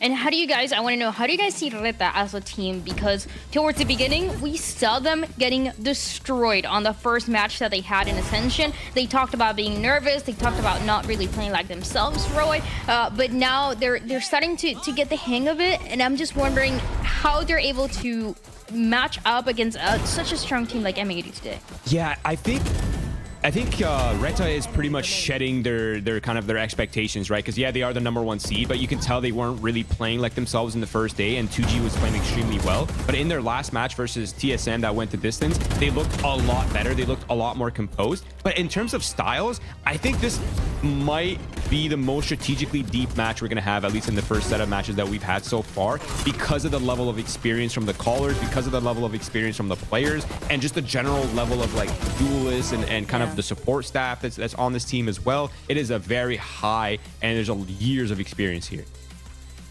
And Starry, one of the things that we've seen on the side of RETA specifically is the duelist that, sure, we just talked about inconsistency, but when Snowzen is looking good, he's not only looking good, he's looking insane and one of the biggest difference makers in this tournament, not only in on the kills department, not only in the duelist department, but also when he also needs to get up and scream and get hyped up for his team, he's gonna do it. Yeah, I mean, if you look at his stats from yesterday, he went plus 20 on the duelist, and he was just an absolutely dominating force with like 14 first kills across both maps, which is absolutely insane. That just shows that like he's literally opening up the rounds for his team and leaving them in numbers advantage, and I think that's just insane. And even though like they did get dominated on day 1, they really picked it up on day 2 against TSM. Agreed. I mean, just to touch back on this now, Zine first kill, first death factor, like not only did he get 14 first kills, but he only died 5 times in that series as a first fight. So like that percentage is going to be a massive factor when you're going into Koala, who has statistically the highest first kill, first death conversion rates, I think close to 70% before this tournament started, which is insane to think about. So that is one level that RETA will have to match M80 on. Something that these two teams have for sure is that they're very resilient. They will fight until the end, and they've gotten that from the experience of playing this year, and a lot of the players as well playing the years before Valorant, just trying to get the hang of it. How is it like to play on a LAN stage? And something that we see from Suther here, one of the Chilean players that we have on the team, is just being honest about finally it's starting and ignoring that first match, pretty much saying that first match didn't happen. Now everything that we do from now on, Roy, this is what really counts. I love that. That's the ultimate cope. Whenever you get 2-0 in any series, you just say, oh, we forgot that happened. That's just like, that's awesome. That did not happen. It's the ultimate self-gaslight. I love it. But yeah, no, I agree. You kind of have to brush it off. They did look a lot better versus TSM yesterday. But to kind of touch on that, though, I think the going the distance thing is kind of a debuff in its own way, right? Because you show your map pool, you show your strategy, and like there's just more footage, more updated footage where like M80 could do their homework, and they are the kind of team that comes with a very high level of prep. Which is prep that we've talked about throughout today, yesterday, the day before, right when we got the start to Ascension. You need that preparation. You need to know exactly what are the strengths and what are the difficulties that all of these different teams, different regions are having, because Starry, this is the first time that we're going to be seeing the first seeds going against each other so far, and M80 is absolutely the favorite to win this one. Yeah, I mean, M80's had a completely dominant run in NA, and obviously doing your homework on M80 would help. Their team that has the core has been sticking together for such a long time. They're such a well-oiled machine that even like the littlest mistakes that you made, they will capitalize on it. And the little mistakes is something that RETA honestly has been doing, not only as we've seen in the previous matches, but in general for challengers. They were a very inconsistent team, which is something that we mentioned a couple times, but it is because they start to make those small mistakes, and teams, when they get the hang of it, they start to punish them every single time, Roy. So I'm wondering which version of RETA are we going to be seeing today, and what is M80 going to do? Because we know M80, we know Happy for being really good at preparing against all these teams and really having the understanding of what the strengths are going to be. Yeah, absolutely. And I think, at least I have this feeling, this intuition that RETA is a kind of team that will level up to their opponent, right? Like if you're playing a very experienced team, they can match you on that level. If you're playing a very brawly team, they can match you on that level. They're able to play a lot of different styles, but same with M80, right? They run unconventional compositions, but that for me is kind of a big question mark, because if you're RETA and you're going up a team like M80, for example, who runs these kind of comps that are just really off meta and really out of whack, how do you even prepare for that kind of matchup, right? Like, yeah, you can study a little bit of their footage, but playing it and getting reps against it is a completely different thing once you're in the high pressure moments. And M80 have only played one match so far. They played on that day number 1. It was the last match, and it was intense against All Knights. Both of the maps, they went overtime. You would almost think that it went all the 3 maps with how close it was between the two. And we have this question now, Sari, where we saw this, how close it was, and now you're going against the team that won against All Knights throughout the year, that being RETA. So I'm wondering if this is going to be the same, if it's going to be just as close, or if M80 are able to understand what are the things that this region of Latin America is doing and how they're going to be able to punish them. I feel like if RETA plays like they did yesterday and properly setting up their duelists, like Snazine just going hard on the duelist, getting those first kills, I feel like it is possible, but I do expect us to see really close games. And Koala Noob is one of those pieces that we always have to talk about, Roy, because this guy, not only is he insane on the duelist role, but he's been, as of recently and in the past year, he's been flexing so much. He's pretty much able to play anything that you ask him to. I think he... I mean, you guys can hold me accountable for this opinion, but I think he might be the most flexible duelist player we have in this league, to be honest. Like, he's able to play any role without any real loss of performance or impact, which is just wild to think about. And you look at the stats you see on the screen right here, you see, okay, 1.9 KDA, 135 damage per round. That's actually below average for him. That's not even Koala's peak. And that monster that Koala has inside him could come out at any time against any opponent, and they're really going to have to respect him and respect him in the server to be able to take him down efficiently. The fact that he's playing all these roles also allow him, as we've seen for M80, to play this very aggressive style sometimes, where he's just going in and getting the first kill. The rest of the team is there to support it and close out the round really fast, or they can really slow it down. So I really like this about M80. Every single time that we were questioning them when they were having that rough patch in Challengers, they were proving us why they were running these compositions, why they were putting Koala on Yoru, on Ascent, and a bunch of other maps where he was on the Omen. On Sage, we've seen a lot of things, and every single time they prove us why those compositions are working, Starry. Yeah, I mean, it's scary to have like an experienced team as M80 just be able to pull out the agent diversity, because at that point, like, do you even know what comps you're going to be running against? And like Roy mentioned before, they play unconventional comps, and it's really hard to prepare for those, because one day they can pull out the unconventional comps, and the other they can pull out just a standard comp, and you just really don't know what to expect.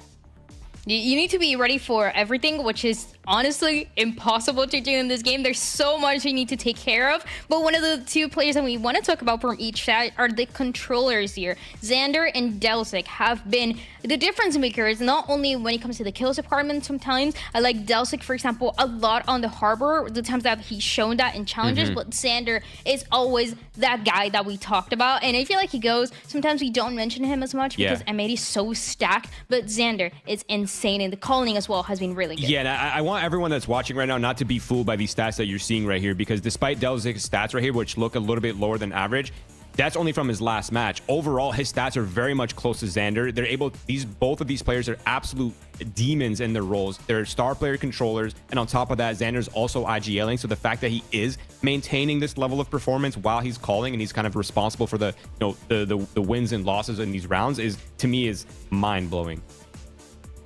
It's not easy to do, and a lot of, I think you ask any duelist and they're gonna tell you, or sorry, you're gonna ask any of the IGLs and they're gonna tell you that how difficult it is to keep up everything. It's something that only a couple players, a couple IGLs are able to do to keep up with the kills department, but also on the calling to make sure that your team is taken to the finish line. Now let's talk about the maps as well, because we don't know where we're gonna be headed. So let's see what the Blacklight map select is gonna look like. Starry, any predictions for what is gonna be? I have a spicy prediction. I've written up my prediction. So I think RETA is going to ban Sunset.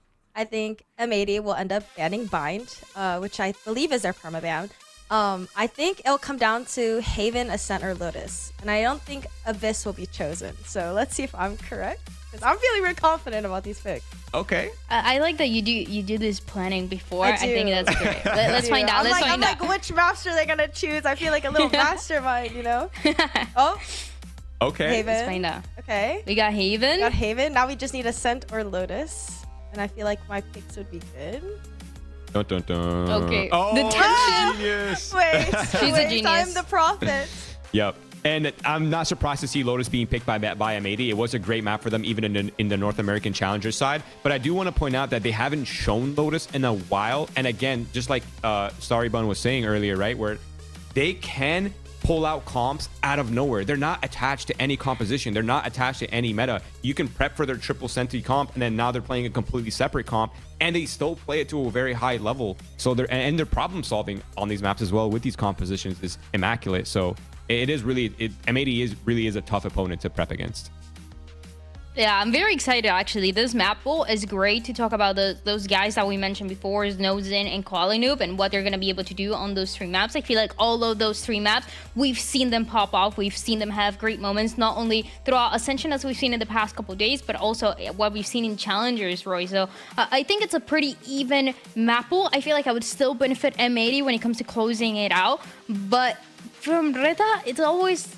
You never know what they're gonna do. You never know what to expect from them. Yeah, for me, the thing about RETA that's been a little bit lackluster is we kind of praised their support staff, right? Like they have Nagze, who's insane. They have Delzik, who's insane. These players have been kind of quiet up until this point, right? But at any point in time, these guys could just wake up, and now you're fighting a RETA that has leveled up completely. And obviously, the more reps they get, the more of that, you know, the psychology that they shed throughout the tournament, they're the kind of team that will definitely level up throughout the event. And I think same for M80, right? Because their first showing versus All Knights was way too close for the number 2 LATAM seed. And they're going to have to put up a much cleaner performance versus RETA, I think. Something that the teams have for sure is that they're both able to close out that series when they need it the most. We saw it for RETA in the grand finals for Latin America. They started down 0-2. It seems like it was going to be over, and it seems like All Knights were going to get away with the win, and just like that, they turn it around, they get that reverse sweep, and they win. So, Starry, do you think there's a world, I know we all put M80 for our predictions, do you think there's a world where RETA can do this and get that win that nobody's expecting? I believe. Honestly, I believe in them. I feel like they could really just close it out, especially, like I said, if they were playing like they were yesterday and Snazine is just going off on the duelist and they're able to kind of close it out, I feel like they have a really good chance of winning.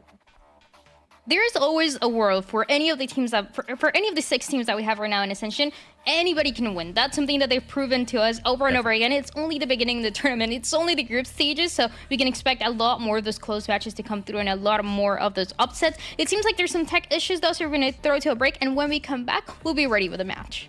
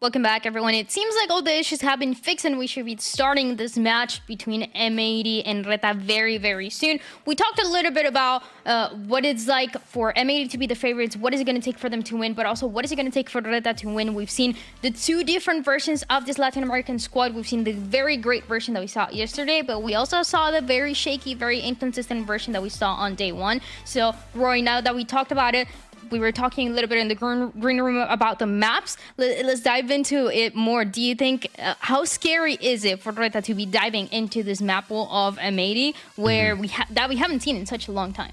Yeah, I mean, I think we touched on it before, but I do want to emphasize it again, is the fact that you are going up against a team that is not attached to any composition they've played. Any prep work you think you might have on M80 is probably null and void. I would not be surprised to see M80 completely swap their compositions. And I do want to point out the fact that the first two maps, Haven and Lotus, are both maps that M80 has not shown in this tournament yet. They're completely unknown factors. Of course, Lotus has not been shown by RETA either, so there is some room for interpretation on the both ends. But on the Haven side, we do know what to expect from RETA. They are running the guard comp, the double controller, Viper Omen, with Sky as solo initiator on that map, and of course Jet on the op. So we kind of do know what to expect from the RETA side. It is a very strong composition. It is a very strong meta, and I'm kind of excited to see what M80 is doing to counter it.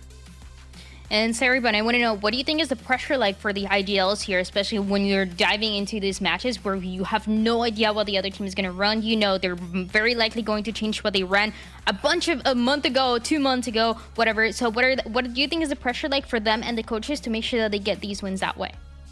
I feel like the pressure is kind of high. Like we've discussed before, it is really hard to prepare against M80. And also M80 is known to have a very, very strong map pool. So being able to prepare against them might not be enough. So I think to the IGLs, it might just all come down to just like working for your own game plan, not focusing on like what they're doing, but focusing on what you're doing and minimizing your mistakes as best as possible.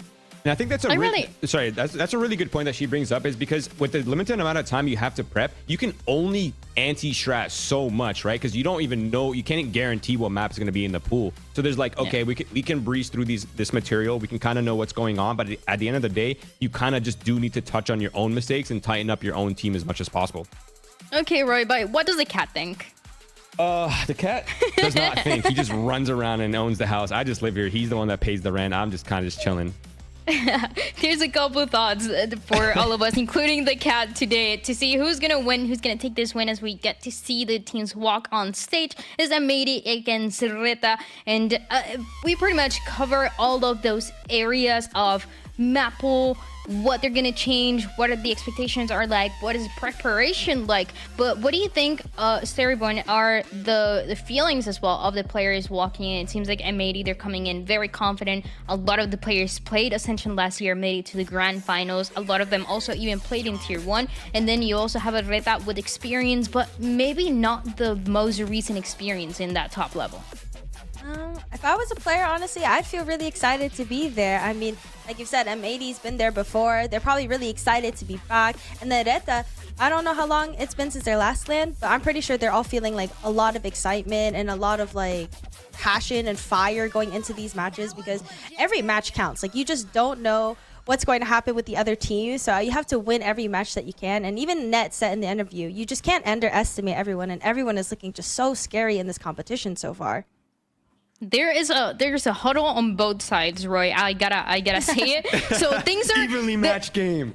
It's very even right now. Before it starts, I want to ask if there's one thing that you are telling people to point out. This is the guy you need to look out for. This is the strategy that you need to look out for. What do you tell them? I mean, at this point, the only thing you can really say is, guys, the only thing we can do is just focus on ourselves. The only thing that matters is the round ahead. This round that we're playing right now is the only one that matters. Whether you made a mistake in the round before does not matter. Only this round matters. Keep yourself in check. Keep yourself grounded at all times. And you guys can't see me, but I'm doing the BCJ right now. I got my glasses on. I got my arms up on my chair. I love the vibes. Oh, hello. Oh, now they get to see. Wait, I don't have my sunglasses here. Come on, you gotta let me know before. Listen, it was spontaneous, okay? But it actually feels oddly comfortable. Maybe you should just do the desk like that, I think. Well, let's jump into the Agent Select. We talked about the fact that we haven't seen this map of Haven be played out just yet on Ascension by M80. So What are the? I mean, we already see the composition. I'm like, what are we expecting? We see it right in front of us, right? Double initiator Jet versus double controller Sky. Okay, I love it. I think the only thing that makes me feel a little weird though is that the double controller is sort of a response to the Breach Sova, and it sort of is a counter meta in its own way. And of course, since then though, the Viper and the Sky have been nerfed immensely, so it's not as powerful as it used to be.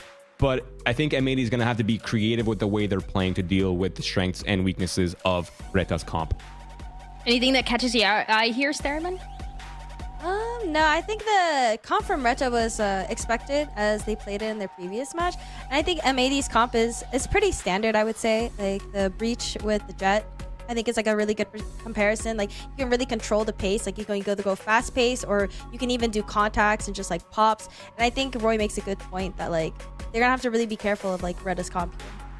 And with this Viper wall as well, the Viper and also the Sky that they changed, this is something that the first time that we saw this change was just yesterday before they were playing that center composition that you see on the side of M80. So there's a couple of differences here, and there's also an M80 that had the day off yesterday. They were able to watch this and see how it was going to play out and how they can prepare for it today. So I'm very excited to see who's going to get the map win of Haven. Is it going to be M80 or is it going to be RETA? Once again, take it to your casters, Uber and Wyatt. Thank you very much, Desk. Yeah, great to hear from you guys as well. There's a lot of discussion about this double controller setup that RETA has been playing on Haven. We did get to see it yesterday, Wyatt. Obviously something that with that lurk wall kind of keeps defenders hanging out around on that A side and allows them to probe elsewhere. Yeah, exactly. It's the one they've got up right now. It kind of serves a twofold purpose, which is that it cuts off the B link if you're planning on that site. So, you know, your Omen can just place the smoke on the C link. You have both of those little extremities within the site covered. And yeah, as you're mentioning on A, it just keeps the defenders on that side of the map guessing, makes them feel like they have to stick around because someone could be walking down short, as they are, but irrelevant when BCJ just hits the perfect timing to press mouse 1. Gorgeous sender. Oh, the right clicks. Well, that's definitely going to put M80 in a commanding position in the phone line. Coming through from Nismo is perfectly played off of. That one came all the way in from B. And it's up to Delzik. Someone highlighted as a danger player in this game, but we're calling ambulance for him this round. Well, that is one way to do it. I mean, that was just so incredibly easy for M80. Oh, buddy. It looked like Snow just didn't full clear that. He just kind of half cleared it, and that resulted in him being sent to an early grave. You hate to see that for the man who really stepped up for RETA against TSM. RETA have had they played 2 games, and they were the ups and downs. The first one was just a blowout against 2G, and then they beat TSM. I'm really questioning where the level of this team is at. M80 is certainly something of a litmus test. Most people's favorite to win Ascension. Snozine, okay, with the Buckies, able to find at least one. Nismo at least holds his ground, but Delzik is quick on the follow-up. Xander is in and amongst the site, though. Nuri is able to capitalize at the flash and at least deal with him. Frenetic fighting over on B so far without a spike plant yet. Delzik has taken the Bucky to hand now. And RETA need to figure out how they recover the spike first and foremost. BCJ is a bit lit up too. Koala Noob could one-shot either of these players with the Outlaw. Turret still covering that mid-swing. The spike is recoverable. Stelzik is creeping forward. Nervous that someone might take a longer range engagement, and so that dark cover will close the gap if anyone did happen to be close. You know, create a little bubble within the, for the Bucky to play within, rather. It's all silent, just creep towards C. The turret is there, but it's obviously 30 deactivated. seconds left. Net is down. And this is going to come down to a 2v2. The Guardian at long range here could play from C long. Spike planted. They didn't want to split on B because they knew an Omen Smoke could turn it into a 2 versus 1 favoring RETA. So they actually starved themselves of information of the spike and just sit and wait to hear a plant. Now they're going to make their way in. I don't know how much this Aldrone is really going to tell them outside of the obvious, as that Delzik and Nagzat, the grizzled veterans of this region, are stacked up together here behind the site. BCJ with a shock that pulls up a little bit short of Nagzat here, and he's able to receive Koala Noob coming around the corner. He finds 2. Stunning recovery from RETA there on that Thrifty. Yeah, really well done. This is actually a play that RETA ran within their own region in the finals. They did this exact same play. Snozine with the Bucky pushing through B. M80 not prepared for it. And it's something that they could have seen, probably did see, in the footage, but just in that moment, we're not ready. The play works out. I love how Nags played that at the very end with Belzik too, fighting forward rather than taking a more passive approach, just trying to close the distance still with that Bucky, playing off of each other well. Now they have a big weapon advantage with the Outlaw in the hands of Snozine, a man who loves those scopes. Weapons, I'm sure, but goes down. What? The pistol's getting a lot of value down C long. Rudy's at least able to surprise Xander. Perhaps he just doesn't expect there to be another RETA player. We're just talking about how much Snozine loves that Outlaw. He got absolutely pantsed by a Ghost. And M80 have a little double face on this angle setup. Suitor trying to be diligent here, and he loses out to yet another Ghost. Okay, player advantage now established for M80, but they have no presence on the C side of the map. The problem for RETA is they don't quite know where that extra player is. They're going to run into them either way, though. Ruiz deals with Nismo.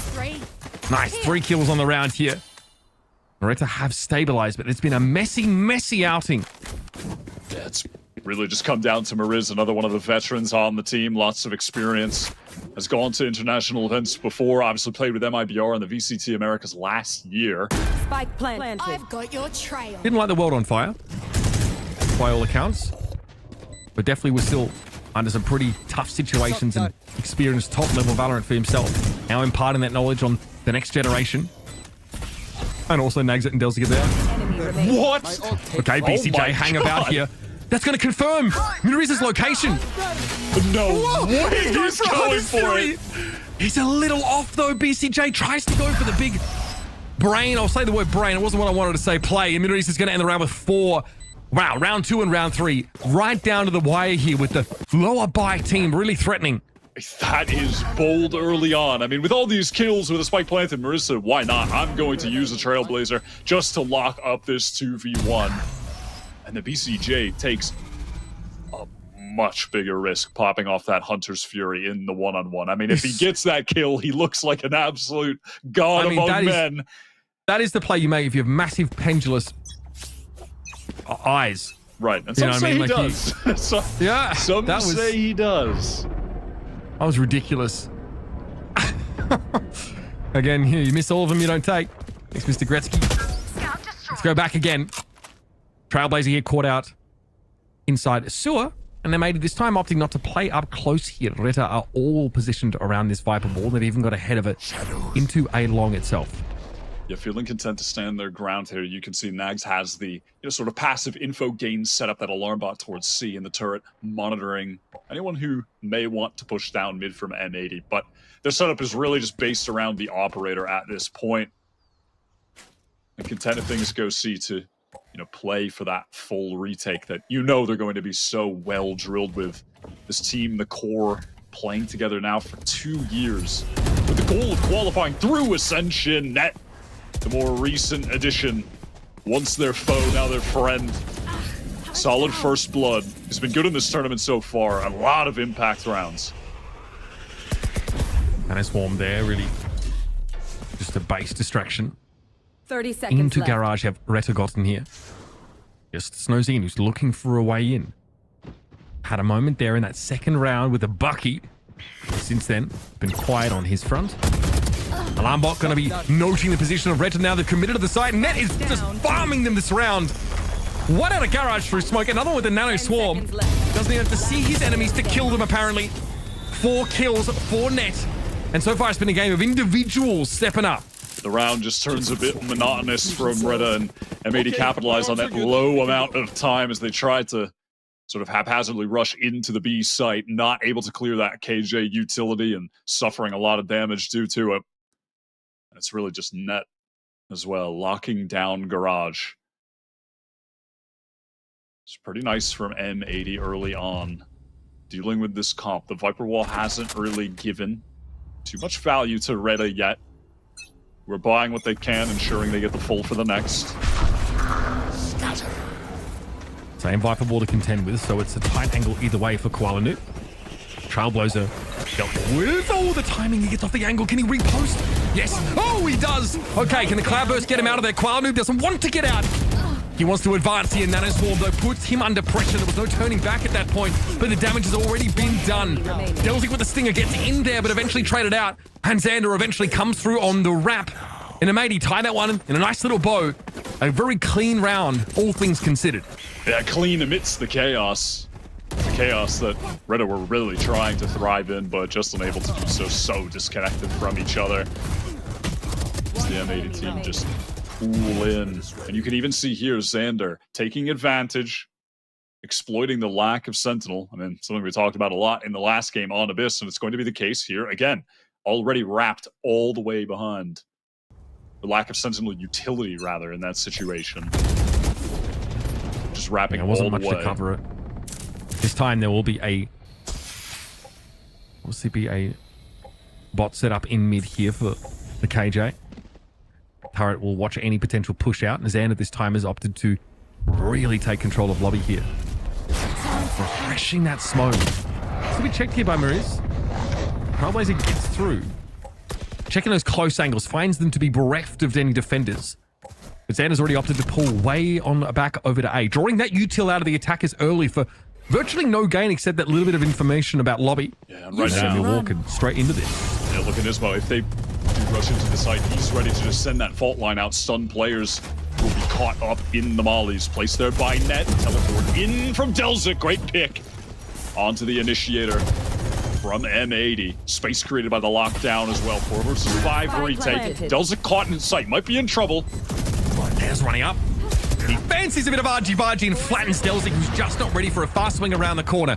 Now the numbers are even. Aldrone can check the outside. Know that Zeus is playing a close angle. He's trying to disrupt any potential defuse, but he has no chance to really even let that snake bite go. He fires it off, but he's dead in the aftermath. And Snagsnet and Marie's ready to stand and deliver out in mid, up to Net. And it's just a little too much for him to overcome. Again, it's the veterans standing as the smoke clears. Yeah, just a couple too many players swinging together from RETA, taking those fights as a unit, which is really their biggest, or was their biggest struggle in the first game that they played.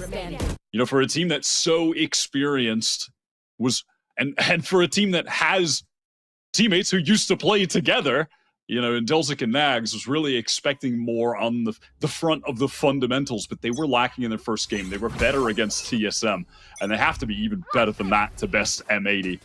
These guys are well drilled. And they hold each other beautifully. It's not a romance novel. That's just about how they fight inside these sites. Their anchoring is sublime. Their trades are very, very good. They've had close maps, sure, domestically. They had them yesterday as well. That just says a lot about the level, the quality of teams here. This Snowzine fully committed for a Blade Storm. Goes to 1 through the wall. Or rather, it was Koalanu with the blades. Getting trolled by a little camera there. Either way, no casualty outside of Muriz, who's picked up on that C side. That's, again, Xander establishing himself. Koalanu now just taking up a very passive presence towards A, facing towards long, just that info gain. So the round slows down a lot. You know, RETA are definitely one of the slower attack-sided teams that we've got in this tournament. I mean, especially compared to some of the madness we've been seeing from the teams that enjoy a little bit of neon. RETA take things to a much slower pace. Net just absolutely decimates them. This guy is just so hard to shift. Net. Talk about another outsized impact on yet another round. Simply sat in the corner, but able to anticipate the TP from the Omen as well. Turns it into 3. That is explosive. And that is devastating. RETA's back is broken here.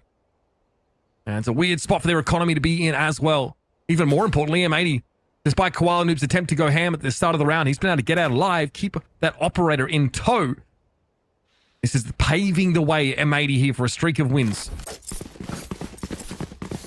Looking to see where Koalanoob is going to post up. I mean, that's one of the advantages, too, about the Viper Wall, especially going up against someone like Koala, who will just be opping every chance he gets. It does deny that sight line, the common one, from short facing towards A lobby, right? So Koala going to have to play around that.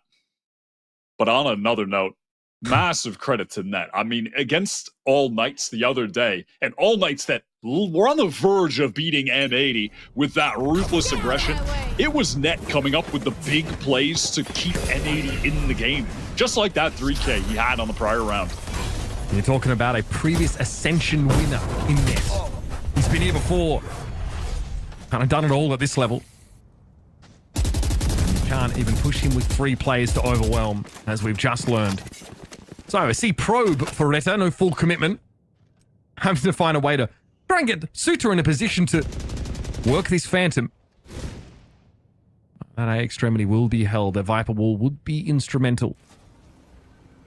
And you can see right now with the M80 setup as well, note that turret from Net that's watching short. So if the lurk does come behind the wall, or not so much a lurk, but rather just that, silent contact that Kowalnu won't be able to know about, the turret will give him the information. Yeah. So he can back off. And I mean, it looks like we're headed to just that situation.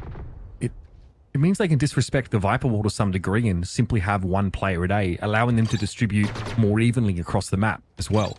They don't need someone holding that at all. Nags, good jump spot, just aware that the op could be there. 30 seconds left. He heard the turret go off early. There it is. Kwanu with the tailwind away after a caught Snowzing.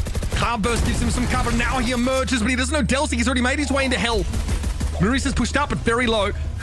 Remember, this is an eco for RETA, and yep, we have a player caught. Maurice caught inside that detainment field.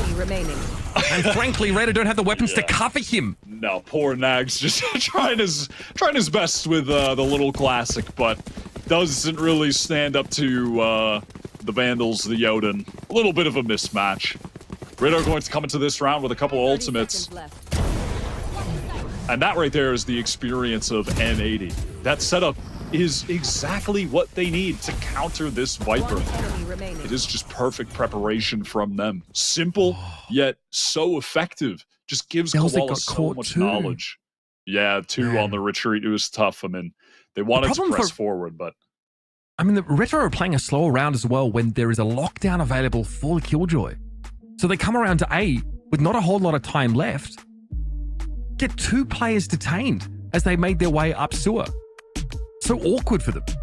Absolutely. At some point here, I definitely want to see a pace shift for RETA. It's been very slow, teetering on, and fully jumped into the realm of monotony on a couple of the rounds, just hitting way too late, not able to clear out some of the util they needed to, namely some of those KJ mollies.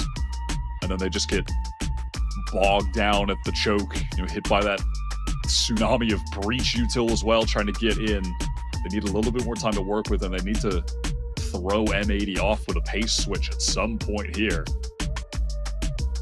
But coming right out of the tac pause, that's something M80 will be thinking about, be very aware of.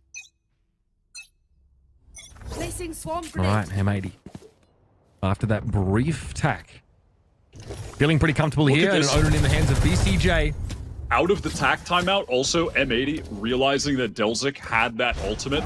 They were thinking they might go for a fast play with him TPing in a spawn. You could see Net was waiting to break it in their own spawn. That is how aware M80 are of the potential plans with RETA's ults coming out of that timeout. That is such a fringe case too. Unreal. They were ready for it. It never came. Delzik still has that option later on, but Nagzet is very, very low after that first little tussle we saw. Net also a little worse for wear, but nothing to write home about, I'd say. He's got himself cozied up here by that garage door. Poison Orb, you're going to give the cover here to RETA to advance, and now they're in striking distance of this B side, but Xander's going to be there. 1 for 1. Rolling Thunder comes out just as RETA were trying to hit the side, and they've taken a buttload of damage. Net here flashed out. Can he still make it happen? No. Brought down by Maurice. And now some distance being offered by Koala Noob. It's a fall back to the site. He's waiting for that contact, but doesn't see it. Gets off the angle before Maurice crosses. So it's still 4 for RETA standing now in this post plant. There's an Odin, there's an operator at play, and that's all they made. They need apparently at least to give themselves a chance. It's BCJ versus Nagzed, and he is so low. But BCJ doesn't know where he is. It doesn't matter, baby. Get those sunglasses on. Oh my goodness. That retake was so fast from M80. It was a 3 versus 4, and they just got in there with full confidence, running through the Viper's molly that was in front of them as well. You could see Nismo was vulnerable in that situation. I mean, man, if that Rolling Thunder had come just a second earlier, those guys on B would have gotten flattened.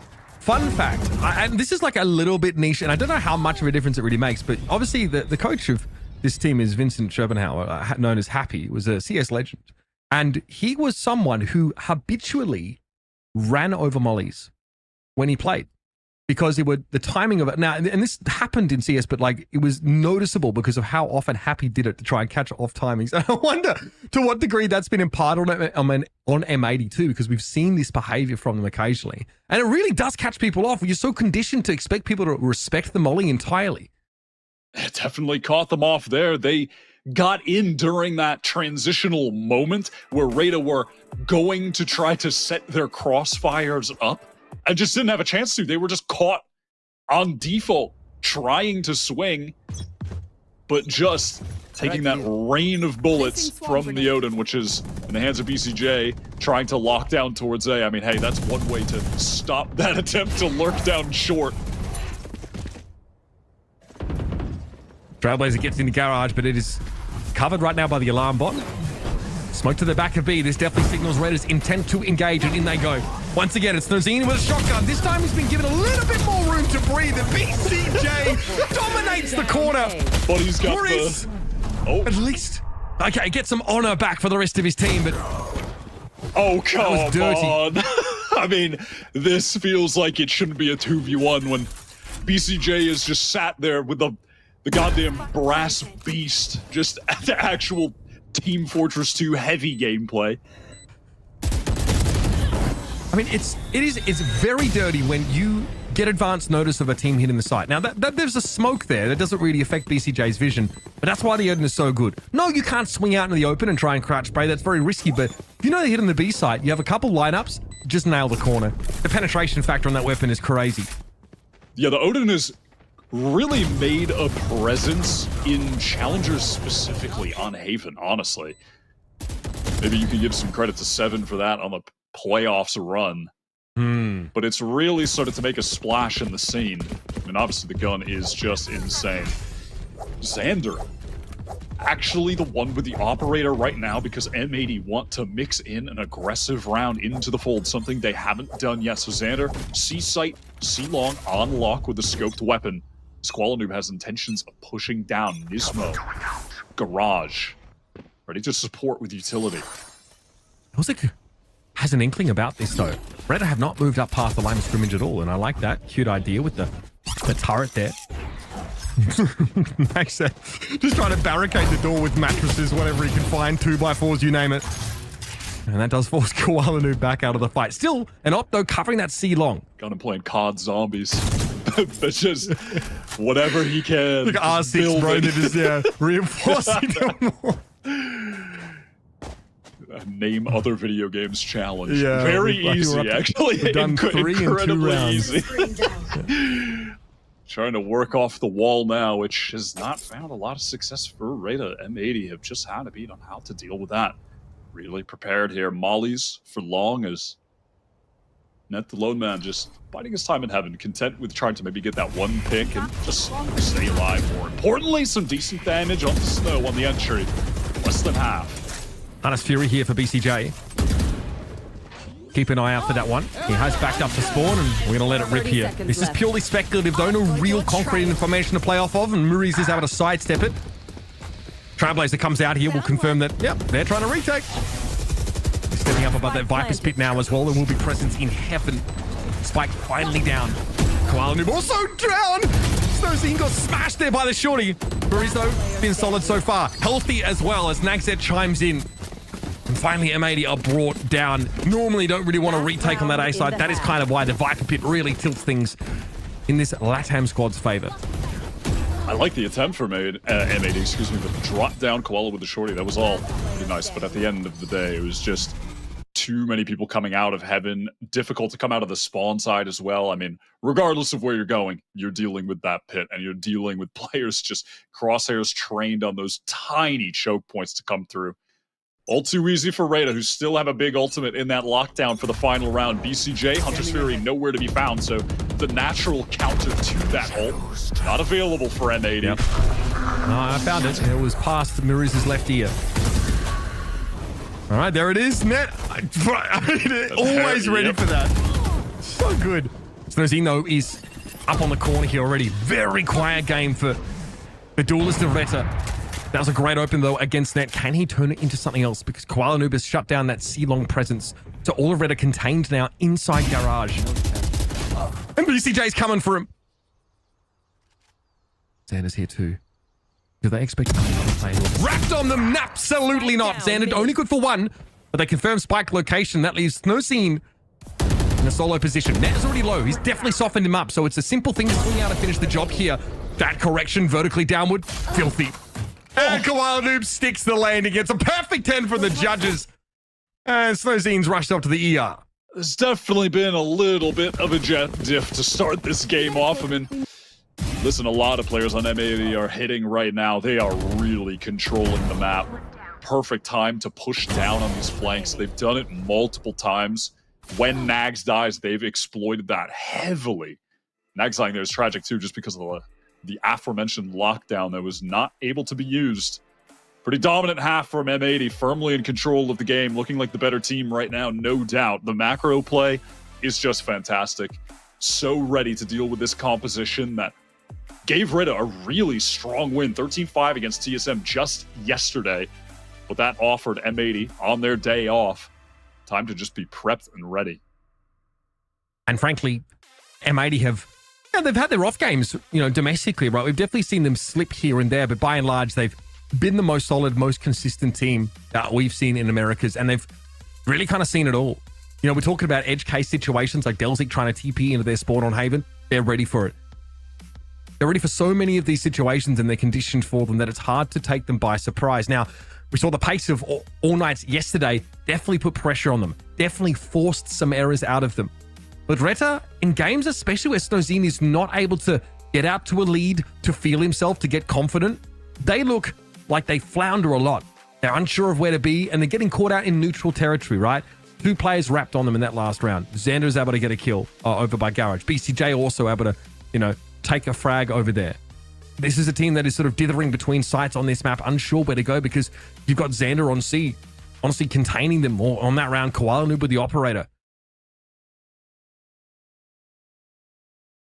All right, getting back into the game now. Always feels silly to say, but this is a must-win pistol round for the first seed from LATAM.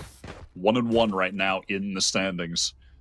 Beating M80, one of the toughest teams to beat in the tournament. And it would be excellent for their chances of getting into the playoffs, being one of those top 4 teams.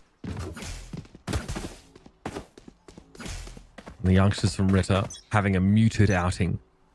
The lowest fragging player on M80 with the combined frags of them. Always a bit of a hard pill to swallow.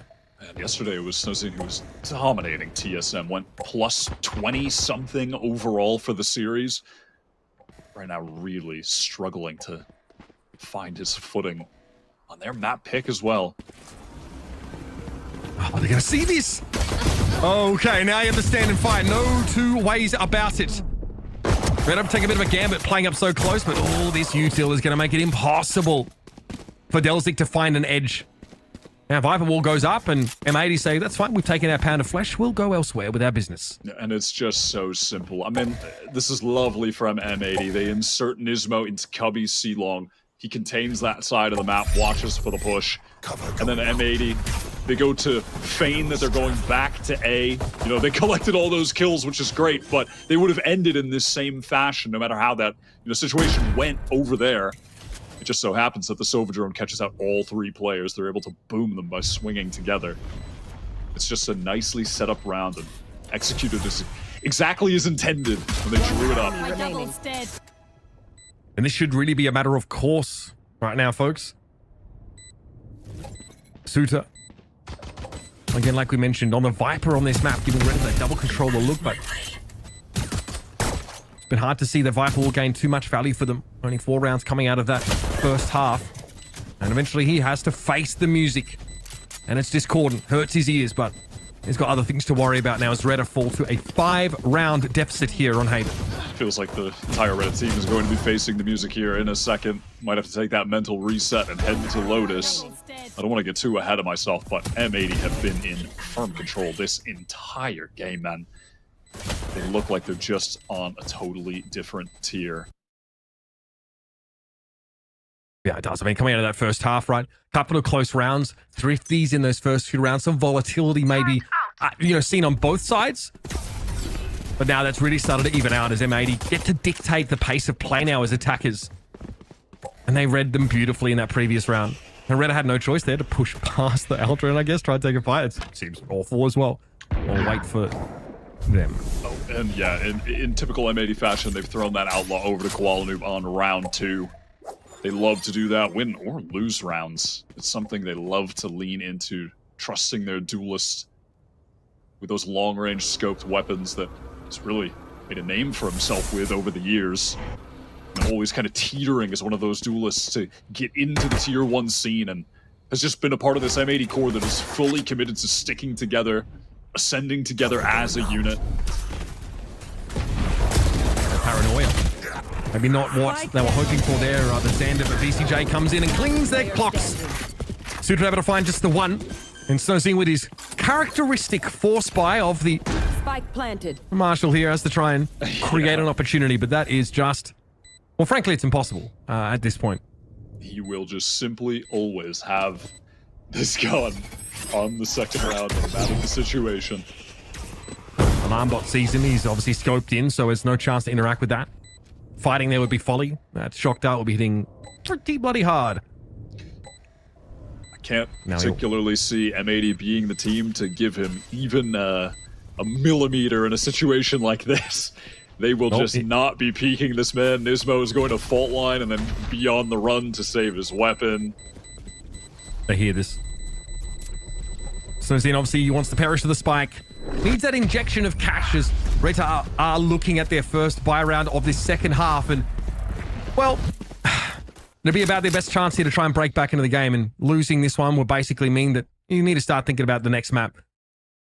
M80 are just here to win, man. They are not messing around at all. Doesn't matter. We're in a 3 versus 1. We're dominating this game. We're going to continue dominating it by playing properly. Just not throwing away a single thing. No ranked moments, for lack of a better description. No, I mean, that's M80 for you, right? Pretty stable. In fact, their map pick coming up next, Lotus, is one of the maps where they've been a little sketchy at times domestically, especially as the likes of like TSM. Those games got drawn out quite a lot, but that's another story. This is going to get caught here with util in hand. Yep, I'm sorry. These teams are just not on the same level right now. Snowzine also just dashed aside. Zeta takes the brunt of that crackback, but it was minimal at best, and RETA with 3. Their second last, likely gun round of the game. Forcing up after this is likely going to be the order. And they aren't even bothering. Hold on to those weapons. A 3-gun save for RETA. Fear of God well and truly instilled in the defenders. And this is one of those sad, drawn-out saves that you have to experience as you can feel your body just being lowered into the ground at a snail's pace. It's just over. The M80 players, they're on the hunt as well. And none of the things that we've been excited about for RETA have really materialized in this game, I think. They're not really able to do, like, Delzy can't get up to his usual tricks. Lurking from odd positions, catching people off. Obviously, Snowzine can't just barrel through. He's not feeling confident right now. You can see that. He is completely out at sea. Probably feels in over his head. And M80 have been a team that have been able to shut down star players a lot over at NA as well. They really, can read into some of those tendencies. They tend to wait for them. They're just very, very difficult to get into the mind of. Yeah, absolutely. I mean, this is a blowout game, but not in the fashion that, we had seen from 2G, for instance, against RETA, where they were just sending it, fragging out of control. This is just a dismantling, a totally different class tier that M80 are in. I mean, this is just beyond the level of RETA right now. And here's the problem. RETA's next matches are up against All Knights and then Galleries. Neither of those teams looking like pushovers. Frankly, I think RETA are underdogs in both of those games, despite their showing up against TSM. Seeing how far All Night pushed M80, really put them under some pressure. And Galoris, who've been relatively solid themselves. The road forward for this number 1 seed from the LATAM region is looking treacherous, precarious, rocky, you name it. Yeah, at this point, do you really want to play against Dante?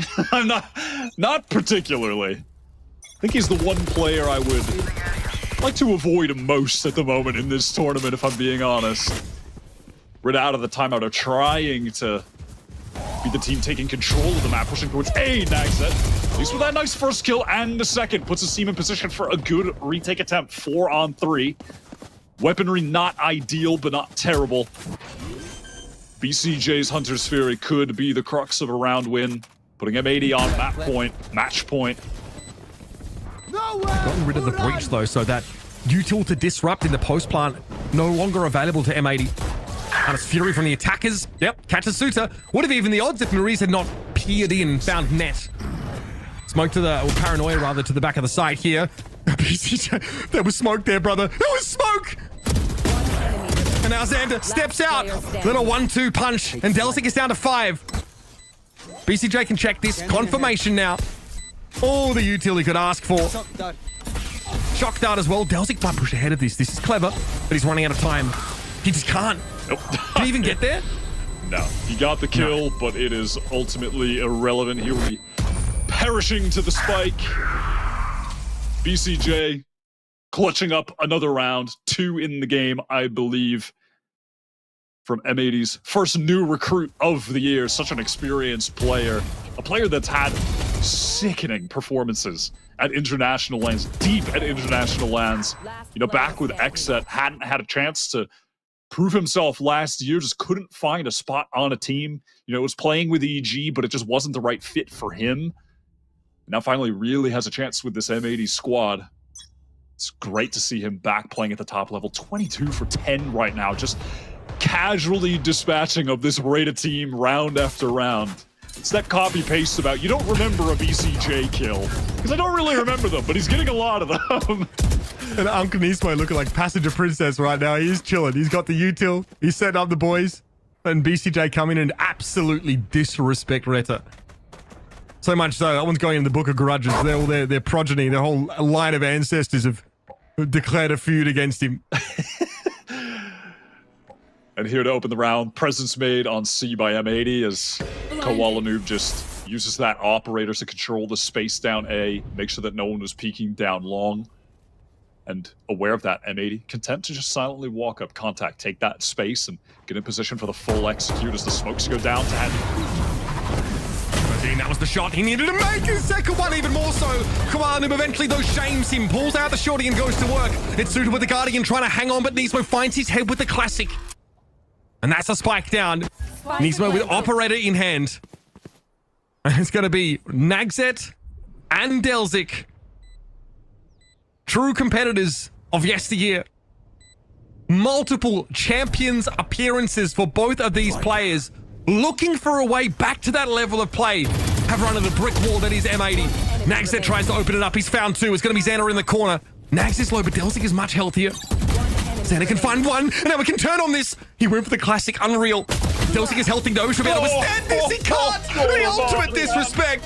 Xander takes the Glock and stuffs it down his throat. M80.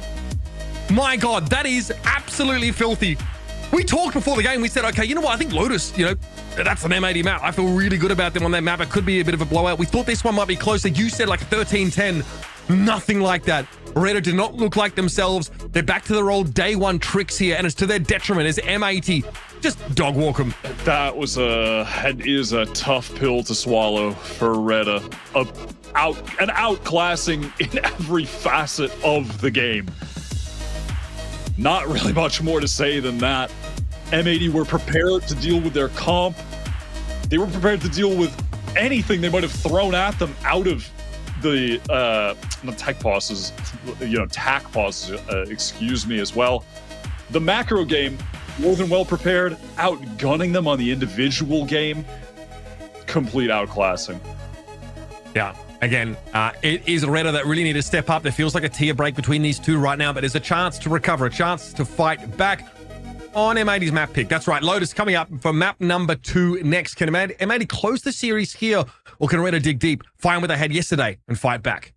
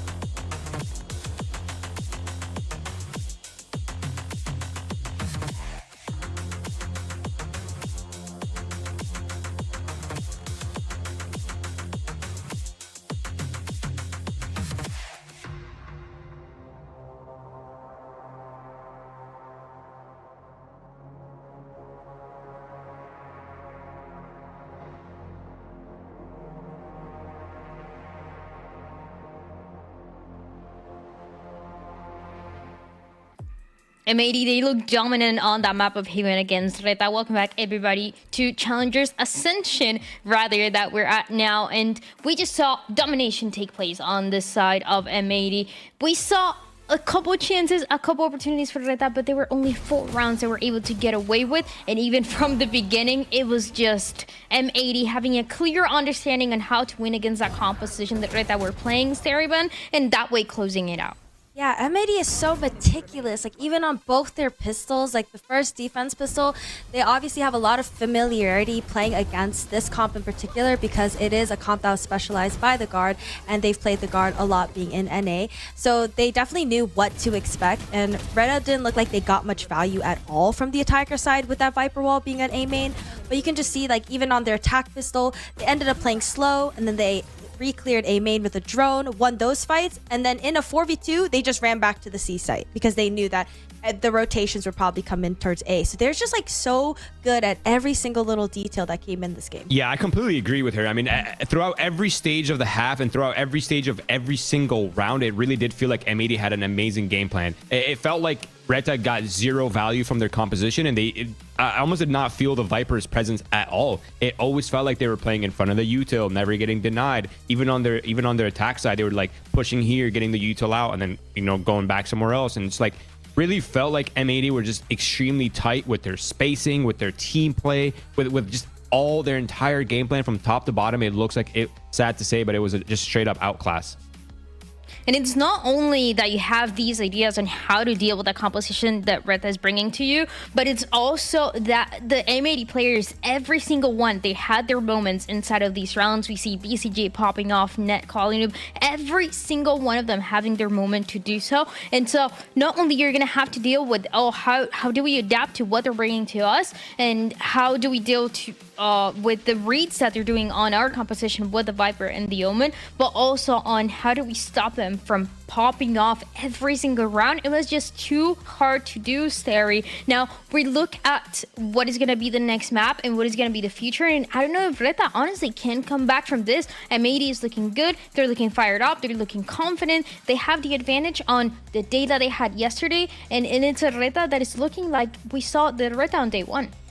Yeah, I mean, they're going to definitely have to mental reset coming into this next map. But honestly, M80 is looking like a well-oiled machine. Like, they kind of look kind of unstoppable. All their, like Roy mentioned, like their spacing is tight. They look like they have just a solid game plan going in. I feel like it's looking really good for M80 right now. And I do also want to mention the fact that the last map was RETA's map pick. Now we're going into M80's map pick, and clearly they're gonna pick it for a reason. They probably have an amazing game plan that they have not displayed yet. But I mean, also on Haven, it's not like M80 pulled out something that we've never seen before. It's a pretty standard meta composition. It's the cookie cutter of Haven, right? So like, there's really no excuses in terms of like, oh, there's a surprise factor. But now we're going into a map where like the territory is definitely uncharted, and if M80 continues to play at the level that they are with that X factor, it might be a tough matchup for RETA. And I feel like this is one of those maps, though, for M80 where we can expect a change, maybe, possibly. Like you said, on that first map, we had our questions on what they were going to play out, because last time that we saw M80 run and play on Haven, it was against Moise all the way back in Challengers. So now we're seeing them on this map of Lotus, where last time they played in the Grand Finals against TSM. And it was something that you mentioned, Roy, for a little bit. It was when we saw the Sage being played out here. Yeah, it was a triple. It's not even just a Sage. It was a triple Sentinel. It was insane. Yeah. They showed it in North America. It was absolutely bonkers to play against on Lotus. And to me, when I first watched it, I was like, okay, maybe this is just like a cheese comp. But no, they played it so many times. And even when people had counter ideas, it still was a fully functioning, very dynamic comp.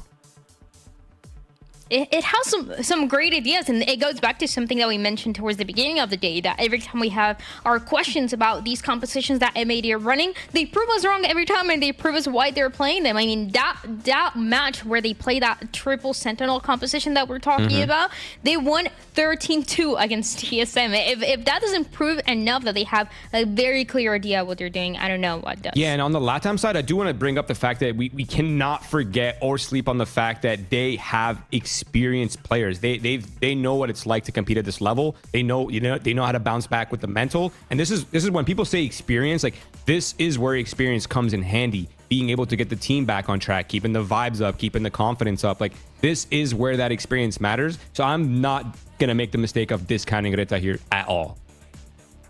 Yeah, there's always a chance, as we've talked about for the last couple matches. And also, a reminder for everybody watching in the chat, there is a giveaway so you guys can get a blacklight chair. It's going to be pinned in chat, so you guys can sign up and see if you can get one of those chairs. I talked about it yesterday. They're really nice, the desk, everything that blacklight has. So make sure you check it out, and you might be able to get one of those for free. But now as we go back into the conversation here between M80 and RETA on that second map, something as well that we mentioned just briefly, it was that the first map of Haven, that was RETA's map pick. Now they're going to M80's map pick, Starryman, and things can get a little scary for them because, yeah, we're talking about not underestimating them, but M80 is looking so good.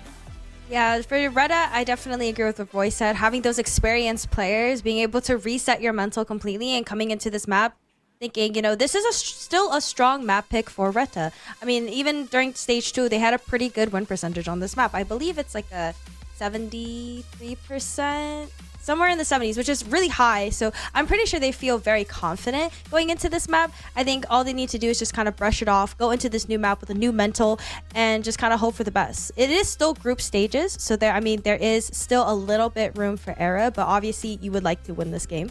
Yep, and also to mention that this is the map where both of these teams have kind of question marks, right? The first map, M80 did have a bit of an idea of what RETA was up to, but now we're going into Lotus, a map that neither team has shown in a while. So I think the level of prep and the level of practice is a lot more like internally focused, where like it's just more so about our game plan instead of like, okay, what are they doing? What are they up to? It's a lot more internally focused, and I feel with that internal focus is RETA's strengths, right? That's kind of where they get some of their powers, and like just like playing their own game, not worrying too much, not overthinking, keeping Snauzine confident, and making sure they stick to something that is more familiar to them.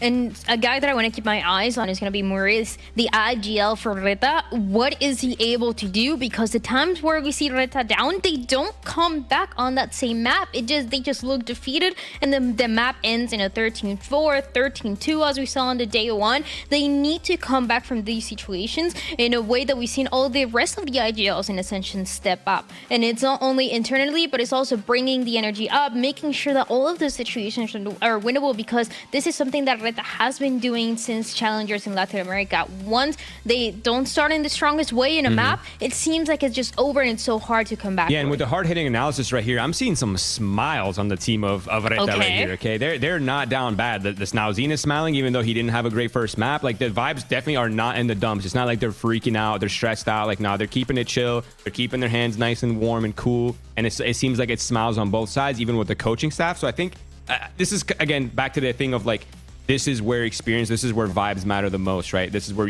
everyone needs to remain level-headed. Obviously, M80's all smiles because they're up one map, so they have more room for error. They should be smiling. They should be feeling pretty good about what they were able to do on Haven. It was a 13-4. It was a domination from this team, and it once again proving us Terryman why they're their favorite team. But for RETA, they are the underdogs, and they have something to prove. So that's when teams can also be the scariest. Yeah, I think with underdogs, there's kind of like an unknown factor where it's like, you know, you'll never know when they're just going to surprise you or, you know, just hit an insane upset. And, you know, a good thing that Roy mentioned is like RETA's smiling. We love to see that. I think that's the hardest part, is like keeping control of your mental. Like getting destroyed 13-4, I'm pretty sure is pretty rough, but they're able to kind of keep smiles all around and keep the vibes up. Well, let's jump into the Blacklight Agent Select. Let's see what the two teams are going to be playing on this map. We talked a lot about M80, what they did last time, and guess what? They're going to change it once again, Roy. Yeah, I mean, we talked about it. They're not attached to their previous meta, and now we're going into a Yoru. That is not something that we see very often on Lotus. And on the flip side, for RETA, they do have a pretty standard composition, double controller, of course, with Fade Rays. This is a composition popularized by Fnatic, so it's not something that M80 will not be ready for. Keeping a little bit of the same on the side of RETA, but M80 bringing a compositional change on the second map of Lotus. Let's see if they can take it 2-0. Let's take it to your casters, Uber and Wyatt. Okay, big change up here for M80 on their Lotus composition. In the past, it was Deadlock Sage, which may have been a composition that had a bit of an expiration date. This is a big switch up for that NA side. I don't know what to say. I hope RETA didn't have too many long nights studying their Deadlock Sage comp. Oh God, can you imagine? I mean, whatever they did to prep for that madness, out the window. And Roy was talking about it, but M80 love to switch things up. Snozine, good damage, good damage. Starting this map as he finished the previous, sadly. Now M80 passed through here with a 0.04 rating. It was brutal. Absolutely was shut down and handled by M80. And like I said, they still got some good damage on M80. Spike plant. For the Copers out there. Now RETA will be getting into position to retake all from upper here. Very easy here. Eyes on stairs. Good call, I think. And he'll be there to catch anyone who tries to surge up in that direction. Most of M80 fallen back here. Over towards A main. Reese is going to try it, but gets spotted out. Little jiggles there from Nismo. Yield the information. He was low, though. It ends up being a trade. Net's happy with that one. Delza gets onto the side here. C's thrown out. Suit to flash briefly. Screen lights up. It's going to be down to BCJ versus Nagzet. That is an annoying little horn that pings Nagzet out. Oh, it's so nasty. Brought down to 74. One shot that will do it. That's all Nagzet needs to do, and he cannot. BCJ, once again, delivers a smackdown. And M80 take the pistol. Just do not end around in a 1v1 against the big guy. He's 3 for 3 now in 1v1 clutches. So consistent, so good today. It's been good for a long damn time, but finally an opportunity to show it again. Hot start already on Lotus. I am just trying to see what this Yoru is going to do, man. I have never seen Yoru in a competitive match of Lotus in my life. Koala Noob's Yoru, though, is so sick. You kind of associate, and not even kind of, you definitely associate Jet as the Koala Noob agent. Just nice little free pick on the jump spot. Against M80, you got to expect Koala Noob to have the Outlaw in round 2. But Yoru has actually been statistically, by far, Koala Noob's best agent in 2024. And he was able to push up onto A, get that kill, drag Snozine additionally out of position, and gate crash back to the rest of his team. So it's going to be 4 players. A delayed 5th, of course, with Net coming in. Hitting this side for RETA. That's a scary prospect for Nagzet. Nice little spot there on the corner. Okay, this is going to give him the hot foot. Snakebite comes down, separates BCJ for the rest of the team. He gets brought down, but the aftershock there from Nismo is well placed. He doesn't pick up the spike. He doesn't go for the plant just yet. Could be a bit of danger here as Murs tries to creep his way back in. Really the only person on RETA that was kind of putting up some numbers on that first map. Really experienced Brazilian player. Way back in. Good shot from Snow. Not bad. Xander here. Little peaks frustrating him there by Mariz. There's still the issue of the defuse for Mariz, and that, yep, you can see where the spike is down on slope. Xander just trying to soften him up a little bit. It's labored, it's dragged out, but eventually the result is the same. M80 take that second round. Keep the Outlaw in hand as well. Going into the next. Opened up, of course, by Koala Noob over on that A side. Dragging the extra player in, taking one down. A fair bit of damage. RETA will be somewhat content with that heading into their first buy, so long as they can not suffer the fate of an Outlaw shot as a one-shot or to the dome from Koala Noob. Going to pay attention to some of this early gate crash placement, some of the idea there from him as he looks to head towards C. With 3 players actually on light armor, but it's Xander with the Outlaw, Koala Noob with the Vandal, and the Dimensional Drift already on their bonus round. That's an opportunity to really get the ball rolling. And Koala Noob has 2 kills, so you best believe he's been making sure those orbs have been going the right way. Trip tested there. Xander aware, of course, as the Prowler made his presence known. Mariz is very quickly gone and snapped up that Odin. Some prods here from M80. They are quite happy to play it slow. Okay, Net. Sends a little bit too far there. Snoozy was waiting for him, and the alarm bot definitely gave him advance warning. That's scary. He's not cops a glancing blow. Online already round 3. Pretty significant for RETA. It's so good towards that A side. I mean, the way it dominates the alt orb there from the tree position, the paper-thin walls. There's that Dimensional Drift, though. Intentions of cracking open this C site, gaining information for the rest of the M80 players to gain safe passage, but BCJ won't have any of that. Tamale doing so much. That is wild. The damage on Nismo there as well is just going to fall to the snake bite in the end. They try and follow up because Koala Noob emerged from his dimensional drift in halls. They wanted to follow him up, but they're not aware of Sufa waiting by Waterfall. Spike down. C. Now Koala is in that 1v3. Snowzine drawing an outline of him on the wall as he crosses to pick up the spike. Knows he's just got to kind of go for it here, but he's interrupted by the satchel. Still turns around and forces Snowzine to respect the name, but it's still a RETA round. Good thing Mariz knows where to put the crosshair for that little spam lineup. Odin is mega powerful in that situation as well. I mean, it's just created for loading. Nismo, they tripped on a banana peel on the entry, just slipped over. He walks up through that. There might have been another nano swarm there as well because he steps into the snake bite at pretty low health as it is. Yeah, they want to scale. They want to take advantage of the dimensional drift. But RETA just do a really nice job separating the pack from Koala being that tip of the spear. Here's the Odin in prime Odin location. Now, RETA really not playing very deep in A main here. Now as the wall comes down, they might consider stepping up a little bit. Oh, there's a lot more than Xena bargained for there. Take such a wide angle. That player coming out of door. Blindsided, didn't expect there to be two additional individuals for RETA. And now they can redisperse themselves back over the map, over towards B, and ultimately see where Nagzet lies in wait, as Net will try and clear some of this Killjoy util without dying, ideally. Fall back, noise cut, trying to retake that control on A as Net makes some noise C, but just Cypher, that's not necessarily enough to convince to rotate. Mariz steadfast in the sight. This Odin dealing serious damage to M80 as they try to prod in. Time is ticking lower. Suits are still eyes on Baby Door as well. He's affected by that fault line now. BCJ tries to hit the drop on him. Nagzet going to come in and try and reinforce though, but he's going to get caught out. Oh man, Aftershock. Suit had nowhere to go, really. Left. So M80 now just a one-player disadvantage. They don't have upper control. And they are trying to maintain that Baby Doll control, and that's what Net is playing out towards Rubble for. So they don't have to worry about backstabs from there. There's no Viper to throw the wall back up and hide vision. So Zeno looking to make a splash. More kills already than the last map to his name. Showstopper at the ready. Over to Baby Doll, he looks to go. And he actually catches Nismo, who kind of wanders back into the line of fire. I mean, M80 had to get pretty close to the spike here. I think they realized there's going to be a defuse. They need to keep those weapons. And that showstopper kill seals it.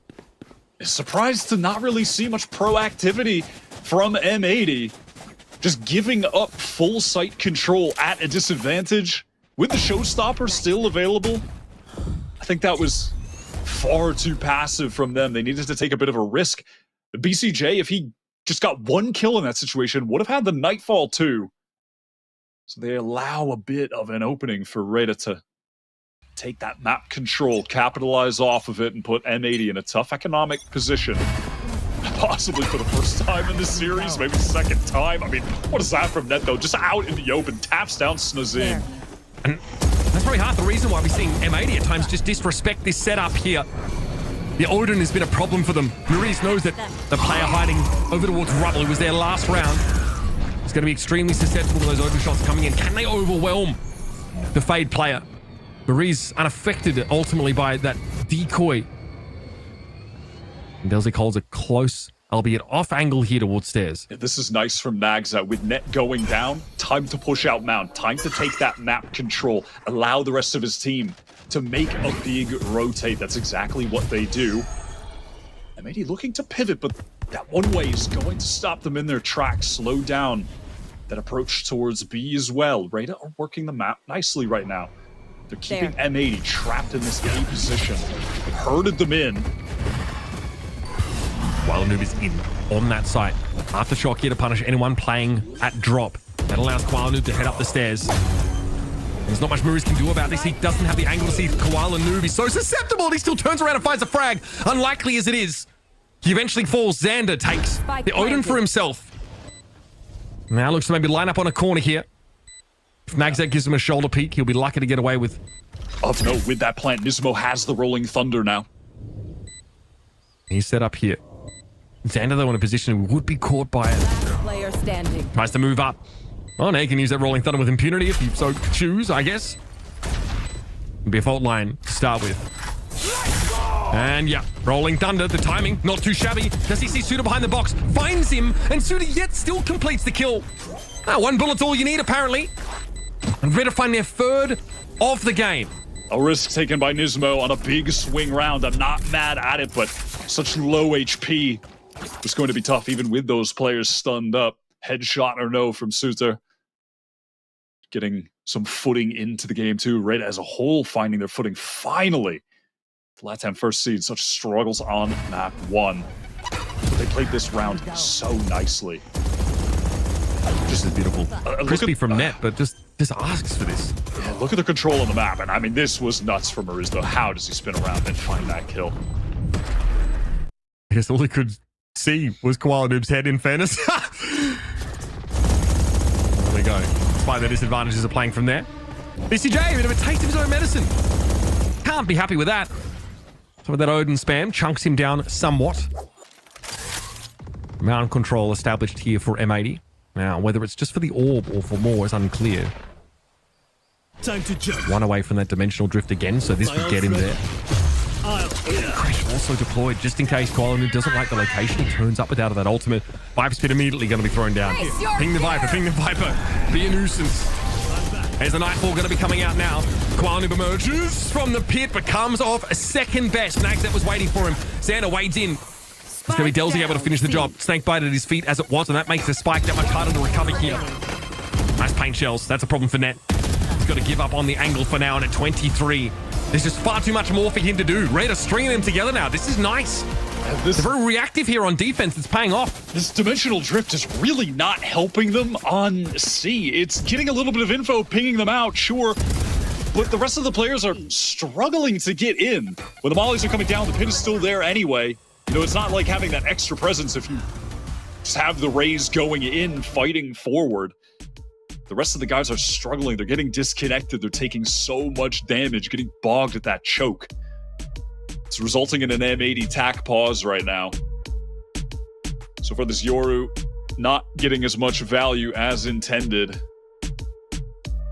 We're not loving it. Couple gate crashes. I mean, like the previous round, prior to this one, he was able to gate crash on towards that A site. Kind of get there, then that unfortunate circumstance where Maurice just, well, I mean, depends on who you ask really, but when Maurice just rips him a new one down there from pit. Even after, I guess the issue for Koala Noob is they just aftershocked that pit, and then Maurice stepped in there, so I'm just definitely caught them off guard. I'm questioning, like, is it really worth feeding the ult orbs to the Yoru to get a dimensional drift there where, listen, boring, but if you had the Rays and you were doing the same thing, and we're just leaping in with the showstopper in that situation, that's a better way to kill that Viper. That's a better way to make some space.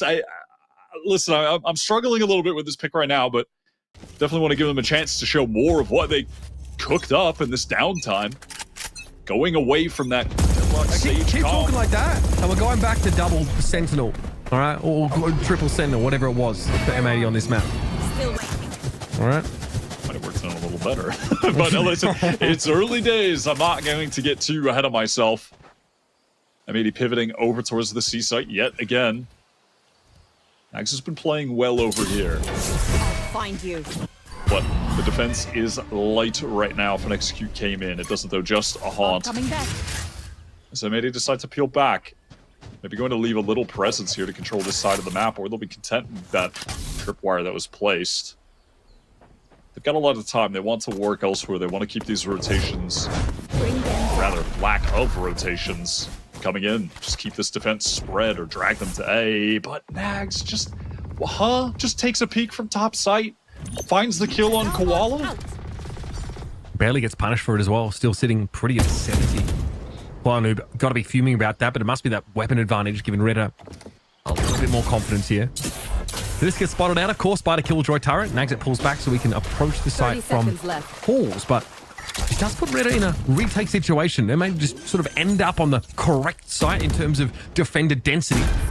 So there it is. Oh, the one way towards halls. That's pretty deep. They might try and challenge this with a couple players off that. Paranoia used by RETA to try and break the deadlock and caught one player.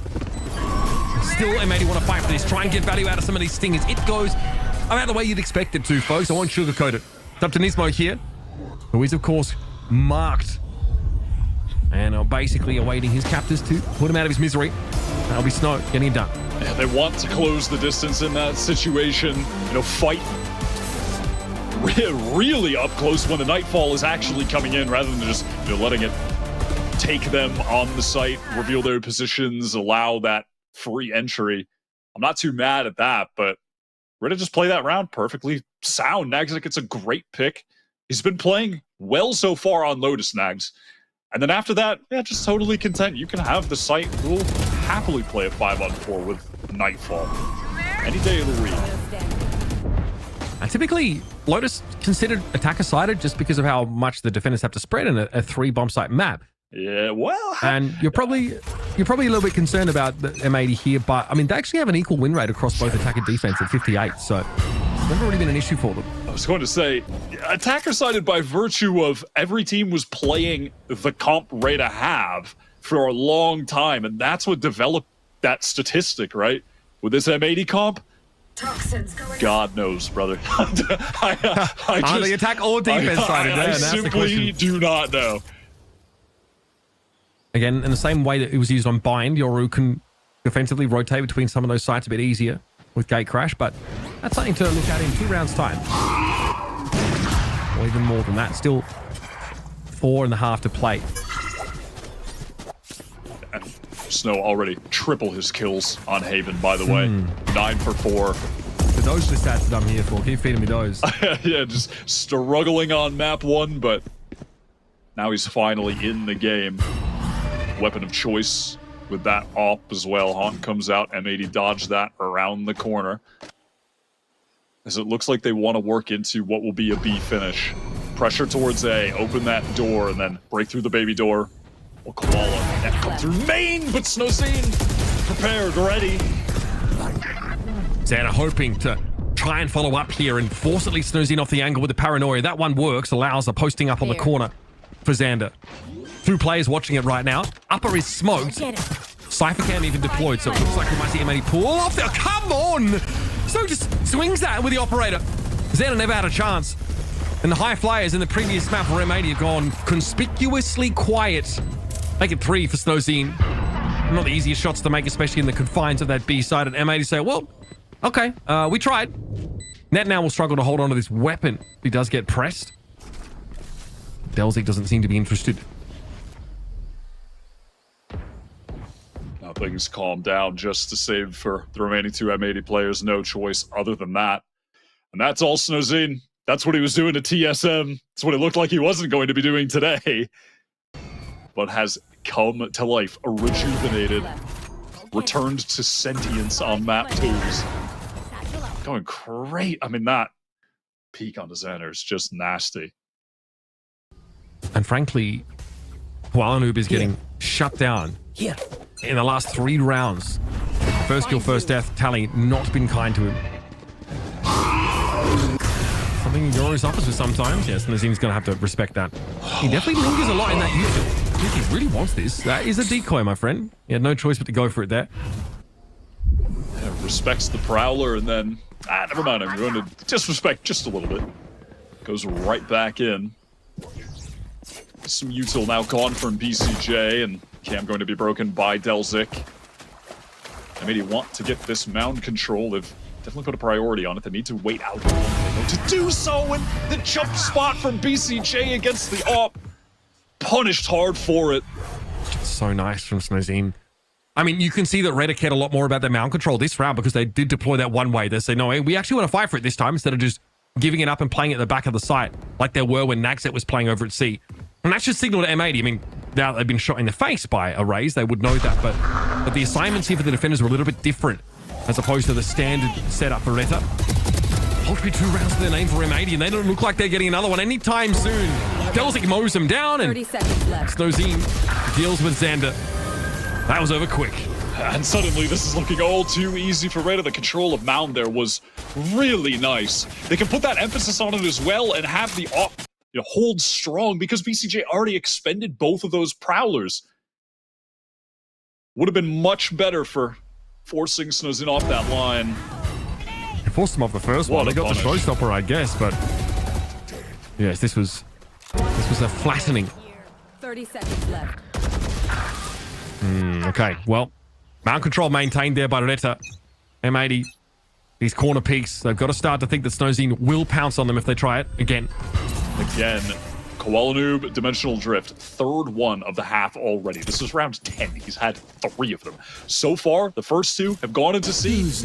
They did not work. We're going for it again. We're running into C. This time it's only Nags and he's on the retreat, so some positive information for Koala is that the rest of the team can get in for free, get the spike down. Koala Noob, does he linger here? Gatecrash, of course, will let him get out. He's hanging out. All right. Except for the shoulder peak. Confirms that the Yoru is staying. He creates more spacing than Aftershock now. Decoy obviously will go first, and Koala Noob says, okay, I'll reset now. Same spot. And there's going to be post-plant for M80 now, but they do not want to give up the site. Note how far forward they're playing. They're not playing towards Mound. They're not playing even at the back of C. They really want this. This might have caught RETA off guard a little bit. Horn cleared, and another gate crash used now. This time, Koala Noob finally opted to get out. He feels like he's burned enough clock here, but they've left net embedded. Like a virus he spreads. Snowzine says, I'm taking my big boomstick and I'm going home. Or are you? No, I'm not particularly headed home. Headed to the grave, sadly, for Snow. That was good from M80, though. I do appreciate that on these C-site exits, when they have the spike down, they are fighting forward. They are trying to take presence in Hall, fight towards Waterfall, and Koala Noob, with that gate crash, was effective at the end there, too, just drawing out some util and attention, posted up close, and then falling back, and has everyone else to pick that angle up. I like that post-plant setup. And I like how M80 are playing those situations in particular. It just hasn't been enough so far. I feel like Koala Noob, though, enables him to play a little bit more that style, right? Because he has the reset button in the gate crash to kind of decide that he wants to play off the site eventually. We saw so much in Americas that, you know, a pretty standard way to fight is like you just kind of try and smoke out the middle of the site, you smoke out Waterfall, and you sit at the back of C as attackers, right? And you just sit, you just try and trade, you TP up on the boxes, you play on the stairs, and you try and win from there, but you do let the defenders get a lot of purchase. You let them come back in, and it feels almost even riskier. So RETA here, yeah, definitely attack pause here because there's been a switch up. The attitude from M80 after that round looks drastically different. RETA just trying to ensure that they can close out this half with a couple more rounds. They could really just be in a dominant position to take us to map 3, which, let's be honest, we just did not see that coming after Haven. This is M80's pick. They came in with that, I mean, the bold comp switch that is just the catalyst of all this discussion, obviously, because you just never see Yoru on this map. Maybe there's a reason why, but I mean, you still have a lot of time to get back into this game, a couple more rounds here, and then whatever their defensive plans will be, we're yet to see, obviously. Nags controlling Mound off that one-way. Cage comes down for the cross, and there's that Prowler to make sure that no one was playing behind the Mound itself. That's some space gain for M80 early into the round. Prowler eaten for breakfast there by Koala Noob. He pulls out. Yeah, same plays before. Cyber cage, camera thrown up. Did catch Suta out there on Mound last time. There's no operator that M80 had to worry about with these shoulder peaks. Can't be punished in that same way, really. In fact, they're the ones with the operator. Koala playing with that now, just hoping someone on C will expose themselves to that angle. Yeah, the Prowler was a problem, obviously, holding the operator, so he instead decided just to get out of that A site entirely. They look to repost up now. Muri still holds the Odin, so there is still definitely some threat there. I'm not really sure where to put himself here. Looks like A is not the ask. Some pressure at C, giving that option or leaving that open still, and a smoke towards upper on B. This is going to keep RETA in the dark for the time being. Snowzine trying to listen out for any sort of action here. Paint Shell to disrupt the plant. It's going to come too late, though. BCJ might be scratched up by a little bit, and he's down to 70. But now M80 settled back into the post plant. And Koala Noob is set up here in Baby Door. Yeah, and they can settle back, wait for this Rolling Thunder from Nismo to win the round out. This is a great position from Nags, though, if he times this properly. It's good. The Rolling Thunder, though, comes out for the attackers. Nags is still able to find one, though. We found 2, in fact. That's big. Is it enough to turn the tides, though? Koala Noob's operator holding for contact, knows that RETA feel like they need to push off the B side to some degree. There's a defuse underway, though. Shots are coming in. Murray's withstanding them all. Oh, the arrows! Axes, daggers in his back, just like the meme. And he protects his team's chances in the round with a defuse. Just able to stick it because, in part, that operator from Koala, not the best for spamming through the smoke. Massive credit to Nags. He is, right now, the most impactful player in the server, for my money. He's playing C excellently. The timing on that door open, they obviously expect that Rolling Thunder to come in. That is just the perfect literal thorn in the side of M80. They can't focus forward, capitalize off those players being stunned, getting those kills because they have to deal with him. He won the duels, he got a free kill as well. He's playing fantastic KJ right now. And with Snowzine on his side, who's popped off so far this map, 16-7 coming into the round. RETA have the ingredients they need to cook us up something special. Nagshead does get pinged there by the horn. Noob steps up. This time he actually gets a first kill. It's short-lived though, but at least he gets that 1-for-1, and Xander's able to deal with Suta up there on that C site. 2 players over towards Waterfall though, so reinforcements not far away, and Snowzine wants to expedite the process of retake. Flashed up though, holding the showstopper, and sends it to the prescribed location. That's the spike.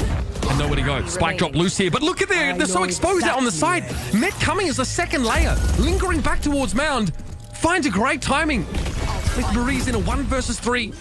Stunned up by that, Xander just has a little peer in his direction and wrests the LMG out of his grasp.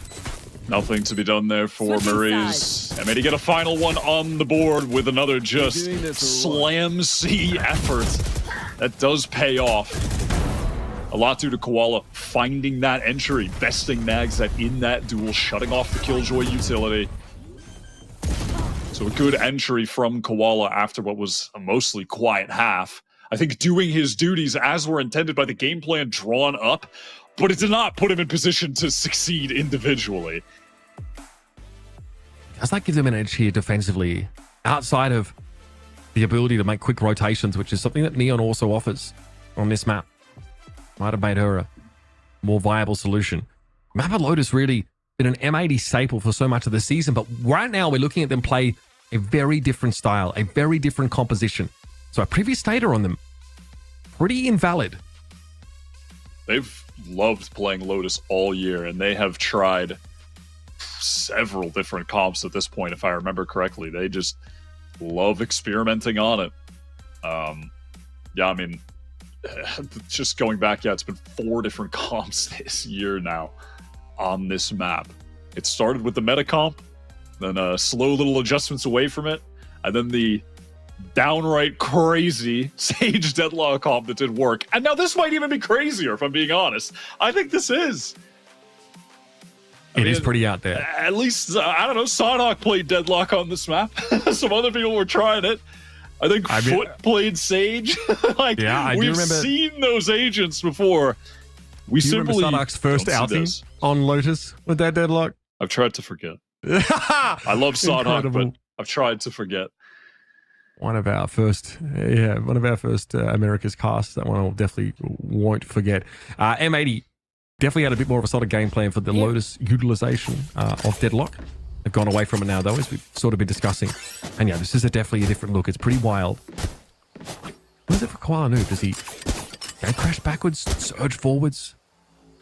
That's what I'm looking to see. He's picked up the Sheriff to play this more open long-range space towards A with just the gate crashes available. Yeah, we'll send that into the site and press forward. Playing around the fuck. Oh my god, just spams through the wall, shoots it down to 6. All right, that's cool. As some Prowlers are exchanged towards B evenly. Lurk pressure pretty nullified with all that damage on the Viper. That's also one thing Yori can do. Hang around that lurk wall and then TP back to where the action really is. Yeah. Maybe to shore up that part of the map for free. Precisely. It does give them a nice option for map controls across the different areas. Just so unaware. How does he get 2? You just can't let him get away with that. Nismo, though, backs up to the site. Ready with a flash. Already reinforced by M80. They're making sure they have numbers here. Kwanu obviously sitting across the map. Can't be sure that RETA aren't heading over towards A yet. So a little bit longer, and then he'll start traversing over towards this C side. 1 for 1. Okay. Favors the attackers locally, but Nismo able to get a clean one, and Suto down to 6 from that spam damage early in the round. Has the spike. And Nismo gonna try and make this a less appealing option for Suto. He obliges. He gets out of there with 26 seconds left to play. This is basically Bogdan's Law, right? Has the Sheriff, one-tap headshot, just don't get shot. It's basically that. Against Happy's team, yep. It's going to be a little tough to pull off. Gives him a couple flashes. 10 seconds left. It's going up. So is this just the Valorant application of Chekhov's gun, or is Suter just going to crumble under a 1 versus 2 scenario? Okay, plant location should give away something about his position here, and Nismo quickly steps up. Flip the dial a bit. My goodness! What? This could be happening. Kwanu, though, 1 body shot would get it done. Oh, real Suter! 6 points of HP! Out of here. He has pulled that out of his ring hole! Unbelievable! I am stunned. I'm telling you, bro, they don't put Chekhov's gun, it always goes off. I can't believe what we just witnessed. It didn't even look like he saw them. Those weren't even wall bangs. The fastest jiggle peaks. That is stunning from Suter. One of the younger players surrounded by these vets stepping up. Oh my word, man. Those are some of the nastiest Sheriff shots I've ever seen. This time they're ready for it as well. M80 try and play close here up on Mound. Decent flash to work with in a 2-for-2. Aftershock, a little scary for Miriz, who absconds. Cypher cam over on the A site. Still active on Virtue of Net. Still being breathing. Gonna see them push that away with superior weaponry for the most part. Yeah, can just leave that. Cam doesn't even really need to check it right now. Can just wait until the actual retake, try to ping someone out.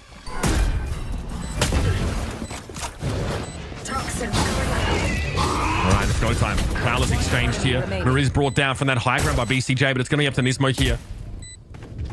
Now, I am justified in saying this. Can Unk lock in? Flash to work with, just one. Oh, this is almost like the previous round, just in reverse. The classic. Not as good. Oh, there we go. Now we got the previous round in reverse. There we go. Takes a looking. Doesn't need Nismo down to 59. Flash! The boat flashed! Suter though just goes for the spray. And yeah, it hits its mark. M80 with only 4 rounds here, losing the pistol in the second in a 3v1. Now looking at this game start to sail off into the sunset. Tiny adjustment there at the end, but Maurice, you can see the Sheriff in his hands. Suter just carried that alone over from the previous round after those insane shots. But low on HP at the last moment, while the spike was going down, Maurice exchanging guns with Suter, the higher HP of the two, to win that out with the Phantom, and it really did end up mattering quite a bit. RETA in prime position to close this out, take us to map 3. I mean, if they win out here, they're ready to deal M80 a loss at the scoreline that they just took themselves. It's fast with the judge into B. Threatening here for BCJ. Nismo here, let's go over that some of the utility onto the B site now. RETA had to be careful getting boxed in with so much of this incendiary damaging util could be dangerous, but BCJ burns brighter than all of those. Easy 3. Steps up and knocks them down. Make that 4. And that is a nice way to come back into the game, but there's much more to be done still. Yes, was in there really unable to get the distance intended with the satchels, didn't make it all the way up to heaven. That would have made a big difference if you had the judge up there fighting BCJ close range. It's always the tiniest things in this game that add up. The smallest thing can have so much impact, such a difference made, that just allows BCJ to swing out there, accurate with the Phantom, all headshots. Bad buy. Yeah, it's very dodgy. RETA wanted to mix in a B hit there. Rarely advisable on this map, especially up against Breach. Fade. Still, is history now. Now look at this. They've inserted Snow so deep. They think it's in B. It baits out the Nightfall. You are kidding. He's just sitting up here with a Bucky. The A site is vacant. They're all just going for him, and he goes 1 for 1. That is pretty egregious. He's got away with just so much. Now they might try and overload stairs here. Nagset does fall. Like a sack of potatoes, he goes down. Delzik just checking Baby Door there, but everybody from M80's grouped up here. Suter very low. M80 might have salvaged this. The classic goes to work though, Delzik. Gives him a chance. Now the numbers are even. Nismo backs up, doesn't want any of that smoke. Just as it clears, Net has made his way onto the site, and he's cleared much of this already. Delzik had no option there. He had to move away. Great use of that aftershock, and now Suta 26 HP. It's 20 more than 6. Can he do it again? Surely not, man. Surely not. Not stunned on the rope. No, he is done for. Thank God Nismo hit that stun. 3 for Nismo on the rounds as well. Madness in the round. I mean, so this is the ultimate sacrifice, just thrown into Krakatoa to summon the primal gods there, sent over towards B to try and raise a ruckus. That's great. He just gets into heaven. BCJ fully bought in since the nightfall. I mean, that's crazy. I mean, listen. I mean, your margin of error is pretty slim now, right? This buffer of rounds that RETA have picked up means that you don't really have much breathing room. No. Oh man, listen, RETA, they'll be happy enough with the result of that round. It was silly. That keeps the spirits high, you know. A few kills, some silliness. That's so stupid. That smoke they're thrown down to sort of defeat a potential one-way, but Xander does not opt for it here. Instead, just throws that in C main. 3 players at C here. Gate Crash obviously leaving Koala Noob the option for a quick B rotation. That's going to expire soon, and instead, they've sent their fade of BCJ back to that site. It seemed for a second they might have gone for something aggressive into C mount. They opt not for that, M80. The entire time, RETA, their plan basically, insert Mariz on C, wait out the one-way Omen smoke that's on A main, fight the wall up, walk out here, make your presence known, gain some control of this side of the map. You know, if necessary, they can just pivot back, but it looks like they want to go for the full A exec as Mariz is on that rotate.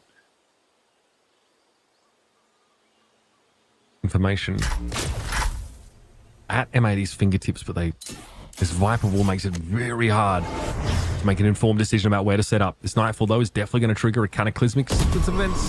30 seconds left. Here it comes. Make sure they're for Snowzine. Cyber Cage deployed here, but he steps into it happily. Okay, that might break them up a little bit there. And here comes a rolling thunder. Nismo wants to capitalize instantly. The ping on Snowzine gave him the chance, but a swing from the other side is from Snowzine. He's able to turn around and complete that kill. Naxet fighting tooth and claw on the fight, but it's net for 3. Now it's up to Snow and Suta. Last player standing. In the pit, no less. Snowzine sees that drop down though. Losing Suta hurts, but now on the 1 versus 1. 3 kills for the Rays. Xander ready for the TP to safety. He thinks the showstopper's coming for him. Oh my God, that was so close. I mean, the balls on Stone to use his ult there and go for it with like less than a second left. Oh my God, man. These rounds. Okay, that showstopper would have come for him, to be fair, but the TP is into a dangerous location. Could have been anywhere. Could have been top 8, top site. Maybe he didn't have the time to set it up, but I like the idea to dodge a showstopper that way. Kind of TP'd and served himself up on a silver platter just as Koala Noob is done. Snowzine slides into action with a Ferrari peek and absolutely flattens the Yoru. Yeah, all right. Snowzine was letting his little brother play the first map, I'm gonna be honest. this guy my is dad was on my now. PC. This guy is so different now. Mariz has picked up the op here. It's just locking down Baby Door. Ismo alone finds a great timing, but can't capitalize off his own stun. Not even slightly. Mariz just posts back up on the angle. That door closes. A metaphor for a huge opportunity for M80. So he at least even up the numbers. Okay, or BCJ sometimes. Rabbit out of the hat. Type beat. Snowzine though steps in though through Baby Door. No presence on B. No one at upper here. RETA have the chance to fully set up here, and they even check that link. Where did everyone hide? Theft here, and that's not going to be ready for that ping. Delzik leaps out and gets involved. This was a bad buy for RETA as well. They picked them apart one by one. Xander was just a free kill in the center of sight, caught in, I don't know if that was some kind of transitional moment where he was trying to adjust his position, or if he thought someone was picking up an angle for him. He was exposed to Baby Door and main. So just goes down for free. And because of all the damage done in the previous rounds, despite it being 2 in a row for M80, these guys are forced to save. The economy is dire. Koala Noob doesn't have $1 to his name. M80 thought they might be able to string together that crazy situation between Xander and Snowzine, obviously causing Xander to win on time there, avoiding the showstopper. And then we're looking to convert it into something more, but that round went pretty horribly for them. My goodness. I mean, what an opening that was as well. Just wide swing, Koala out in the open. I thought there was going to be a bit more of a utility presence from M80 towards A main. With the breach there, potential for a flash from Koala Noob as well, but it just didn't come. And M80, they're on the tack pause now. They are feeling the pressure as RETA inch so close to stealing away their map pick. Taking this to Icebox, the third map after, I mean, really against all odds. I think every single person watching thought RETA were doomed in this series after map 1. But my God, man, they have arisen from the grave. Snowzine specifically. Yeah, he's looked incredible. And those early picks that Net was able to manufacture on the defense, just swinging out towards A long, we've now started to see a little bit more from RETA. To the detriment, as it turns out, of Koala Noob, who wants to be first into those fights. We haven't really seen the Yoru bring, I guess, that utility, or at least, you know, the idea sort of behind that. We haven't quite seen that play out. But M80 at least managed to string those 3 rounds together. I'm telling you, that round 17, that bizarre end of the round, so huge for M80 to win there, despite the utter chaos that gave us all whiplash. They're still in it. Yeah. Still able to buy up. Mostly, anyway. Now with the operator, once a jet player way back in the day for Crew, picking up that angle as the team inch forward. But look at this trap play set up for M80. They could absolutely ruin RETA's plan here. Timing's good. Fault line better as well. Koala Noob for 2. Great opener. Nagzet clearly had enough distance away from that, though, to get involved. And so it ends up blowing up in M80's face. Numbers here still favor RETA, but the rotators are coming in for M80. Looks like it's a double stack through halls to try and fight this one. They're only going to Judge and the Bulldog to work with, though. That's the ugly part. Zine already circling the pillars. Xander in close with the Judge. What the hell? Gets 2. Should not be allowed to do that. It's a rifle too. Oh my God, Xander, this game is just cracked from you. This game has descended into madness, Mitch. What is happening? How has he gotten so close onto the site? With Susie wrapping around the pillar. It's like 2 massive clutches in 3 rounds that have kept M80 in this. That is so unreasonable. That is so absurd. Double kill the Judge, upgrade to a weapon, go low after this catastrophic early engagement. Look at this situation as well. Nags fully blind, just intuition timing. Koala Noob loses the duel to the stunned player, can't adjust in time. So they go down into a 2v3. Even though the trap play, a great round to call it, perfectly set up. They're still alive in this, man. They are still alive in it. I'm losing it.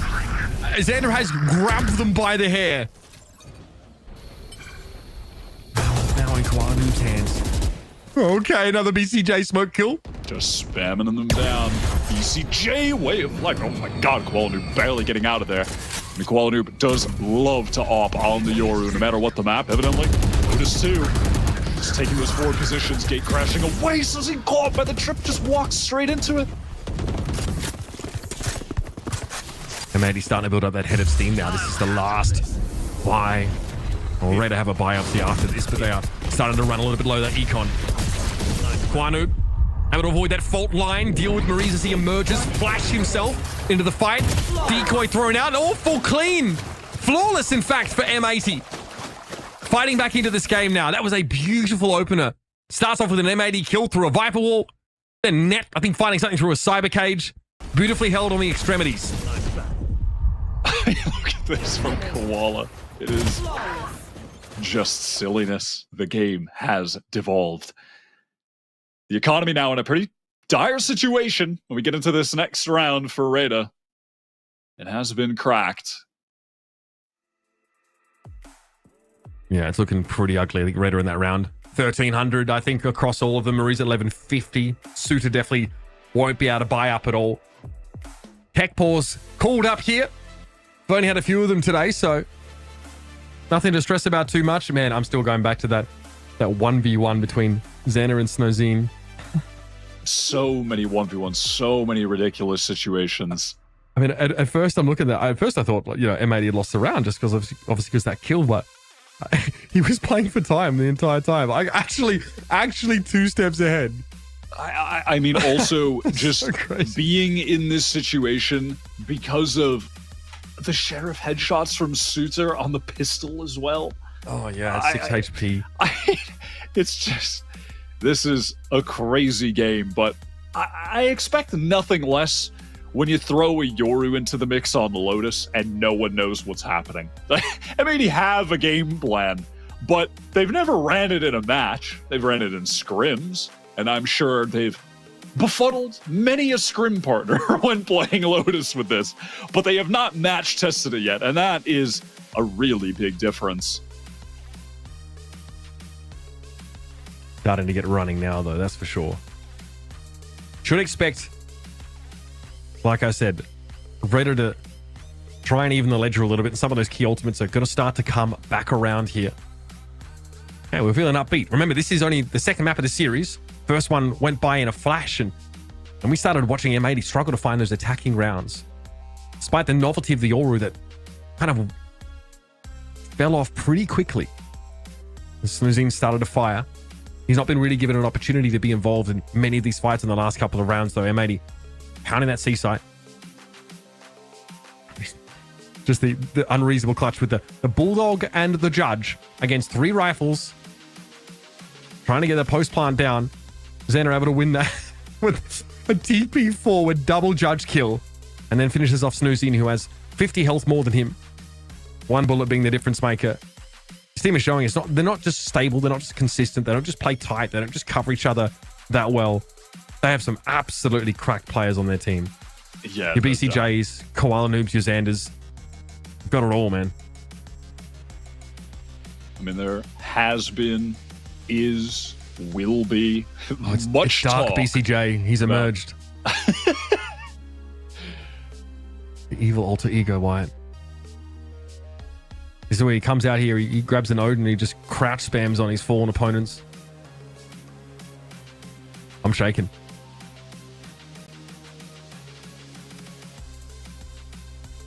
Listen, there's a lot of smiles. We have fun here. Way too long, so obviously... We have a nice time. Yeah, a tech pause here. Way too long for a tech pause. The thing about these is that they're not bounded by time like a tactical pause is. So it is until we solve the issue. Shouldn't be too much longer though, folks, we've been told. Well, I was told 2 minutes ago, ETA 1 minute. So, yeah, it'll be soon. There we go. Close enough. We're into the game. Close enough. All right. So what is happening here? Yeah, the economy off that last round, pretty bad for RETA. That being said, though, close to some more big ults. Snowzine, no matter what happens this round, gets a kill, dies, gets an orb, whatever, he's going to have Showstopper. The next buy, Koala Noob immediately taking advantage. That off to get the first. Love that the Prowler coming out instantly just to deny any potential follow-up. Koala Noob still gate crashes now back over towards that stairs side, but he's going to be too late to catch the long angle of the players running up that A grassy area. And it is an awkward buy here for RETA, so just the jumble of individual bank balances is forcing them to saving for the next. But that's Snowzine here. Going to be a fault line across that A site. No one on the ramp here for M80. They're pretty content to play from stairs and from upper. That Leah, beautiful. Snowzine didn't know what hit him, nor did Nuriz. That one came down to left field as Net silences him. Delzik wants to move up here and catches Nismo in mid-air. Suda deals with Sander in much the same way. Flash out, Suda under pressure now. Koala Noob wants to challenge this, and Delzik's moving up on the site. And that deals with him comfortably. M80 get within 1 round here of RETA. Well covered there, protecting BCJ on the defuse. This is the full buy for RETA coming in now, though. M80 just enacting that standard full retake, something they will have certainly practiced many times over. Plan out those protocols, but as we head into this, I'm looking at the state of the ultimates. Because that Showstopper is available for Snowzine Nags. Lockdown as well. That's an ult to get in the site, an ult to win the post plant. Cleanly done now, though. Full arsenal. actually Naxed who's picked up the open this time around.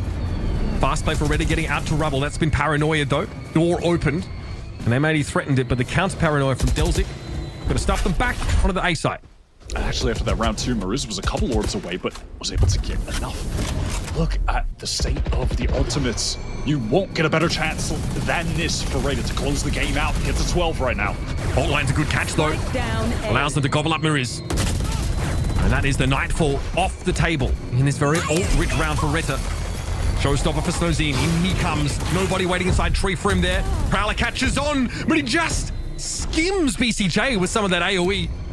And he's going to take him down. Naxed is quite low, but he's got to be able to set up this lockdown. No Odin here available for M80. They can't just spam that location. And yet Nismo waits for a moment, gives it a beat, and has to get out.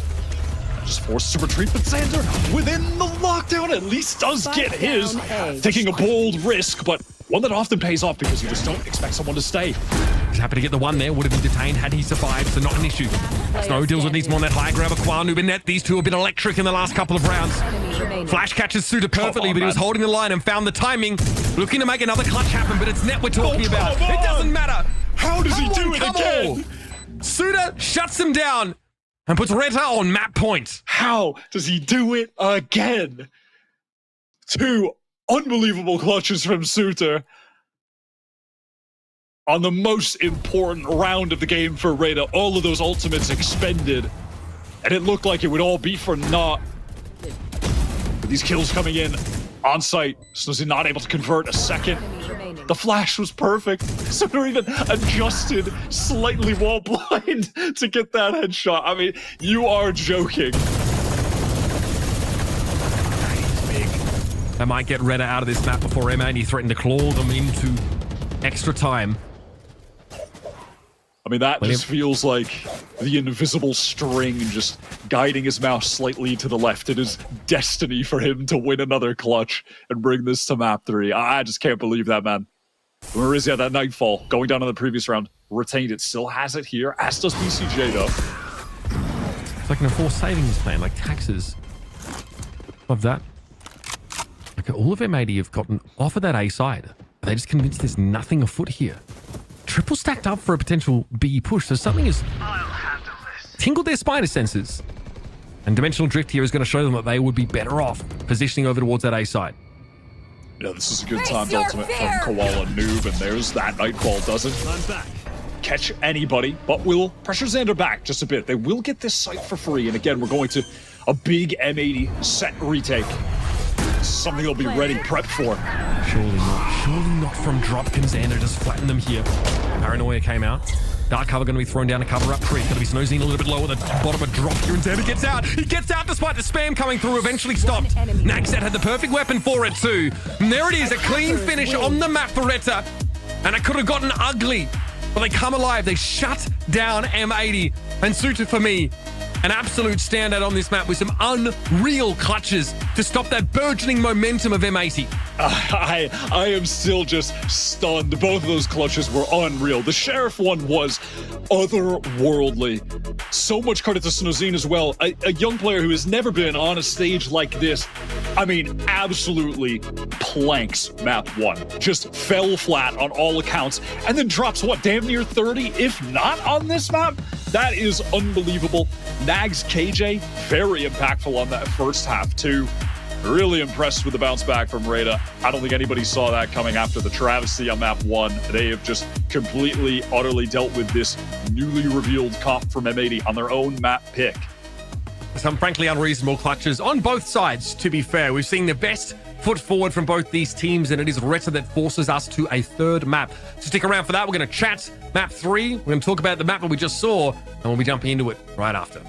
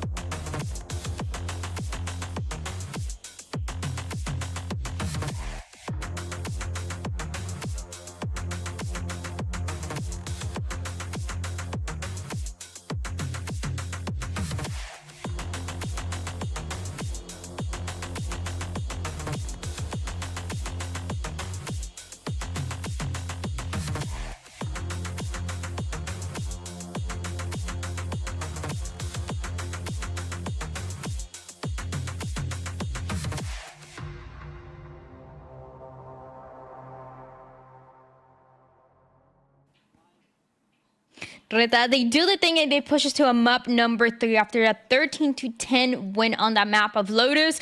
And honestly, for me at least, the expectations were not high about that map, but RETA, they were able to have a dominant first half with an 8-4, and then going into the second half, a little bit of back and forth between the two, a fake comeback happening for M80 Roy, but at the end, it is the heroics to take a massive part in closing it out for RETA. Absolutely, and this is kind of the RETA that we like to see, right? This is the charm of this team, is that they have this forward duelist that's always challenging you. They're taking the space, they're getting their team into that like situation where the experienced players can be the ones clutching. And it's a dream to see for this team. When you're going against an M80 where everybody's putting them so high up, everybody's putting them as the favorites, and then you have a RETA that is playing locally, trying their best to fight and win against the best, and they're able to get just this map win, is massive. You saw all the players hyped up Starryban because you know how much it matters to them. Now the question is, how much further can they push, and can they close the whole series out?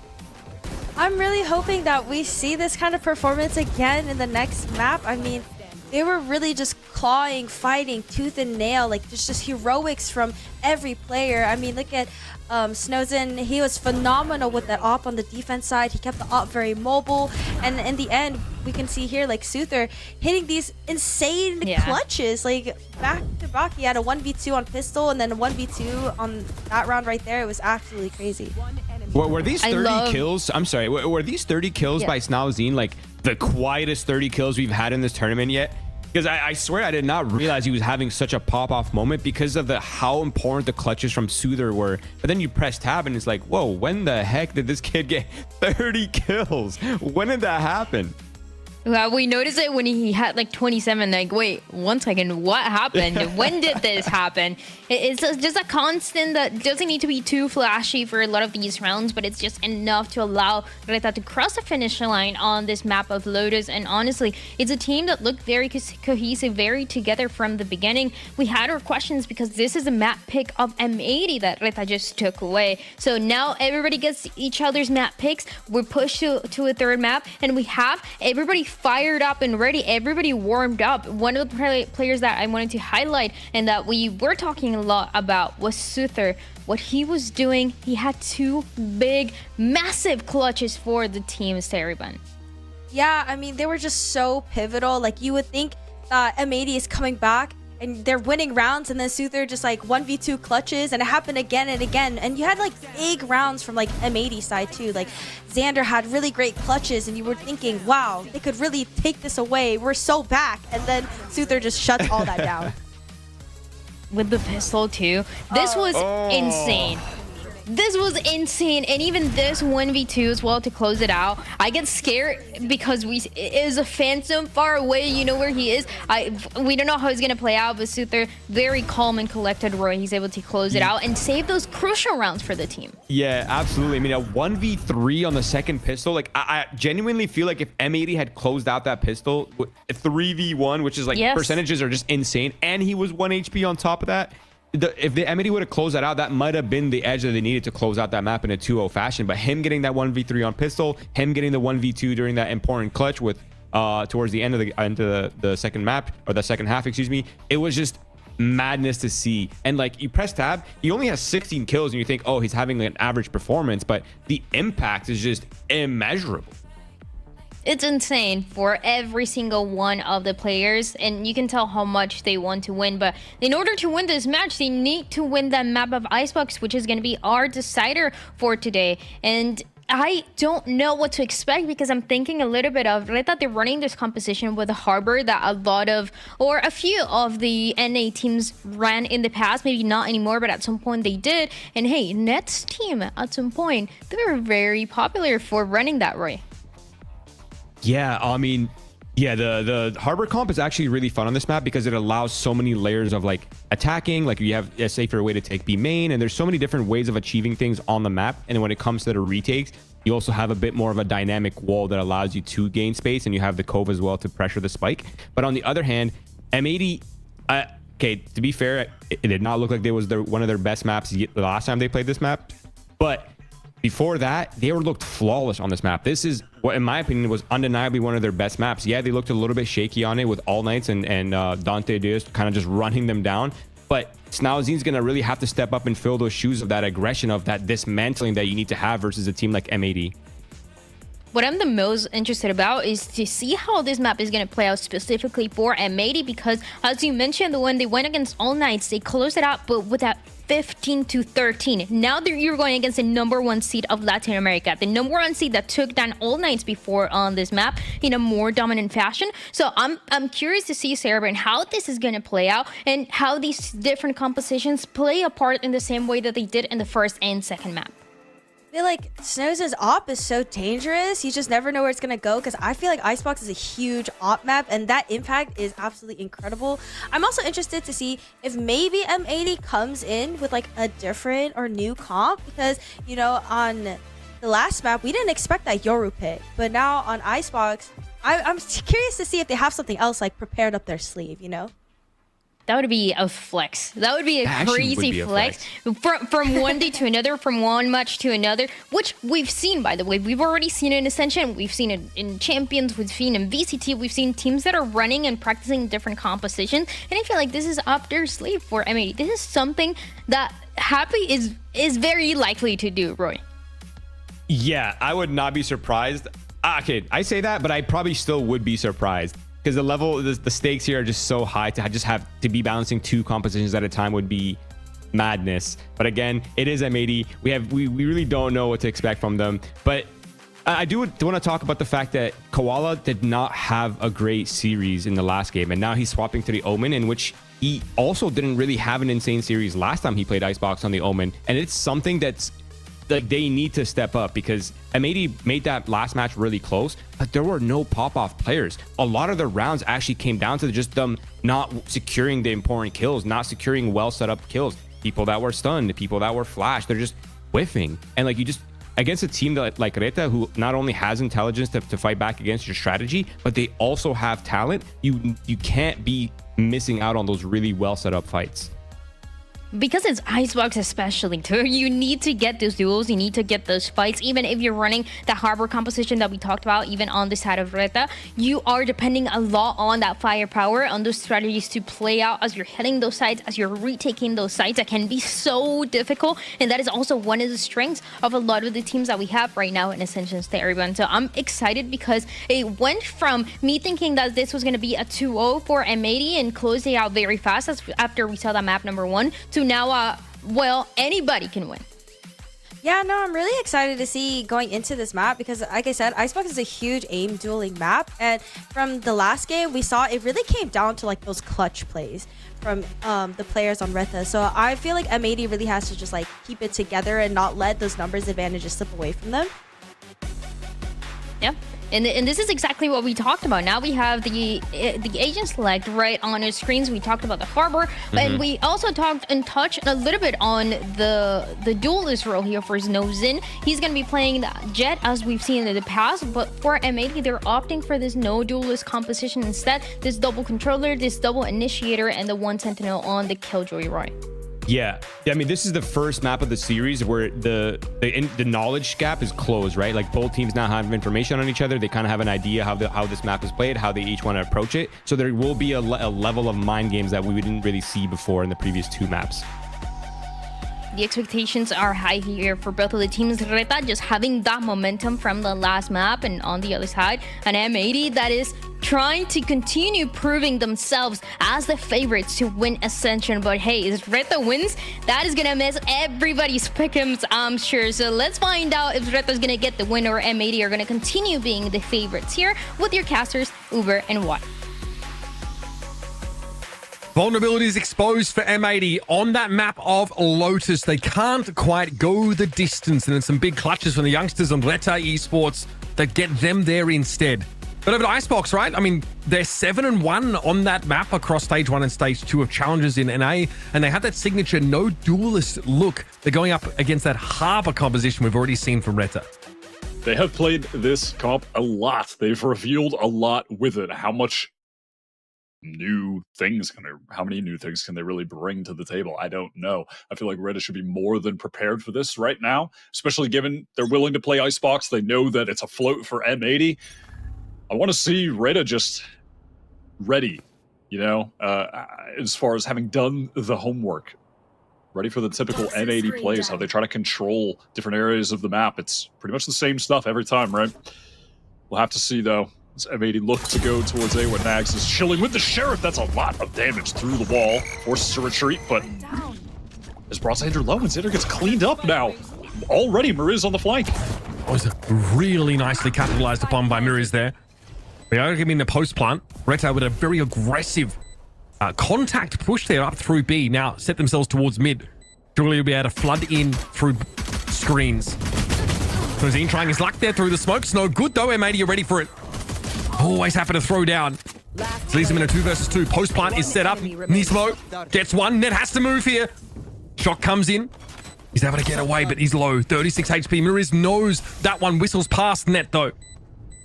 Does he know? He doesn't. Mariz comes up. Mariz goes down. Gravity at its finest, folks, and M80 take the pistol. I like that attempt from RETA. They tried to catch this timing, pushing through the smoke. The paranoia was in the hands of Koala Noob. He was just staring at the wall, but not able to capitalize by actually getting the kills. So close for Mariz at the end there. That shock dart just sidestepped by Net, and the other one sailing by his head. Pretty massive round. Pretty straightforward stuff. A good opening from M80. Yeah, considering how the round started, right? All full map control over to RETA. They pushed up through B. Mariz is able to get involved and find that kill on Xander, who was already low. M80 now, oh yeah, they're ready for a bit of a push up here on B again. This time Koala Noob breaks Nags it instantly. Yeah, they can afford to slow things down here. There's the signature round 2, Snowzin Marshall. Every single time, you got to be ready for this, BCJ. Head ripped off. He's jiggling that angle. Probably checking for a close player more than Snowzin set up here. But they've got the util. M80 have the tools to push Jet off those angles. Nice little body shot there on Koala Noob. A little no scope to finish the job. Snowzin gets out with 6 points of health. A great start here for RETA defensively. Threatening a thrifty. As M80 have Xander barely clinging on. Yeah, using this high tide as a means for repositioning. Snow is so weak. He's ready to take a risk. You know, hopefully, maybe be the point of contact. Even if it just results in him going down, someone could swing, try to trade off of him. They can't check this. They have no idea he's there. Snowzin gets far more than he would have bargained for. Stingers go to work, and Net is finding himself, and now 1 versus 2. Okay, is he going to do it again? 3 kills for Net. 30 seconds left. Not Mariz, a ultimate to the spike plant here. Mariz is making noise. Same opponent as the pistol. Made noise. Sees net though. Yeah, just one bullet would have done the job there. Mariz redeems himself after that difficult first round scenario. And M80 get thrifted heartily. I mean, wins it right back. I just want to remind everybody that map 1 Susie was 3-16. Map 2, 30 for 17. And just inflicted that level of damage here. 3k plus the extra additional damage to net. Bringing him so weak, making it easy for Mariz to clean up. Game flipped on its head already. We're just 2 rounds in. Up top now with the Outlaw. Plenty of targets to one shot. Aside from Net, who has full armor with the rifle and is able to win that duel. I love that idea. He must be expecting an Outlaw. Something like that from Snozine. Great read from M80. Put the raid boss out in front. Make the big investment. Net has definitely earned it so far. And then 2 orbs away from a lockdown to boot. A Killjoy has been very active. Koala is dropped. Nags that was very, very low here, and he's... See that mid player. Yeah, Nags could have stopped that wingman. Perhaps a little scared to send the bullet tracers through that wall. Fearing that he could have been shot down by someone at yellow, perhaps, but it's put them in a tough retake position. High Tide used here. RETA pretty good at using these on the fly. Suiter's got some good ideas. They can flash themselves through at the slow. Pretty a mild hindrance. Oh, another multi-kill round for Net, you say? Fair enough. And now he's going to be Nagset, or scurrying off with his tail between his legs. And that rifle clutched in his grasp. This has just been a story of Net, the protagonist of this game so far. The main character involved in all of the crucial situations. I mean, he just brings the hero rifle into the round, immediately takes down Snuzin, was so aware that he would be up there, so prepared to take that duel.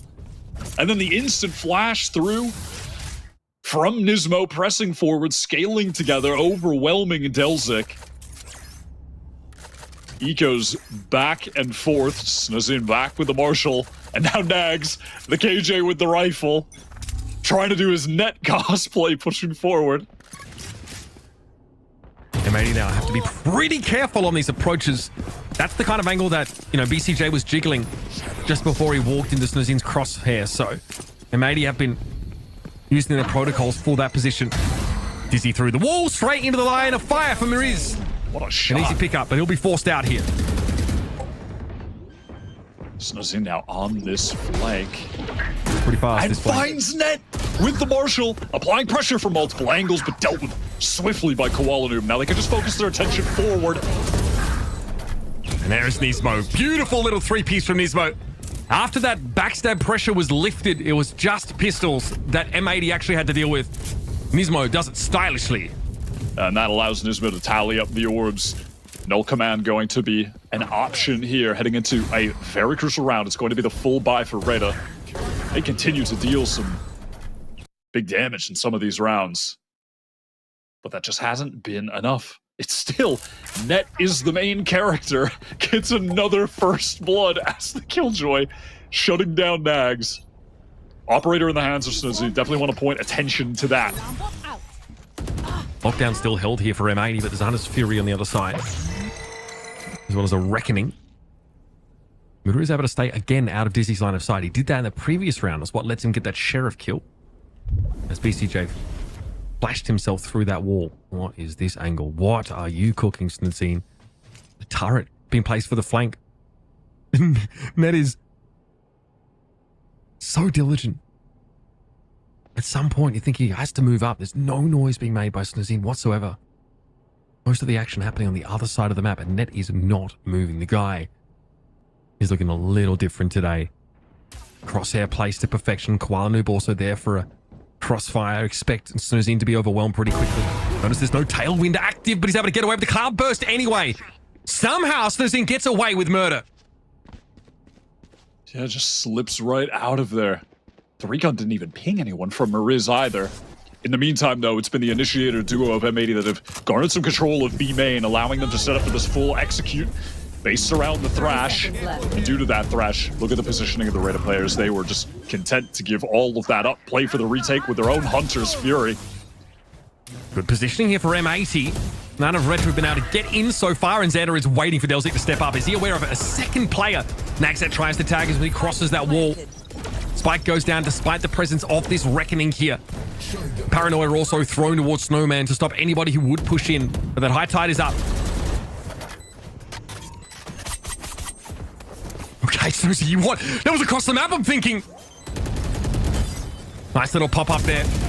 Still a little bit more work to do. Koala Noob has to go 1 versus 2 here. That was a nice little double, but he's low, so low. No utility left to work with. But Naxat's going to push him solo and gets there. RETA get another one on the board. It's hard fought, but some magic there from Snozine. I almost kept Koala clutch just by accidentally knocking that scroll wheel going for a little leap in the midst of the fight. That was dangerous for Nags. I mean, what is that angle from Snozine, though? The updraft up to catch someone late in the round with the blades? We'll see it on the mini map here. Yeah, okay. We're not going to get to see it. But you see that X? Yeah, it's right behind Koala Noob. And that is a crazy way to find the pick in that situation. All the ultimates expended by RETA, but for the result they were looking for, a big round win. It's a really slow start for RETA today, Wyatt, but they evolved into the team over this last map or so that we expected them to be coming into this tournament. It's got to be said, the level of play at this Ascension tournament, I mean, genuinely just clears last year. Every region is showing up. It feels like anyone could beat anyone right now. So many people had M80 as a serious favorite, with good reason. But here's the top seed from LATAM, putting them to the test. Naxat here. On tube, Judy, flash. He gets across still before Xena can remove him. Finally, that net lockdown gets pulled out. Big damage on Nismo here. Okay, down a little bit more, but we'll be sitting at 40. Timing here for Koala Noob behind a flash, perhaps, but Izzy check his 6. Suda's there. Eventually, the flash wears off, but Koala Noob is still able to get his and some free damage through the wall here. RETA say, okay, this is tough. We don't have the time. Yeah, they've just been delayed far too long. We're never really able to scale forward. That high tide a bit late and did not help particularly much. So 4 versus 4, but forced to save. The safe decision, but the right decision, frankly. If they went for that, they probably would have just thrown their lives and weaponry away. And keeping that off in the hands of Snozine is incredibly valuable. That is a major win con for this team right now. Again, it gives M80 a little bit more breathing room here. That push by Koala Noob up into Snowman. A big part of the time buy there for M80. To force a 4-gun save. Rare to see those. Unless Owner's your coach, I guess. But RETA had no choice. Okay, so pretty deep high tide thrown down here. Only Smoke kind of cancels it. And of course the Dizzy over top to clear close into B main. And you know, oftentimes if M80 want to go for the full B main take towards yellow, they'll have Koala TP as a flash goes back yellow from Nismo, then he'll swing off that, sort of like a pseudo jet dash to get back there. M80 are going exploring, though. They want to try and see what's going on the opposite side of the map, but Nismo strays a little bit too far. It is wild how much Snozine is getting away with. Less of like a dominant steamroll of a game for him, but just his little edges he's finding. It's a great level of inventiveness from the youngster. Now M80 are ponderously making their way up here over towards B. The Viper wall's down, so they can at least Omen smoke and try and get in. The high tide, though, is going to be a bit awkward for them as well. It means the planner is ostensibly isolated. BCJ is cooking something here. Patience. 30 seconds left. Naxat's been around a while, though. He knows about this. And he's even ADS'd in to find the kill. Nothing really working here in this round for M80. And that lead's about to shrink by half yet again. Oh, I mean, comprehensively dealt with. RETA on every single angle, so well prepared. That high tide timing from Sutsu was very nice. He got that peek, didn't risk taking the fight, knew that just placing that, as you mentioned, to just isolate the planter in that situation really just causes further delay for M80, allows the rotates to come in, allows those RETA players to be posted up on all the proper positions. Lovely round by the defenders. puts M80 in a bit of a tough spot. Economy is weakening at this point, and Nags has a lockdown for an important gun round. Yeah, that money's starting to teeter a little bit. M80, obviously, the first few rounds credited to Net, definitely getting them there. Big clutch, obviously, in that pistol. It gets clutched right back on by Maurice. These teams been going band for band so far. That's the smoke overdoor's rafter now. It's going to be a force back care of the Dizzy. This is going to give some room here to work with. And Nags immediately responds with that lockdown. Cascade even thrown up to allow the fallback here for RETA. And M80 are going to have to do just the same. They do not have the mechanism to stop this, so they're going to have to do it again. Yeah, and that's the question. Do they re-hit, or do they get funneled to B where they op lies and wait? It looks like they do want to go for the re-hit. They're just going to give Net a little bit of safety, prodding back forward silently. But look at this. Everyone from RETA, they're content staying here because of Snowzy's op position towards B. He hasn't heard a beat over there. No reason to rotate off. Great entry from Xander, though. Just the straight from Xander was huge there, but Suter finds two. Caught as he tried to get back behind that defensive Viper wall, but Murray's always in there for the trade. Now, Snowzy is a long way away for the time being, but Murray just handles them. Brother, he just has no fear. Taking both 1v1s, come on. Snowzy is nowhere to be found. He's still on the rotate, was allowing for that stack. Murray's trying to get straight back into the partnership league with plays like that. Crosshair placement, perfect. Wouldn't that be redemption for Muriz as well? Because that stint on MIBR really wasn't one that allowed him to show his best. I think he actually ended that sort of season as one of the lowest rated players in the league. That team really struggled to make things happen. Muriz is looking nothing like that individual now. The guy is absolutely imperious. Simple break of the turret to deny some of that passive info gain. So B main is taken from M80 or being collected as well. BCJ Thrash now available due to it.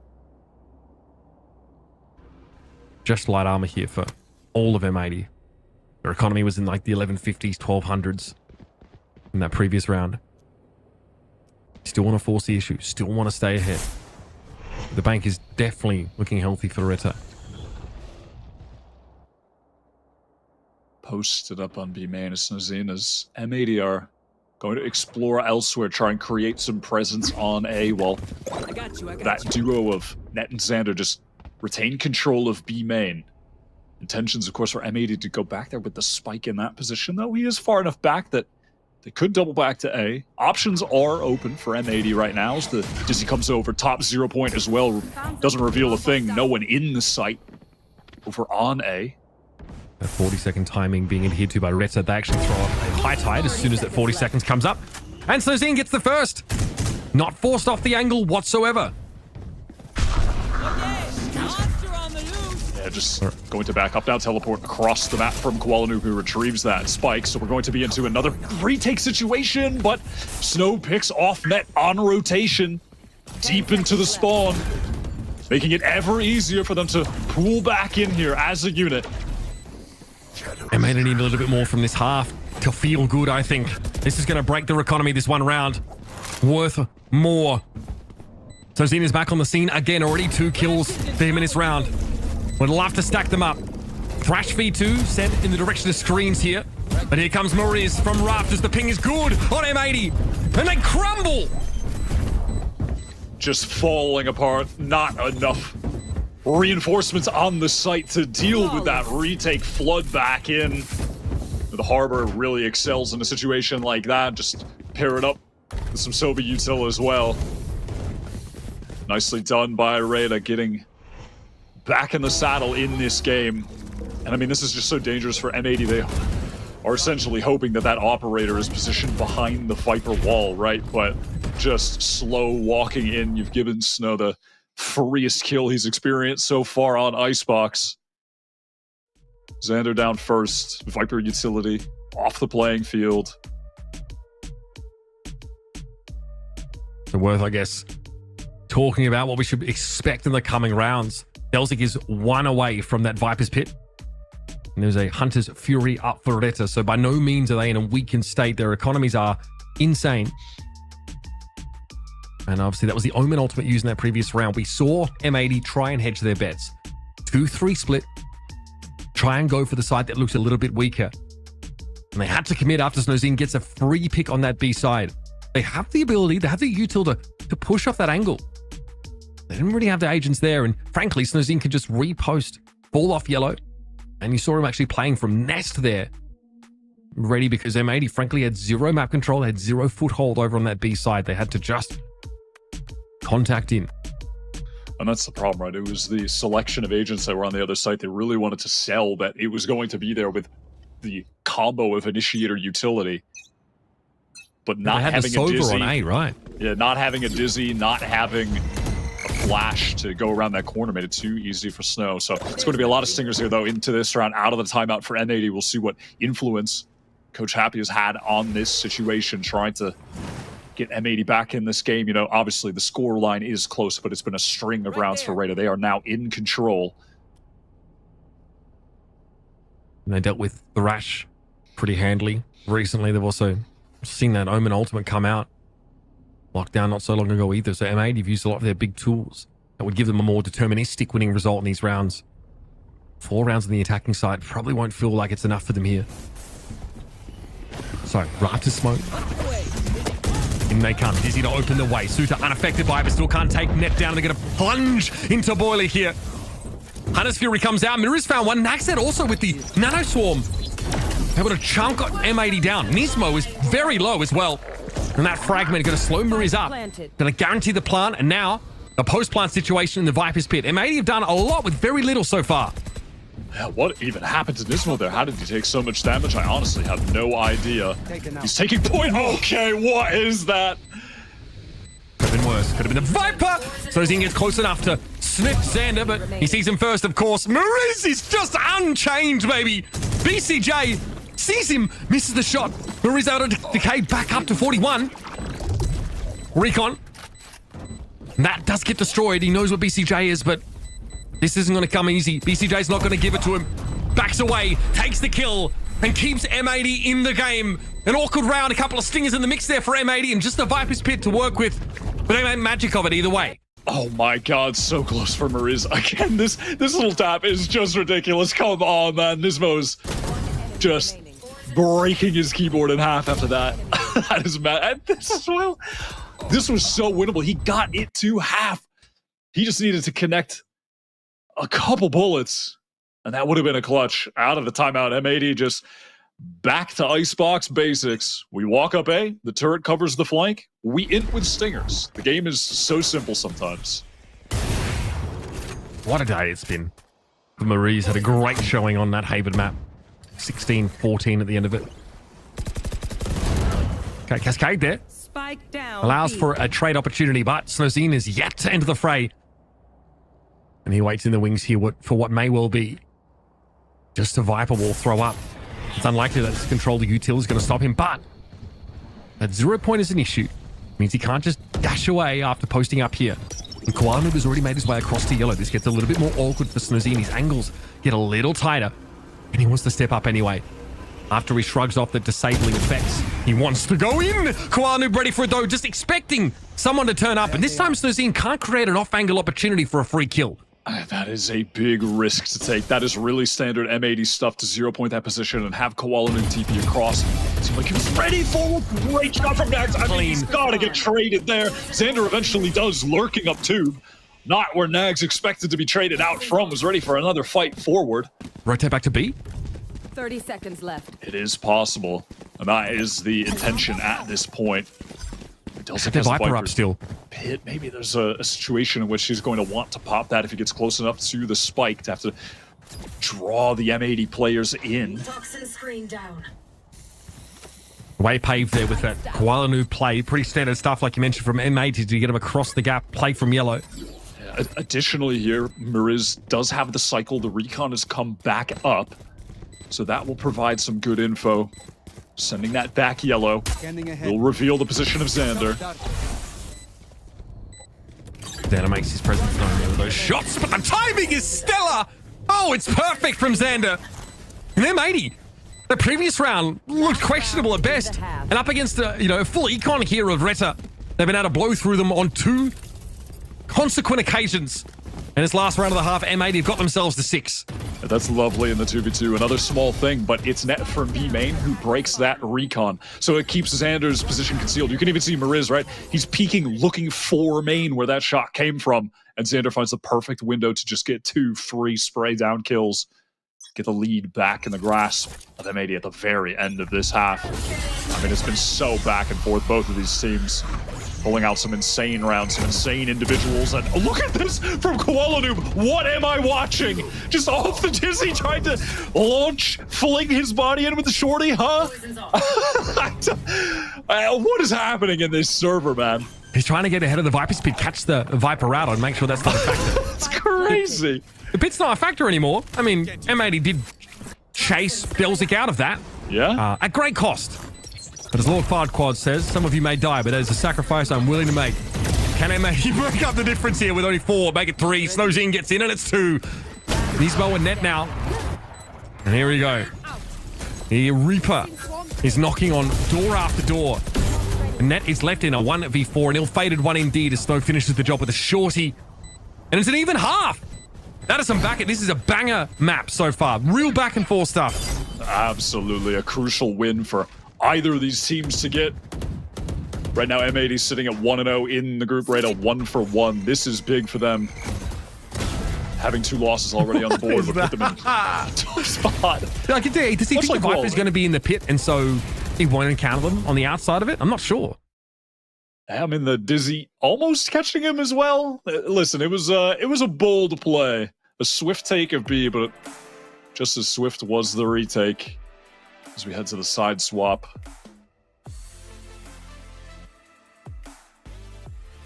Okay, chat, not loving the Shrek references. I'll note that down in my imaginary notebook. Right. Look, I mean, M80, we're dealing with just a rampant operator player in Snozine. He's running back that performance we saw on Lotus. 30 kills in regulation from Snozine. And again, we talked a lot about duelists, that play style, that aggressive look. Frankly, it's hard to calibrate. You cannot truly be a fully consistent player unless you're Aspas, and it's a whole different conversation, I think. But here, we've had 2 consecutive maps where Snozine has been able to get involved. One of the biggest criticisms we had of RETA on day 1. Yeah, they have been, RETA as well, much quicker at following up Snozine in some of these positions where he's the one taking point, but even when he's not, when he's just the man with the op, the fundamentals have been so much better from RETA today than they were when they debuted in this tournament 2 days ago. That initial game they played against 2G2 game was just such an off day for them, not representative of what they did within their own region to qualify for this event, and was worried that maybe the pressure of being here, maybe some of the pressure on the new guys, perhaps affecting them. That doesn't seem to be the case, though, or at least it was, but they shrugged it off. I mean, Snozine has already displayed some crazy resilience just within this best of 3. Bouncing back from a devastating map 1 loss.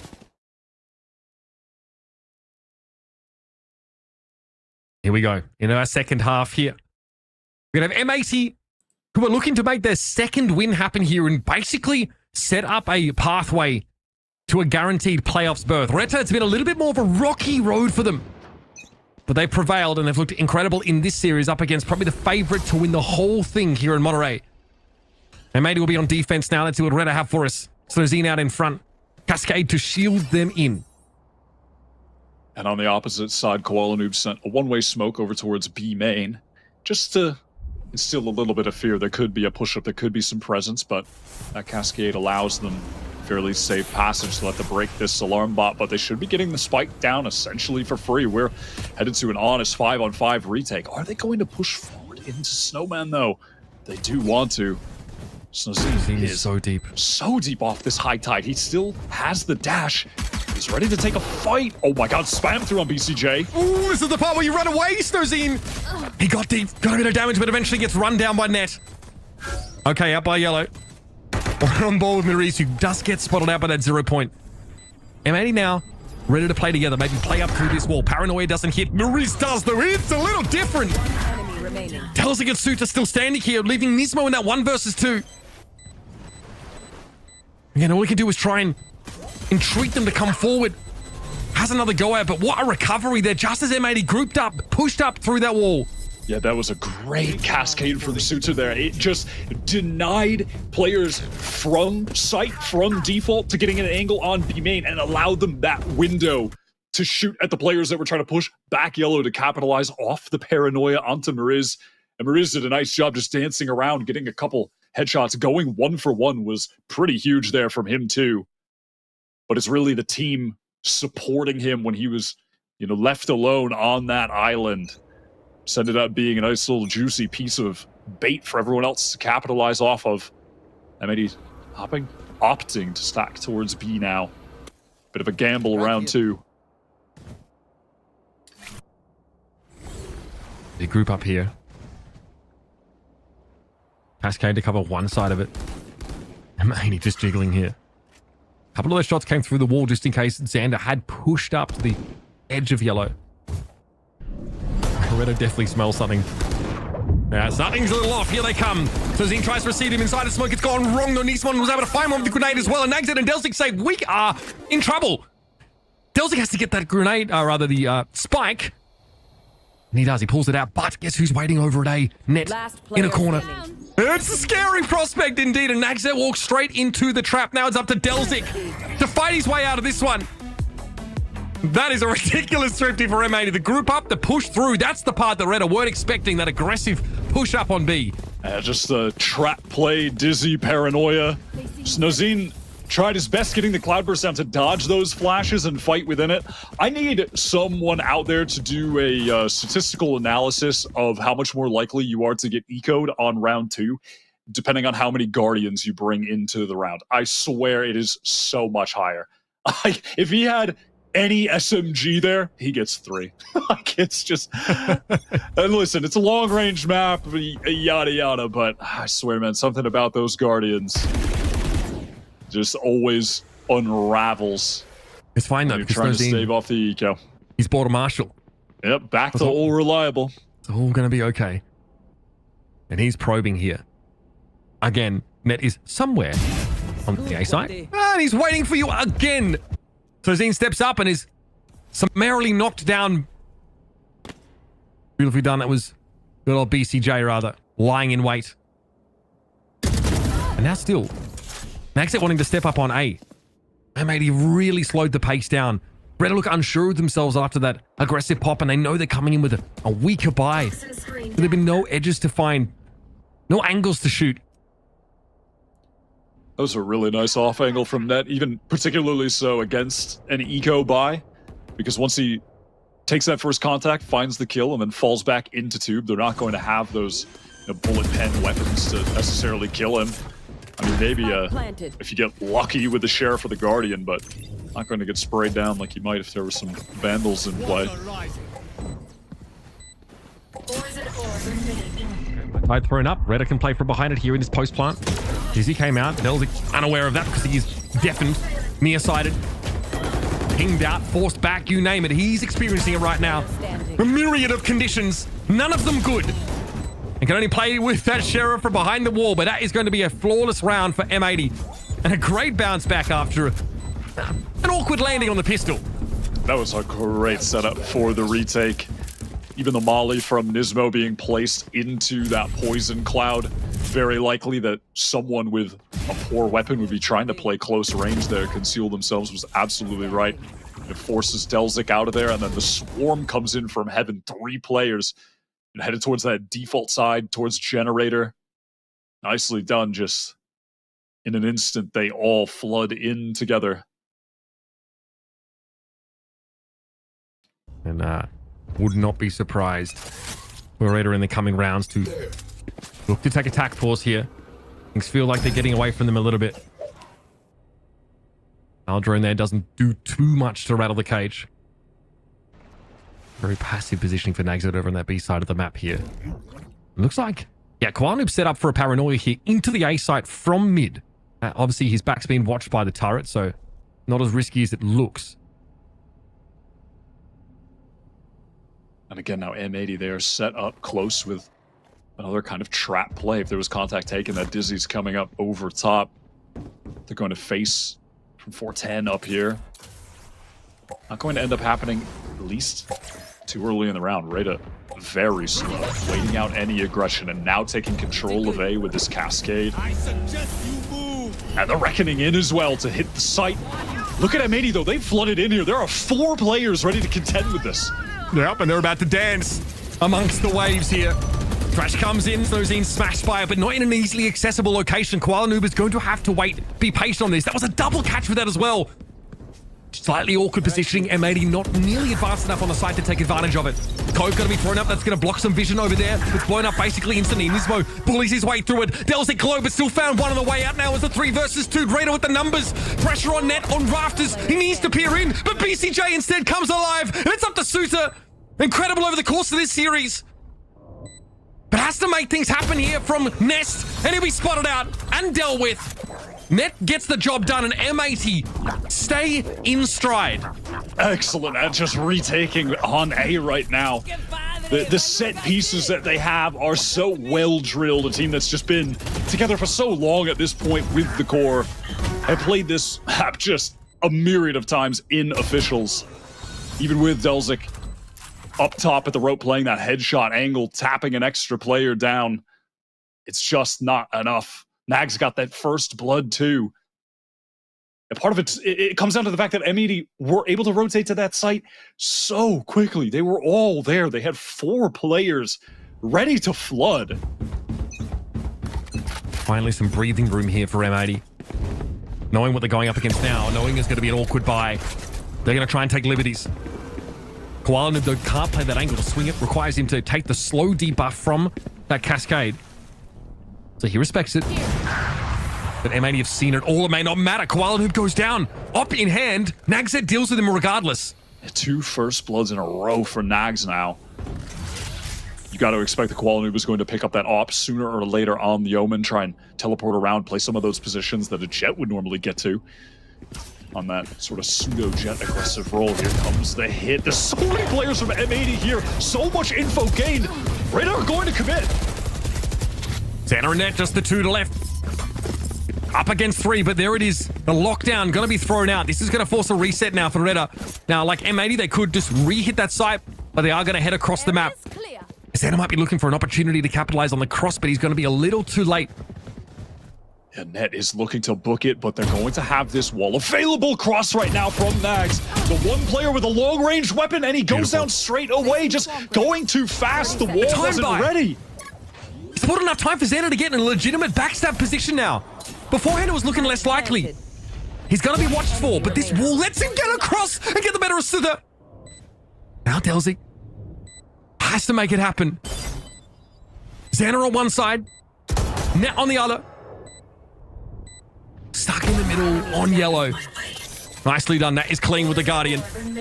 Now cover line of sight on the cross, implied that he may have crossed himself, but instead he's going to wrap around. Xana won't be aware of it. Xana's decayed down inside that poison orb. But he's able to avoid the wallbang shot that Delzik would otherwise have sent his way. Finally, RETA get a little bit of comeuppance here. In these clutch rounds, great way to bring things back. That was so nicely played with the Poison Cloud going up in the midst of that, just completely throwing Xander off as to the positioning where he needed to work, knowing that it could get dropped as well at a moment's notice and he could get caught in the open or caught on the spike. Love that from Delzik. Such an experienced player, one of the most experienced at this tournament. I mean, has attended 3 champions, 4 masters in his history with crew. All right, early push up here for Xander. Looks like that one way. And the slowing effect that's going to have on RETA is enough to make him reconsider that more advanced positioning. Koala Noob has picked up the op again, playing top yellow. He still has an drone angle was already used from Mariz, so not going to have that available to force him off the angle if they need to get or want to get into B main right now. And I feel like I keep saying it, but this is such a crucial round if you look at the state of the economy right now. Many players low on money. And RETA in particular. RETA don't have the resources to spend on clearing that turreted mid. So it's not a great option for them unless they're crossing through that poison orb back to B. Look at the M80 rotation right now. They are constantly stacked up on the right site. And right now it's because of Xander. Look at his forward position in B main. Nice. Nismo ready to throw this knife out, deny this utility, get info with the 0 point. Some noise now being made there. It goes. Going to connect up to all 4. That's going to trigger Xander to get up the starter's block. He knows he needs to get here and make a backstab happen.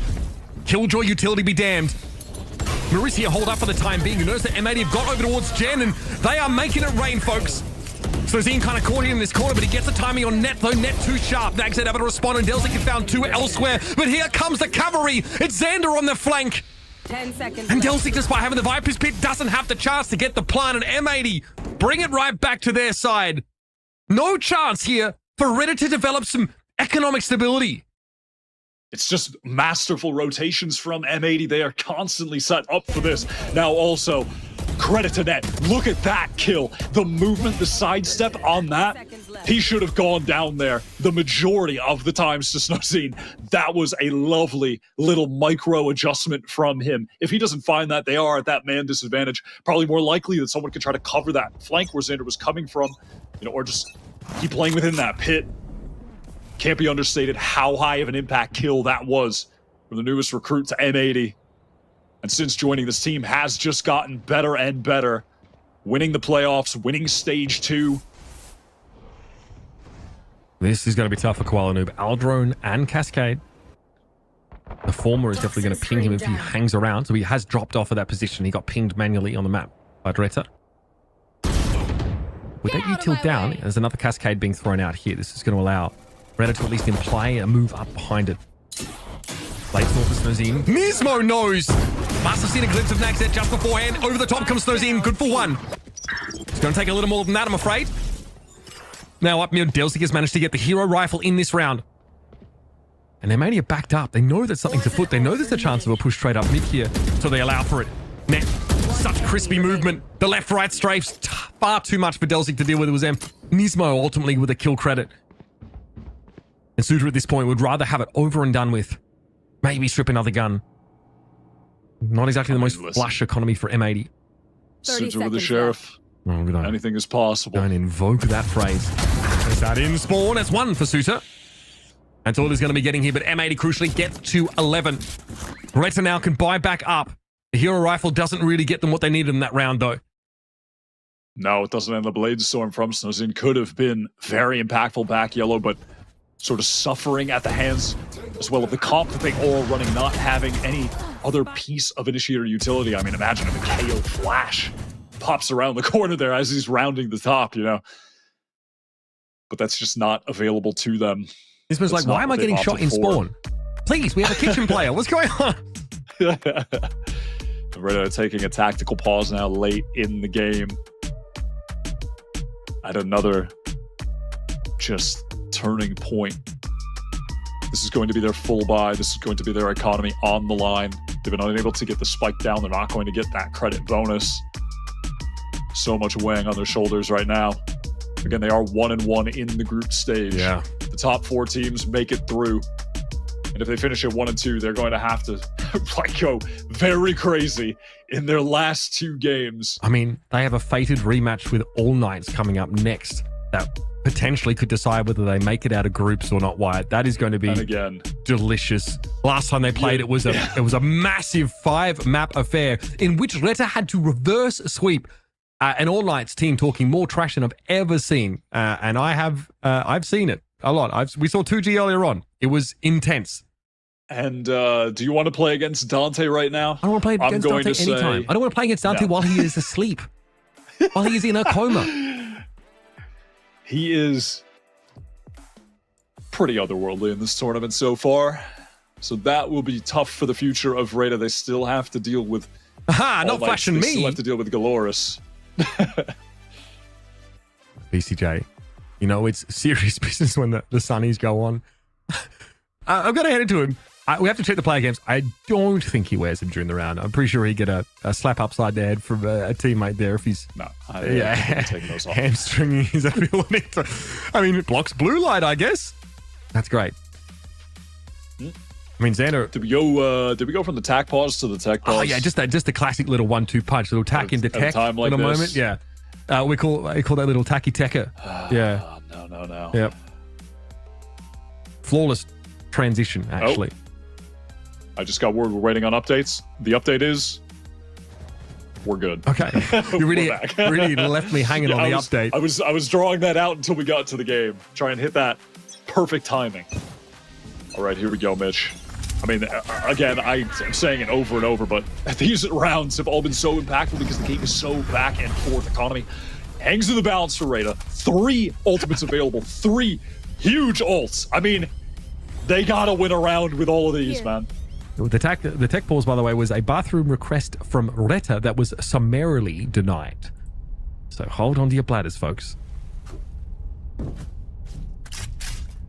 Viper hit at B. Xander, straight chilling. Nobody's going into his swamp. No, and the site is fully vacated due to that reckoning, due to the high tide cutting off any possible angles held by the defenders. M80 are more content to just play for this retake with the ults of their own. He's been brought down, but Bell Command still in effect. Marie still forced to hold on to all of those resources, but he is just holed up in this corner. Still a plant opportunity now for RETA. Not sure if Nismo's recoverable from here.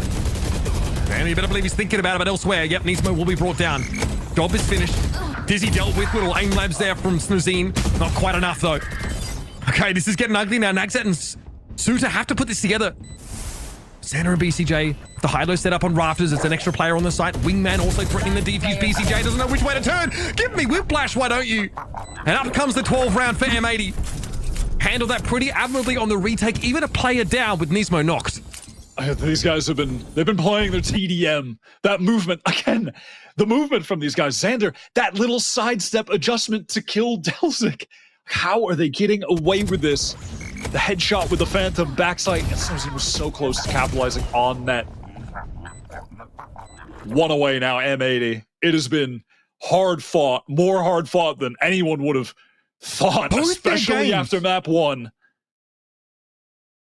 Both their games have been absolute slugfests. That All Knights game left them looking haggard, black and blue as they walked off the stage. And this one here, no mean feat either. They are running the LATAM gauntlet, just barely skating by. These teams are legit. They have some serious firepower to contend with. They don't want to keep it simple here. They want to hit A. Look at M80 on the minimap. 3 players pushed out of B main. Lockdown here hasn't really provoked 4 players even. Yep. They are all grouped up, staying up late, swapping manly stories. In the morning, Nismo's making waffles. It's about to get real. A little off angle. Oh my God, Nagzet just blows a steaming hole through the entirety of M80. And then all of a sudden thinks, well, now the turns have tabled.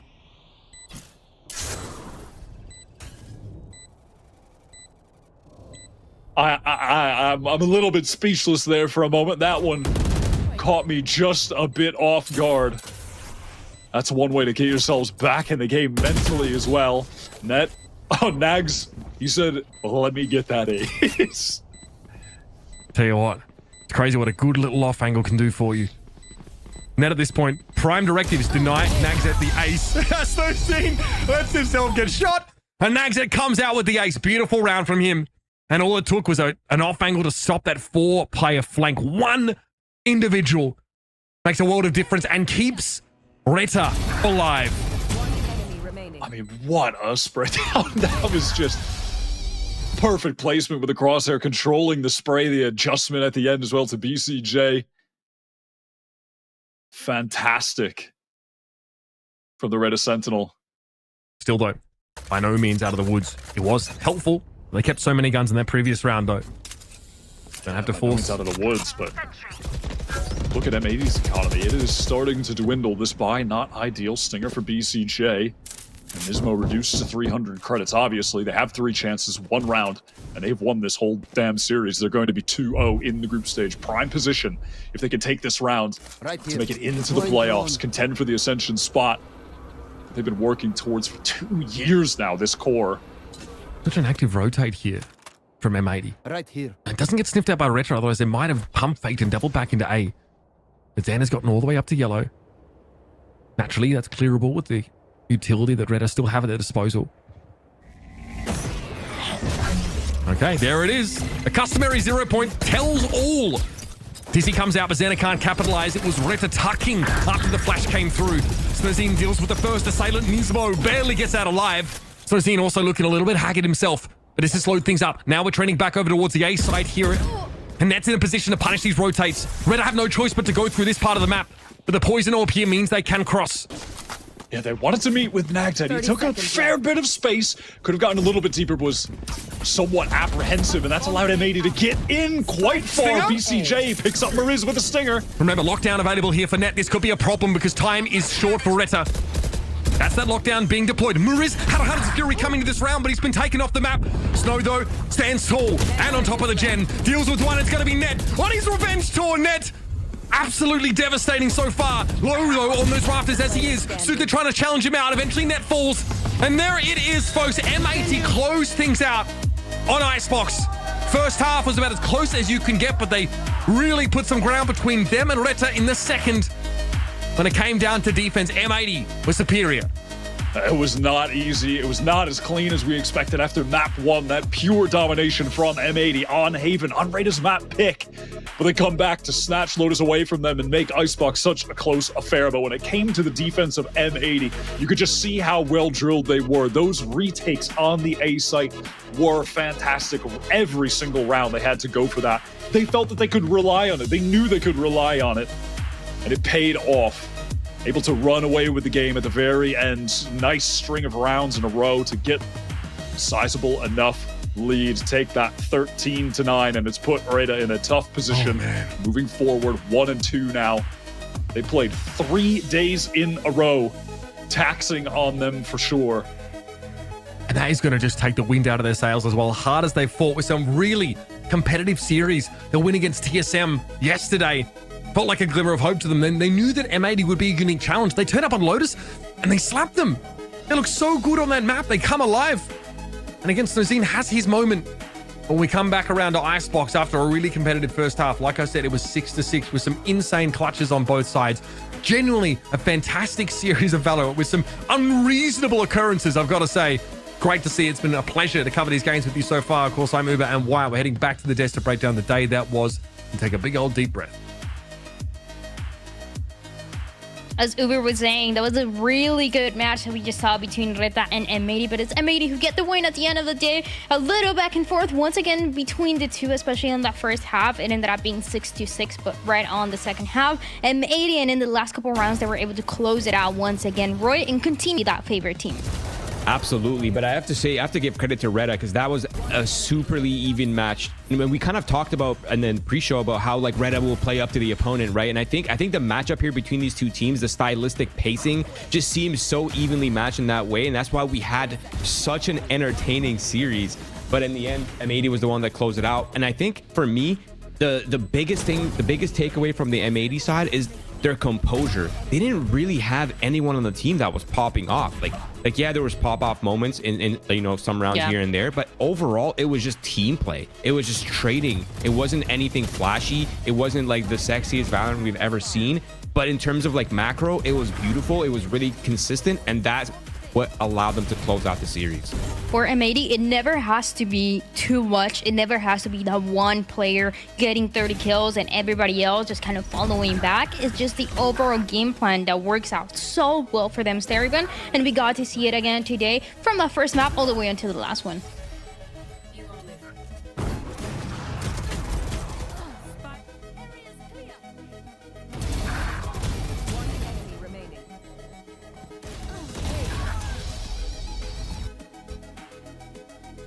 Oh, Sermon? Hello? All Hi. good, all good. Hi, so as I was saying while I was muted, I was just talking about how M80 was really putting out a masterclass. Like, all the strats that they pull out, like, they just look so composed and playing together. Yeah. I really love that, and RETA did such a good job. It was really like tooth and nail fighting, and I was at the edge of my seat the entire game. I just really love how composed M80 is, and we were talking about it in the green room where I said that M80 just like picks up each other's gaps. Like, whenever they rotate or leave some other space, someone's really quick to pick it up. They're really fast on the rotates, really quick on the reactions. It was really great to watch. There's some work that Happy is putting as well, and it's something that is not seen as much, obviously, because we only get to see the players on stage and what they're able to do on stage. But all those ideas that we saw today, all the ideas that we've seen in Ascension and in Challengers all the way back, that has been a big part of what he's been doing and bringing to the table. So I love to see this M80 team succeed, but also, Roy, be pushed a little bit, because that's the level of push that we need to make sure that if it's going to be actually that M80, that favorite that makes it all the way and wins Ascension, they're in the best shape for the tier 1 next year. Absolutely. I mean, I don't know how to say this because they won, but I feel like the level that M80 is playing at today wasn't their peak. Like, it wasn't their best form. There were so many things that they were getting shut down on the openers. They kept losing the openers. That's not something that we've seen from M80 when they were competing in the North American Challengers, right? They were mostly on top of that. But today they were pushed in many ways they haven't been before. They got matched on the duelist. They got matched on the strategy. They got matched with experience, and they really did get pushed all the way to the end. And I think it's really poetic too, because you're having these two players that we heard towards the beginning, Net talking about Naxxet, Naxxet talking about Net, about the experience and the similar paths that they've had in Valorant so far when they were playing for that tier 1 team, went down to the tier 2, and now they're trying to make it all the way back, and they're definitely Saraben taking their right steps to do so. Yeah, it's like Roy was saying, I feel like today wasn't really like the best version of M80 that we've seen. I mean, you can really tell in like all the 1v2s in the clutch situations that they were losing against when they've had numbers advantage. I feel like they're usually a lot more cleaner than that, and in their numbers advantage, they're better about winning those rounds. But obviously, RETA did such a good job. Like, the individual talent really like stuck out for them, and you can really tell like they really wanted to win this match. They look really good, honestly. Even if they lose this map, not anybody can take away a map from M80. And that's something that we've seen in Challengers towards the end of NA Challengers. And that's something that we might continue to see here in Ascension. But Saraben, there was a round, that round 18, that you wanted to break down for us.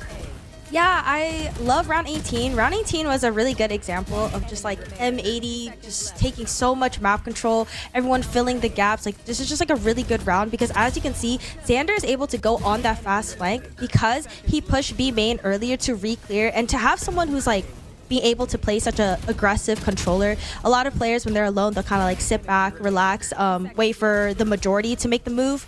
But the fact that Xander, being the alone side and the weak side, pushing up and taking that space alone, allowing his teammates to rotate and stack the other side so they're ready for that hit, is just so amazing. Yeah, that's a really good point, because I think that is where M80 gets their superpowers from, is the fact that every single player on this team is willing to take risks, and they all trust each other to do it. So there's not like, oh, duelist, you need to do this, and everyone else, you need to be passive. Like, no, they're all willing to challenge, or they're all willing to make you fight for your space, and that allows them to take so many leans on their defense side that you wouldn't really have access to otherwise if you're playing the passive Viper, always playing retake on B and stuff. Are you guys expecting this M80 team to keep bringing these different ideas? Maybe we didn't see it so much in Icebox, but we definitely did see it in Lotus with the Yoru that we had our questions about, and they were able to answer and get some great rounds there. So are we expecting, Roy, for this M80 team to keep changing compositions, keeping everybody at the edge of their seat? Yeah, I mean, is water wet? Like, that's just the M80 signature, is it not? Like, they're totally down to just play whatever style suits them most. Like, they're not going to bend to a meta. They're just going to play whatever fits them the most. Yeah, they will play meta comps if they need to on Haven, for example. But even when they play that composition, there's still a level of like innovation and kind of creativity happening that tailors to their playstyle and tailors to their strengths and weaknesses. An M80 team that looks good. They get the win against RETA. We're going to throw it to a break. We're going to have an interview with one of the players for M80. Just a hint, he wears sunglasses. And then we'll come back and we'll talk about tomorrow.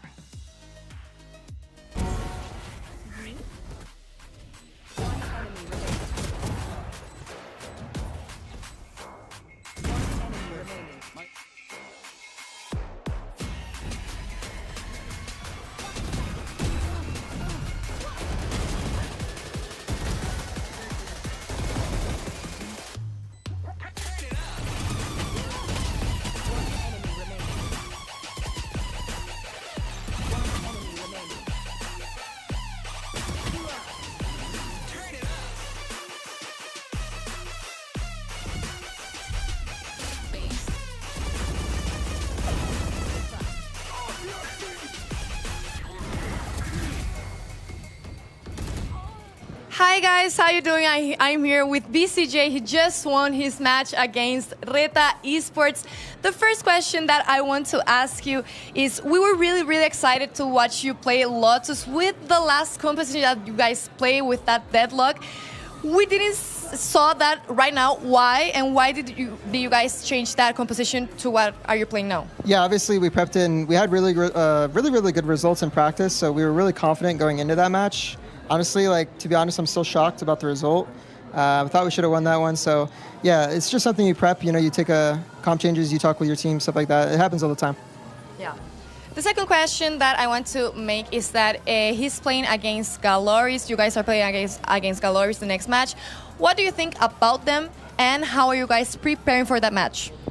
Yeah, we think they're very strong. Obviously, we think all the teams here are worthy enough to be here. So I'm really excited to play Galoris. I love playing against Brazil teams, especially because when I was in Brazil for lock-in, their fan base is insane. So for me, trying to fend off their fan base that's so diehard and dedicated, that's really exciting. And I know they have a really fun and fast play style as well. So looking forward to that match for sure. Yeah, it's going to be really exciting. Last question for you. Do you guys believe that you're the best team here in Ascension, and why? Well, now that we're on the NA stream, yeah, we're the fucking best team here, baby.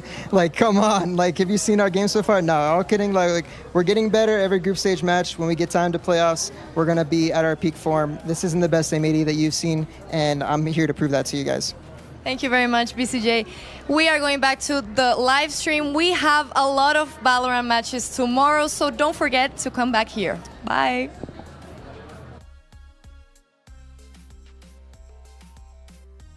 Analyst desk has changed a little bit since that interview, guys. Roy, also with the slow turn where what happened? I can't tell exactly what happened for us to all be wearing sunglasses.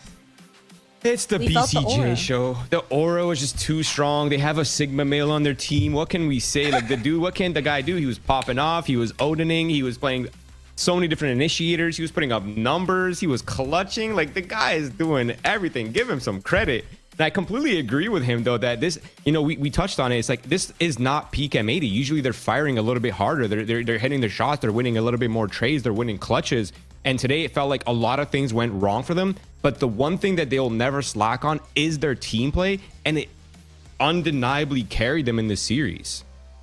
They look really good, and BCJ is just one of those pieces that you can never underestimate because this guy is insane, not only mechanically, but in any single agent that he's put to play, he's playing it almost to perfection in so many of those rounds, being the difference maker for the squad, allowing the duelists to shine more. There's so many versions of BCJ that we get to see, and I mean, hey, he's also feeling confident. He said a couple things, don't worry about those. We're not going to talk about them. Now, let's talk about the standings, though, to see how things are shaping up for Ascension, because we've mentioned it, a lot of the teams are looking pretty competitive. Everybody's looking like they can win the whole tournament, but it's only going to be one that can do it at the end, Steribun. So any thoughts seeing this now that we visualize it? Does it change anything? Honestly, I feel like it doesn't. I feel like tomorrow's matches, we could see a few upsets. We could see people climbing up the ladder. I still feel like it's not set in stone on who the front runner will be. Is it M80 though? We just put this on, Roy. Is it M80 still? Honestly, let me know. She needs some reinforcement, aura has to be. No, it's really okay. I will say that M80's style and consistency is definitely probably. This sounds biased, but it does seem like it's the best in the tournament. But I will say that 2Game has impressed me, and coming into this event, again, we didn't really have a scale for these Brazilian teams, right? Yeah, they're good in the region, but how do they compare to LATAM teams? How do they compare to North American teams? And just the fact that they came out with such a strong start to this tournament is, in my opinion, just mind-blowing. It feels to me like as long as M80 continue to play and solve and answer those questions that they have throughout the match and also before those matches, they should be able to close it out. But also it seems like if one of those teams is able to put just that tiny little bit of extra work, they could get on top and beat M80. But so far, I mean, they continue to be one of the favorites. 2Game as well is looking really good for Brazil, and I think in Latin America, they've gotten a couple wins, they've gotten a couple losses, so we're kind of right in the middle. But let's talk about tomorrow, because the action doesn't end just yet. Tomorrow we have all night, so we're resting today, going against 2Game, and then we have Galores going against M80. Sarabun, anything that catches your eye about these matches? I'm very excited for the first one, I have to say.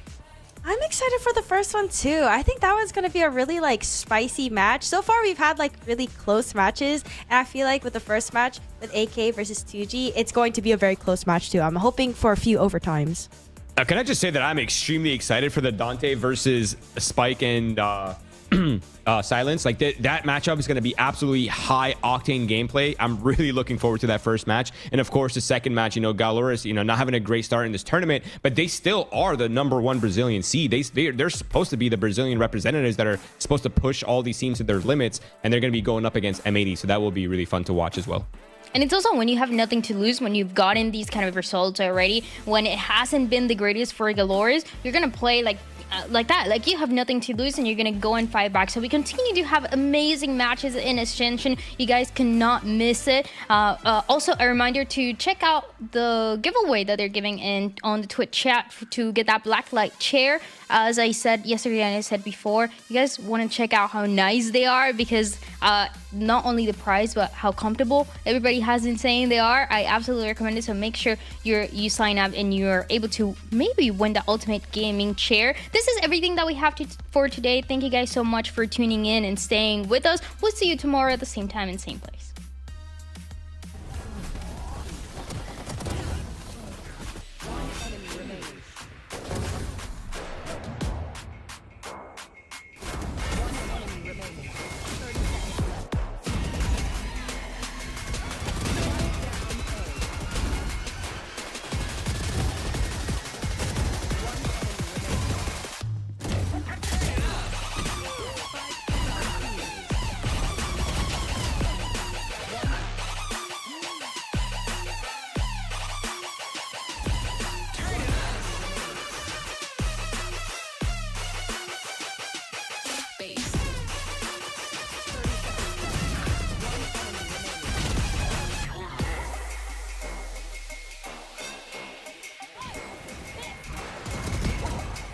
One enemy remaining.